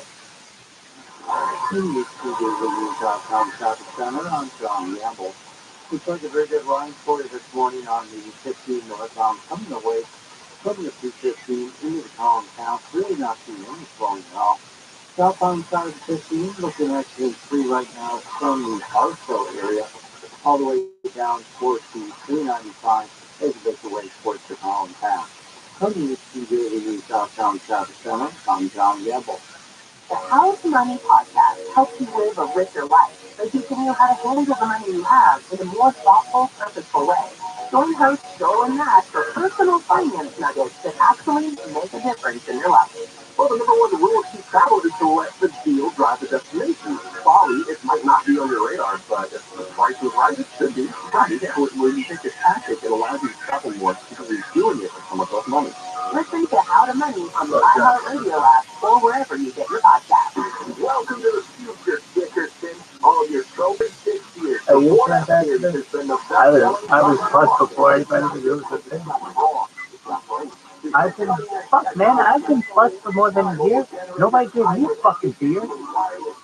That's great, but I've got both. I'm the whole package. Humble, too. For truck month is going on now. Head to your Southern California Ford dealer for great offers for a Ford F-150. Right now, there are young people across the world facing a tough choice. Continue their dream of education or drop out to help their family put food on the table. You can help change their future in a single moment. See how far your support can go at unbound.org. Robin Hunter Dodger Stadium on Saturday, April 15th, when the Dodgers take on the Chicago Cubs and be one of the first 40,000 fans in attendance during the Jackie Robinson jersey presented by UCLA Health or visit Dodgers.com/promotion. AM5, AM640, money stimulating talk. You gotta go to college. You don't have the degree. And why? Because you are an elitist snob. That's why. And you want to go and say, my kid went to college as opposed to my kid didn't. It's all about you. Bill, there's nothing to do with your kid. Live 6 to 9 a.m. on KFI and on demand anytime on the Radio app. You know, when they let you rent a car when you're 25. Accidents, quote, with assault weapons or they're different things. I mean, remember, the average age of school shootings since 1966 has been 18. Bill Handle, what does that tell you?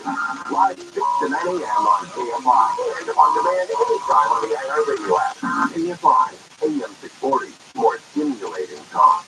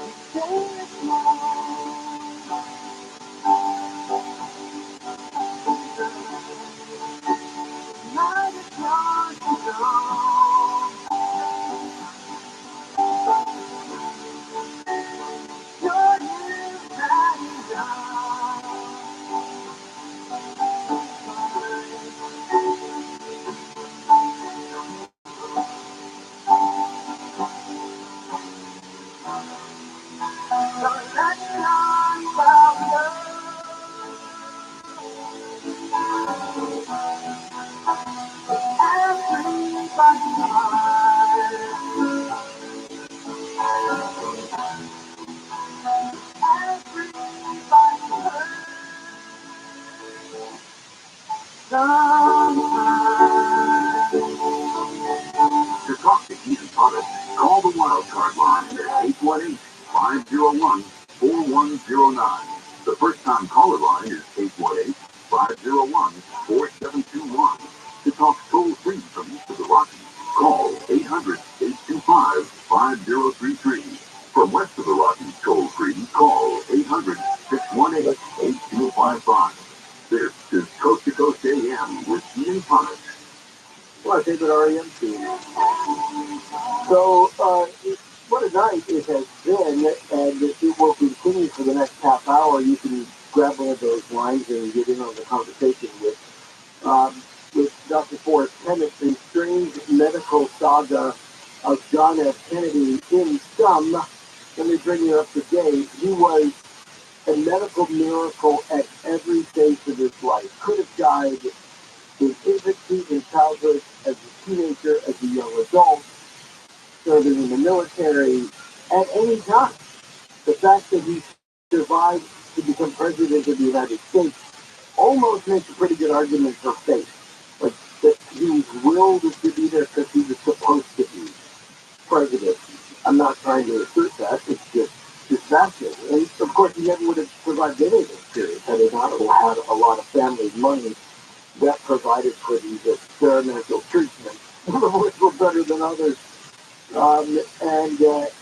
But really, looking back on it, he was the president, John F. Kennedy, was filled with bovine adrenal glands, horse urine, right, and other people's placentas in order to keep him going. That would qualify as a strange medical saga. What's your question for Dr. Kenneth next? On Coast to Coast AM, this is Ian Bonnet.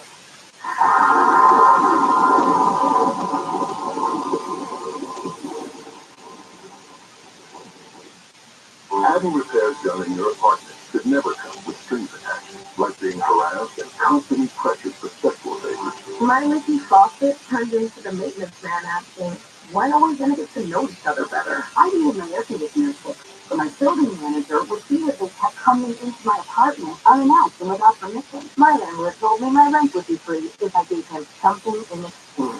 Sexual harassment by anyone associated with your housing isn't just wrong, it's against the law. The Fair Housing Act protects you from harassment, including someone making unwelcome sexual advances or refusing to make repairs because you deny sexual favors. If this happens to you, you can stop it by filing a complaint with HUD.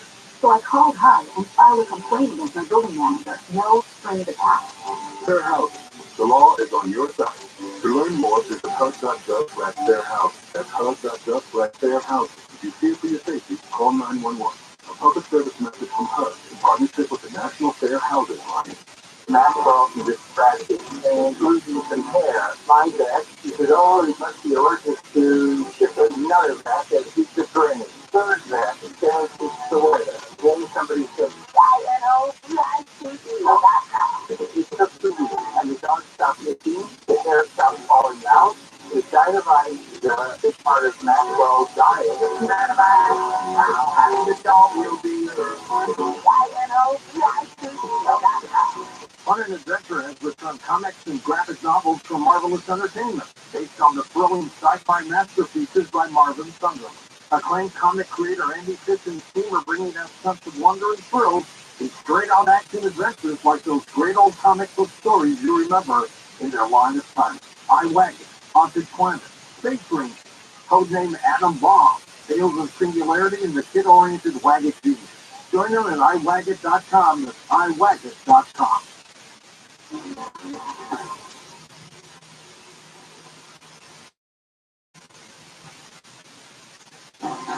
Well, I just love the way this conversation has gone. Thank you so much, Dr. Kenneth. I know this is a very long time to be on the radio, but I also feel like we've done some justice to your book and all of your research. Really, I just heard you say something that I would like to make a comment on. Well, go ahead. This man that could have died at any time in his life, and you wonder if this wasn't some kind of fate. Yeah, you know, I rarely ever said that about people, but I almost wondered that myself. You know,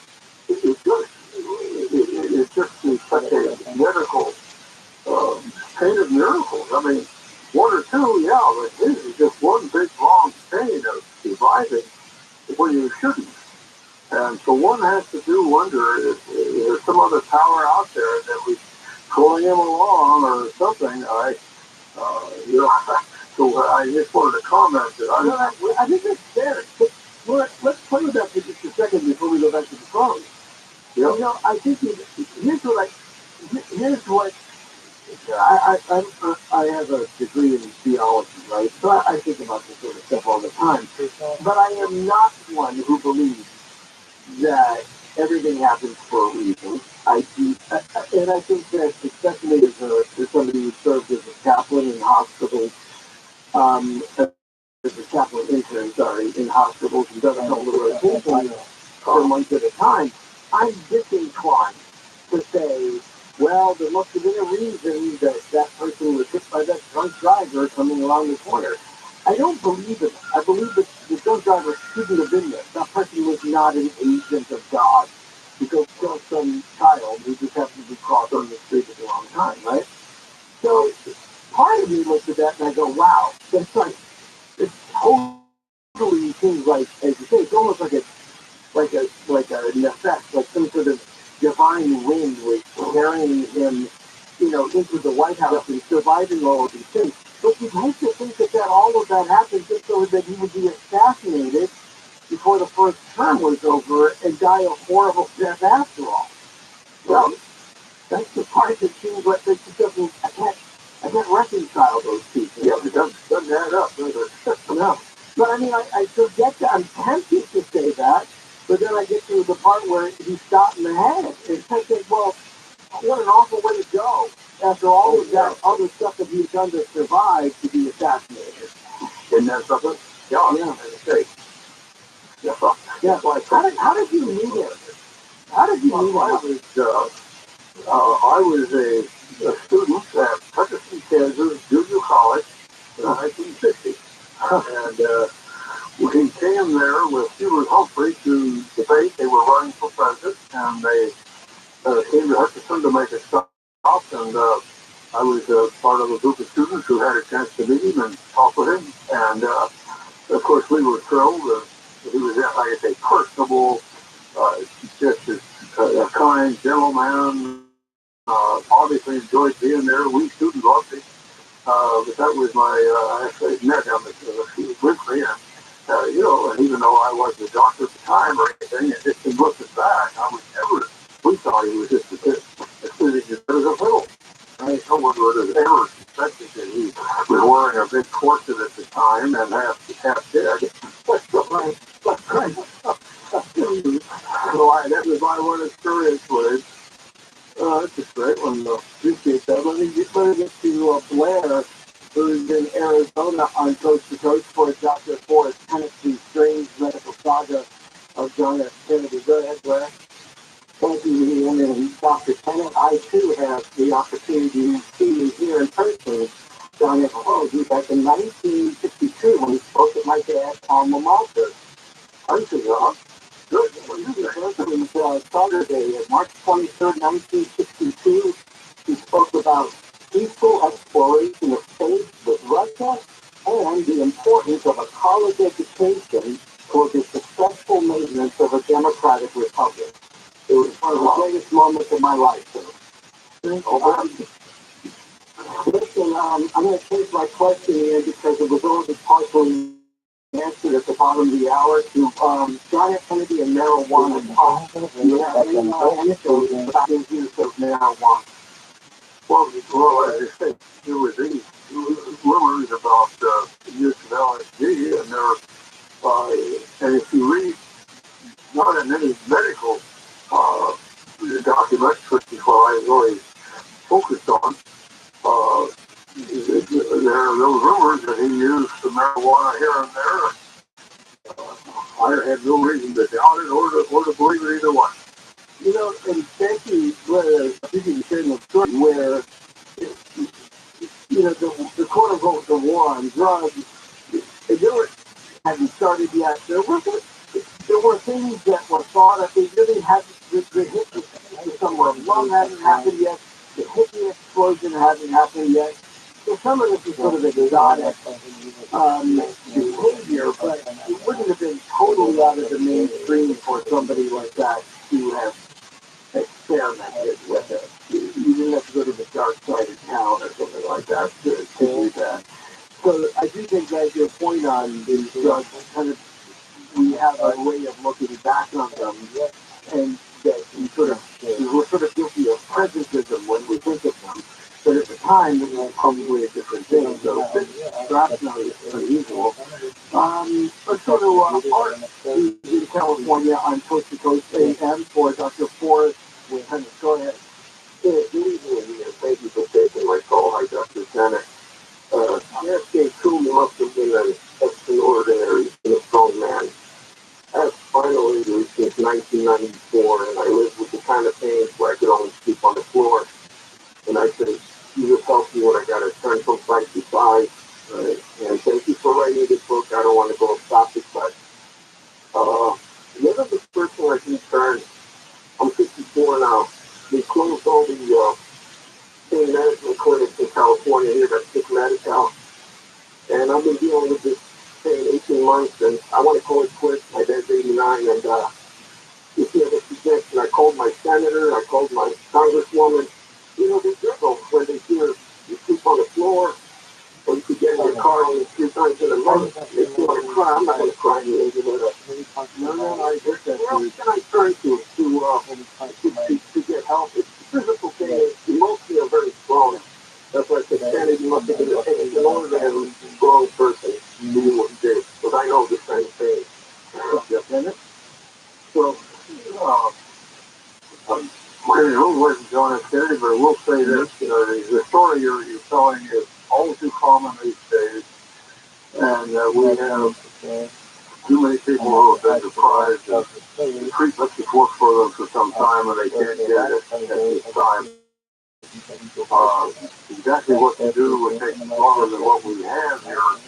But I will say a couple of things that you might want to know. And just very recent, because of this restriction on opioids, the next new discovery that's come along is something called polypeptide. The information about this is just brand new out there. Try to look it up and remember that term, polypeptide. Also remember the term regeneration hormones. There are some new things being developed to substitute for opioids. I'm very involved with that movement, and those are foundations. But don't give up hope. There are some alternatives being developed, and I'm hoping that the medical boards and the government and what have you realize that there are some people worthy of and are legitimate pain patients who need some of the things just like John F. Kennedy did. But don't give up hope. Hang in there. There's a lot of people rooting for you. Okay? Okay, but how did you get to that information? Who's going to have that, and where is that available to somebody like you? Start looking up. Look on our website is really under arachnoiditis, which is the worst form of back pain you can have. You can look on that to get started. It's a good place to start at that point. There's a news state, there's something called Pain California that had publishes a newsletter each day for pain patients. It's called Pain News Network. Start looking on that, and that's a good place to start. Okay? Because I don't think there's any question. There's no secret that everybody knows the health system is kind of broken down. Nobody knows anything. During the COVID epidemic, we already had a health system that was teetering a little bit on trying to help people.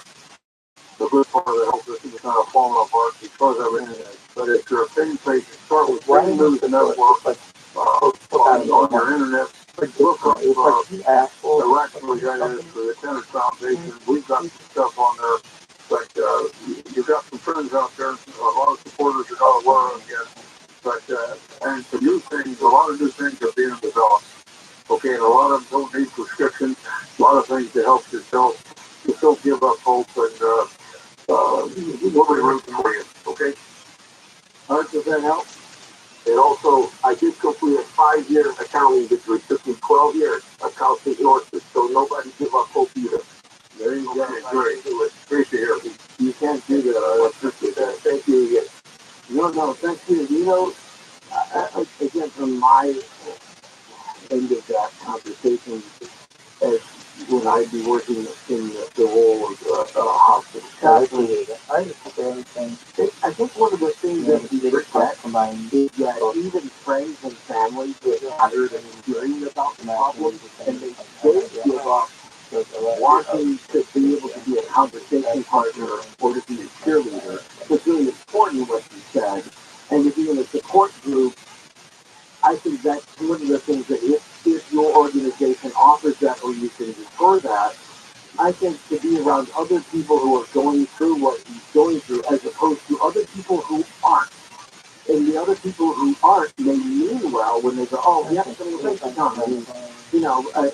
So the people who are going through it with him, they're the ones I think that may offer the greatest hope in the end. I couldn't agree more, and because people who have, the kind of pain that John F. Kennedy had, they're not real common. A lot of people have pain, a lot of people have chronic pain, or arthritis, or their bunions, or their carpal tunnel, or migraines, something like that, but then you get these really severe cases, and they're really quite uncommon. And there are social media groups out there, and if they weren't there, a lot of people would just commit suicide or give up and die. You are so right that people who have that kind of pain, people who have that sharp pain, need to find each other. No question about it. Just like joining an AA group, you gotta meet with other people who have the same problem. Right, and for veterans, it's really important too. And to for somebody like Art who just called in, that's what I would add to that is that's where you really need to keep pushing forward and if you can find a group, even if you're meeting on Zoom, even if you're meeting on, right? I mean, if you don't have to be sitting at a church basement in a circle on, festival chairs with that talking. You can have the same success just by looking at other people's faces and hearing their story and then hearing yours and not getting tired of it and being able to share that. So, well said. Yeah, that's my hope for him. There is an Easter somewhere in your life, Art, hanging in there. Mike is west of the Rockies on coast to coast. Mike? Hey, how's it going? Good. You get the last question for Dr. Kenneth. Oh, great. I listened to your internship in the 90s. Good stuff. And good evening, Dr. Tennant. I got a good question for you here. That I've been for a long time, came sure, cause effect. And so here you go. I'm just wondering, to all of these, people saying, why all the pain now? People didn't have this pain 50 years ago. What's going on here? Well, look at after Tesla's hotel room was invaded by the KGB, all of these electromagnetic devices, which could be the Havana syndrome, do you think possibly Kennedy and all the others were possibly being affected by this and went to the remedial pain solutions like a lot of our heroin addicts today? And you're saying it could have been an external thing, some sort of espionage during the Cold War that exacerbated pain. I think the record was just for the fact that this was all started inside and worked outward. But Dr. Kenneth? I first off compliment you for making this observation. I've observed this for some time as very same question. Where did all these people come from? And what is causing it? The theories that you mentioned, like electromagnetic waves, or too many of them out there are just causing some of the pain syndrome.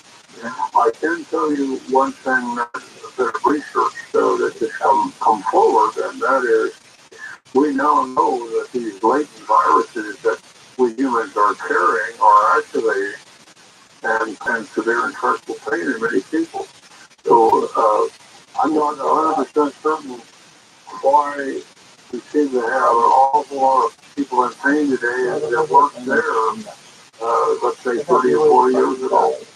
I don't exactly have the answers about some theories, but I'm going to compliment you for even recognizing it. And you know, it may be something that we're just missing in society and not asking this obvious question. Where did all these people come from that have this severe pain? I mean, there's another suggestion, like, too, is that, you know, there used to be there was a time when the idea of self-medication through alcohol, for example, was much more socially acceptable. And we know that a lot of returning soldiers with PTSD, we look at jokes that used to be on TV, all about being drunk all the time, that was just a source of humor, and hey, everybody's like this.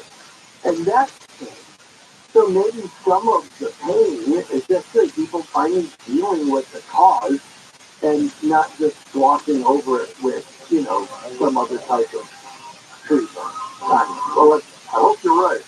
Yeah. Listen, I hope you had a great time and we didn't wear you out too much. Because I know it's a late night and you blessed us with this and it was perfect.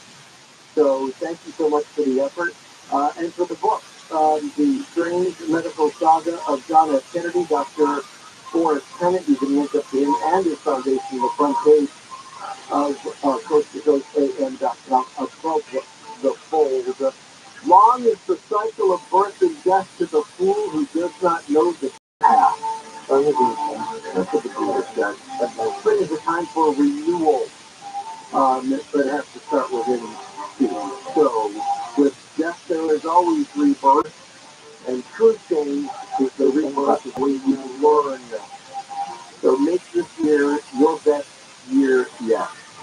And thank you for making us a part of it. I think I've the next chance to be on this coming Friday. Take a look at it. In the meantime, happy Easter. May you stay locked, and I do. I've been a small business person my entire adult life, and over the years, several HR issues I got noticed. I could never afford an HR person. But there's an answer, Bambi.com. And with Bambi, you get an HR person starting at just $99 per month. And I thought this was too good to be true. This is real. Bambi helps you deal with your HR problems, like writing HR policies, sexual harassment training, hostile work environments, termination. That was my problem. People complaining about other employees, all putting you and your business at risk. With Bambi, you get access to your own dedicated HR manager available by phone, email, wheel down, and with the credit please. Spell BAM, B-E-E, that's BAM, B-E-E, that's Bambi.com. For your guaranteed savings refund and 50% off tax prep. Look to Jackson Hewitt. 50% off is a limited time offer for new clients signing at participating locations. Max value $200. Visit jacksonhewitt.com/50%. Portion of the following program will be recorded. She said, hey, you work at KFI. Yeah. And she said, my boyfriend listens to you all the time. So what's his name? She was my ex-boyfriend. Whenever we got in the car at night, he wanted to listen to you, and I wanted to talk, and I got pissed. Wow! Live 4 to 7 p.m. on KFI. And on demand anytime on the iHeartRadio app. Wishing a happy Easter to all our people.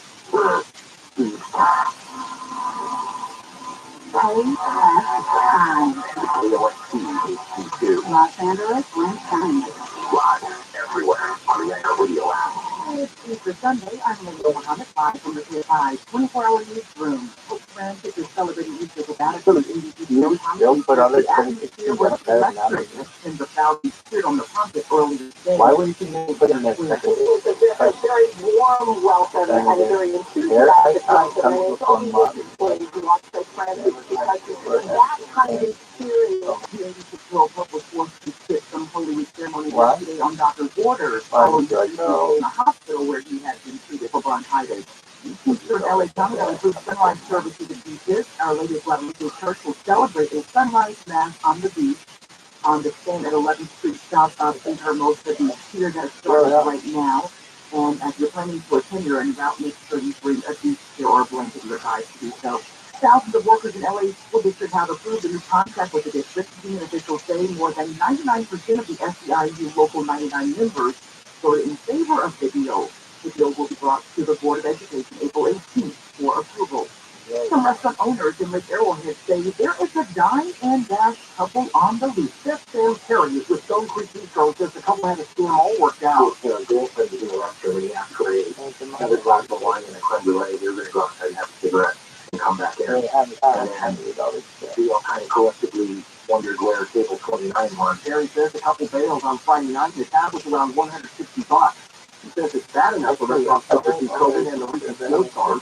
The next day, employees at Papagayos down the road say they were hit by the same couple. The bartender says the man bragged about being in the restaurant business and pulled the same trick. After some drinks and appetizers, the couple bailed and was to be correctly. Signify News. And you can see a video of the couple on our Instagram at KFI 640. Vice President Harris says the decision to expel two black Tennessee lawmakers, while not a white colleague, for gun violence and protest in Nashville is not democracy. Democracy don't silence the people. You do not stifle the people. You don't turn off their microphones when they don't speak. Harris met with the Democratic State Representative Justin Jones and Justin Harrison on Friday. The two were ousted from the state legislature for demonstrations on the floor following the deadly school shooting in Nashville last month. Well, Tiger Woods withdrew from the Masters before the resumption of the third round today, ending his streak of completing all 72 holes of every tournament he would have played at Augusta National Professional. The tournament announced about 90 minutes before play was to begin that Woods had withdrawn with an injury. The five-time champion said on Twitter he had aggravated his favorite fasciitis. Let's see what's happening on the road right now. There's a crash. This is on the 110 in downtown LA. I had surgery on that. Shooting on the 110 northbound, one of them is blocking the left lane. Through the Palmdale area, look out on the 14 northbound at Palmdale Boulevard of Fast in the center of the He was a very good doctor. I'm not going going to rush in one part of the northbound there. Full beach, but three on the 405 northbound. Tiger's that elbow, he's there, runs We'll find the guy help 50 up faster and comes down to one. The How's Money podcast helps you live a richer life by teaching you how to handle the money you have in a more thoughtful, purposeful way. Join hosts Joel and Matt for personal finance nuggets that actually make a difference in your life. Well, the number one rule to travel is to let the deal drive the destination. Folly, it might not be on your radar. The price is right, it should be right. When you take a tactic, it allows you to travel more because you're doing it for much less money. Listen to How to Money on the iHeartRadio app or wherever you get your podcasts. AI is a transmission fluid. Seriously? Yours is just flexible. We all know how it is. You go to the wrong place for car repair. I believe that engine light is on. So don't risk it. Take your car to the experts at AMCO. AAMCO. Check engine light on? We'll check it for free. Restrictions, limitations, and exclusions may apply. See AMCO.com for complete details. What you think that country music is free deals have in common? A chance to rock out with country with the superstars. Check this month's Backpack Blue envelope for your chance to win a trip to the iHeart Country Festival. Scan the QR code and stream at iHeart Country Station. Then listen for details on how to enter the sweepstakes. You can win $100 instantly just by opening your envelope. Head to your mailbox to learn more today. No purchase necessary. Void were prohibited. See specially marked Backpack envelopes from backpack.com for details. Boyfriend was in always itching, licking. His tongue was soaking wet. He had bald spots on his back. He had stinky in the background. 2 weeks after he started dining, I started seeing great improvement. And today, 99% of his issues are non-existent. Dynavite is nutrition. Dynavite is the best thing you can use for your dog. Now, having your dog will be. I get my Dynavite at VINOVITE.com. It can be dangerously easy to steal your identity during tax season because so much sensitive info is altogether. Before we start the annual meeting of John's personal info, has anyone seen Social Security number? Nope. Oh no. He's been stolen. BlackRock by Norton makes it easy to help protect yourself. If you become a victim, you'll work to protect them. No one can monitor all transactions, but you can save up to 25% off your first year with promo code NEWS at LifeLock.com. Identity theft protection starts here. Pray.com's meditative prayer podcast is the best way to bring God's perfect peace into your life. Each meditative prayer helps you focus on God, fight anxiety, think better, and well. Close your eyes. Ask God to come and have fellowship with you. Open yourself to the Holy Spirit and everything that is in you. Listen to Meditative Prayer on the iHeartRadio app or wherever you get your podcasts. Southland weather from KFI. Temperatures warming up on the Easter Sunday. Mostly sunny skies, highs around 70 at the beaches. Upper 70s to your 80s for the elevation and in the North County. Low 80s in the valleys and low 80s in the high country. Okay, here's the deal. We're pretty warm today, tomorrow. We'll start to cool down though by Thursday, but a chance for some rain and wind. We'll be in the low 60s in the latter half of the week. Right now, 54 in Anaheim, 52 in Dana Point, 48 in Corona, 50 in Pacific Palisades. We lead vocal, live from the KFI 24-hour news show. I'm Layla Muhammad.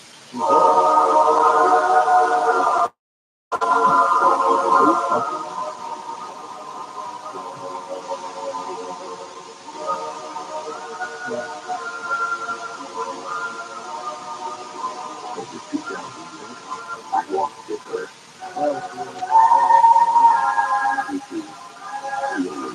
Inspiring, to get hands to me, ultimate sacrifice.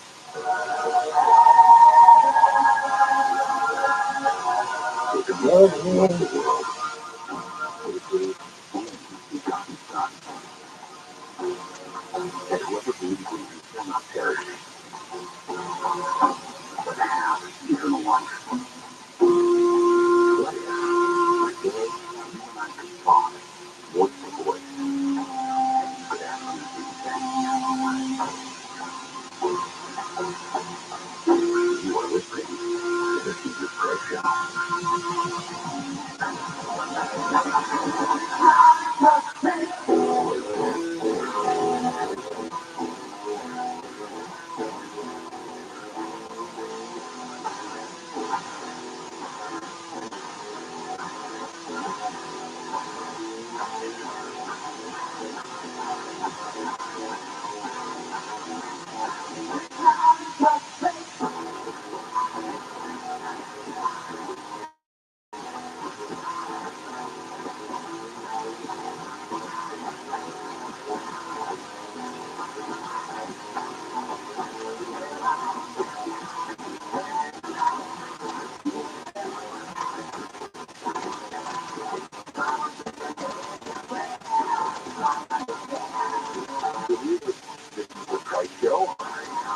Your Holy Ghost. Happy to be with you this Resurrection Sunday as I'm with you every single Sunday, right here answering your questions. I'm talking about things that truly matter in life and, of course, the afterlife.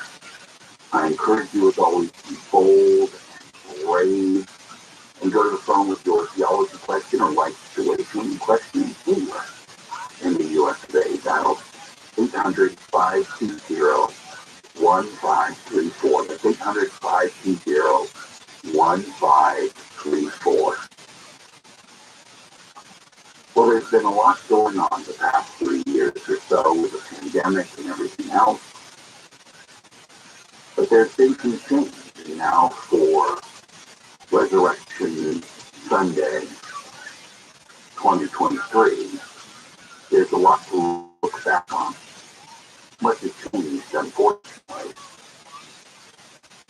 This particular focus in holiday is about sacrifice. The world is in a weird place. And in the United States, it's not immune to this. It may even be the leader of it. And that is selfishness. And separating yourself from the needs of others.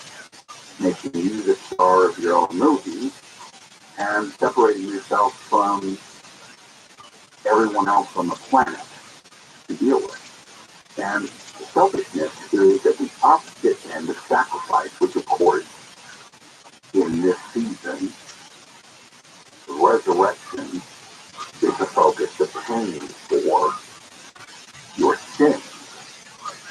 This all comes into focus in a different way. So on this Resurrection Sunday, I'd like to focus on sacrifice, the purpose of my sacrifice, of course, And the sacrifice that I expect from you might be surprised as to what that actually is. But see this all through the lens of a post-pandemic world, and how a lot of folks took the pandemic and turned it in an opportunity to be more selfish, more about what you want in your life, not needs and needs, what you want versus what the community can do together, what a town, what a city, what a state, what a nation can do together if it sacrifices rather than being selfish. And I want to clear up a couple of things. When I went to my death, I went to it knowingly, March 8/31, fully understanding that I would suffer on a cross, and yes, that I would be raised from the dead, Luke 24:46. However, some people question whether this was a real sacrifice, since I knew the eventual outcome would be my resurrection. And this is a misplaced notion. I know as a human, your thoughts are the ultimate sacrifice is your life. And yes, even Scripture talks about that. There's no greater love than someone who would lay down their life for another. But I'm a different and special case, because my sacrifice, the things that I felt and experienced, surpass and transcend just the flesh and the physical death. So when you question, or you hear people question whether this was a real sacrifice, because I did know that outcome would be a resurrection, think about these things a bit.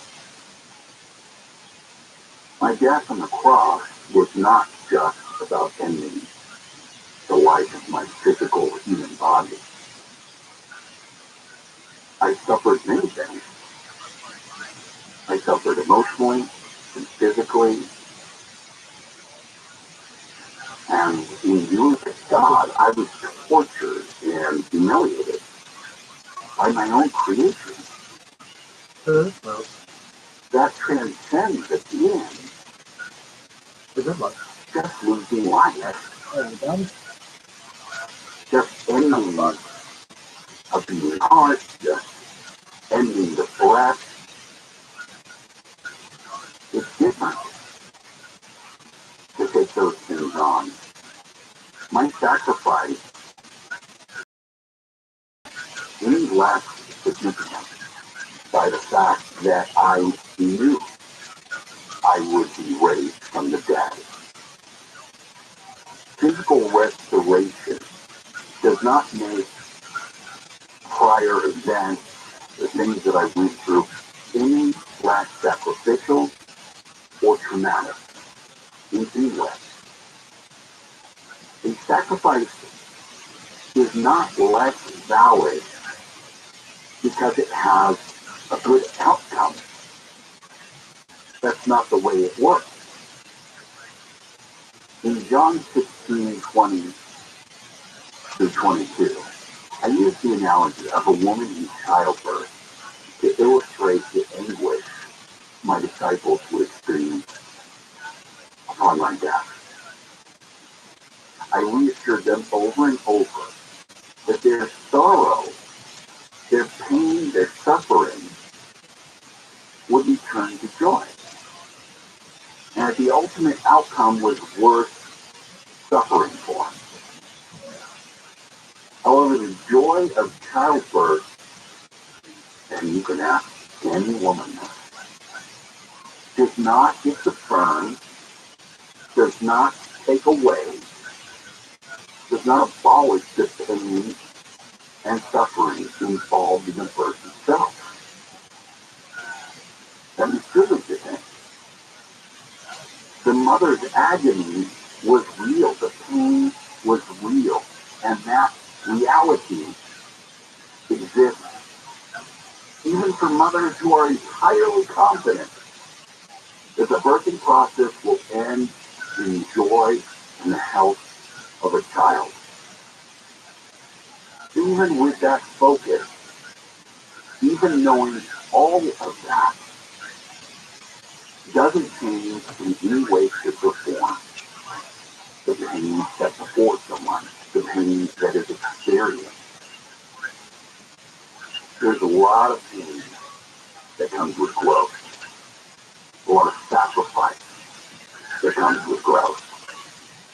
And even though you know on the other end of it there will be that growth, that newness, that outcome, it still takes place. The pain, the loss of something, the sacrifice. And to try and put that in the category of smoke and mirrors that because the outcome was so great. I tell you about the glasses. It's still no. Still experiencing, it's still incredibly real. And you put on top of that I'm the one and only true righteous and sinless God. Wow. Wow. Yeah, bless. If you on not only the sins of the world, yeah, but fuck the my. humiliation. Fuck on it. Yeah, she says I don't say her name correctly. What? I'm always like, Hannah, how you get? And she goes, it's not Hannah, it's Hannah. Fuck you, bitch. Of the relationship that was going on between his father and me at the time. All of this plays in. All of this plays a part of the sacrifice. Well, and the state of the sacrifice is only about the physical. Oh, no, It's the entirety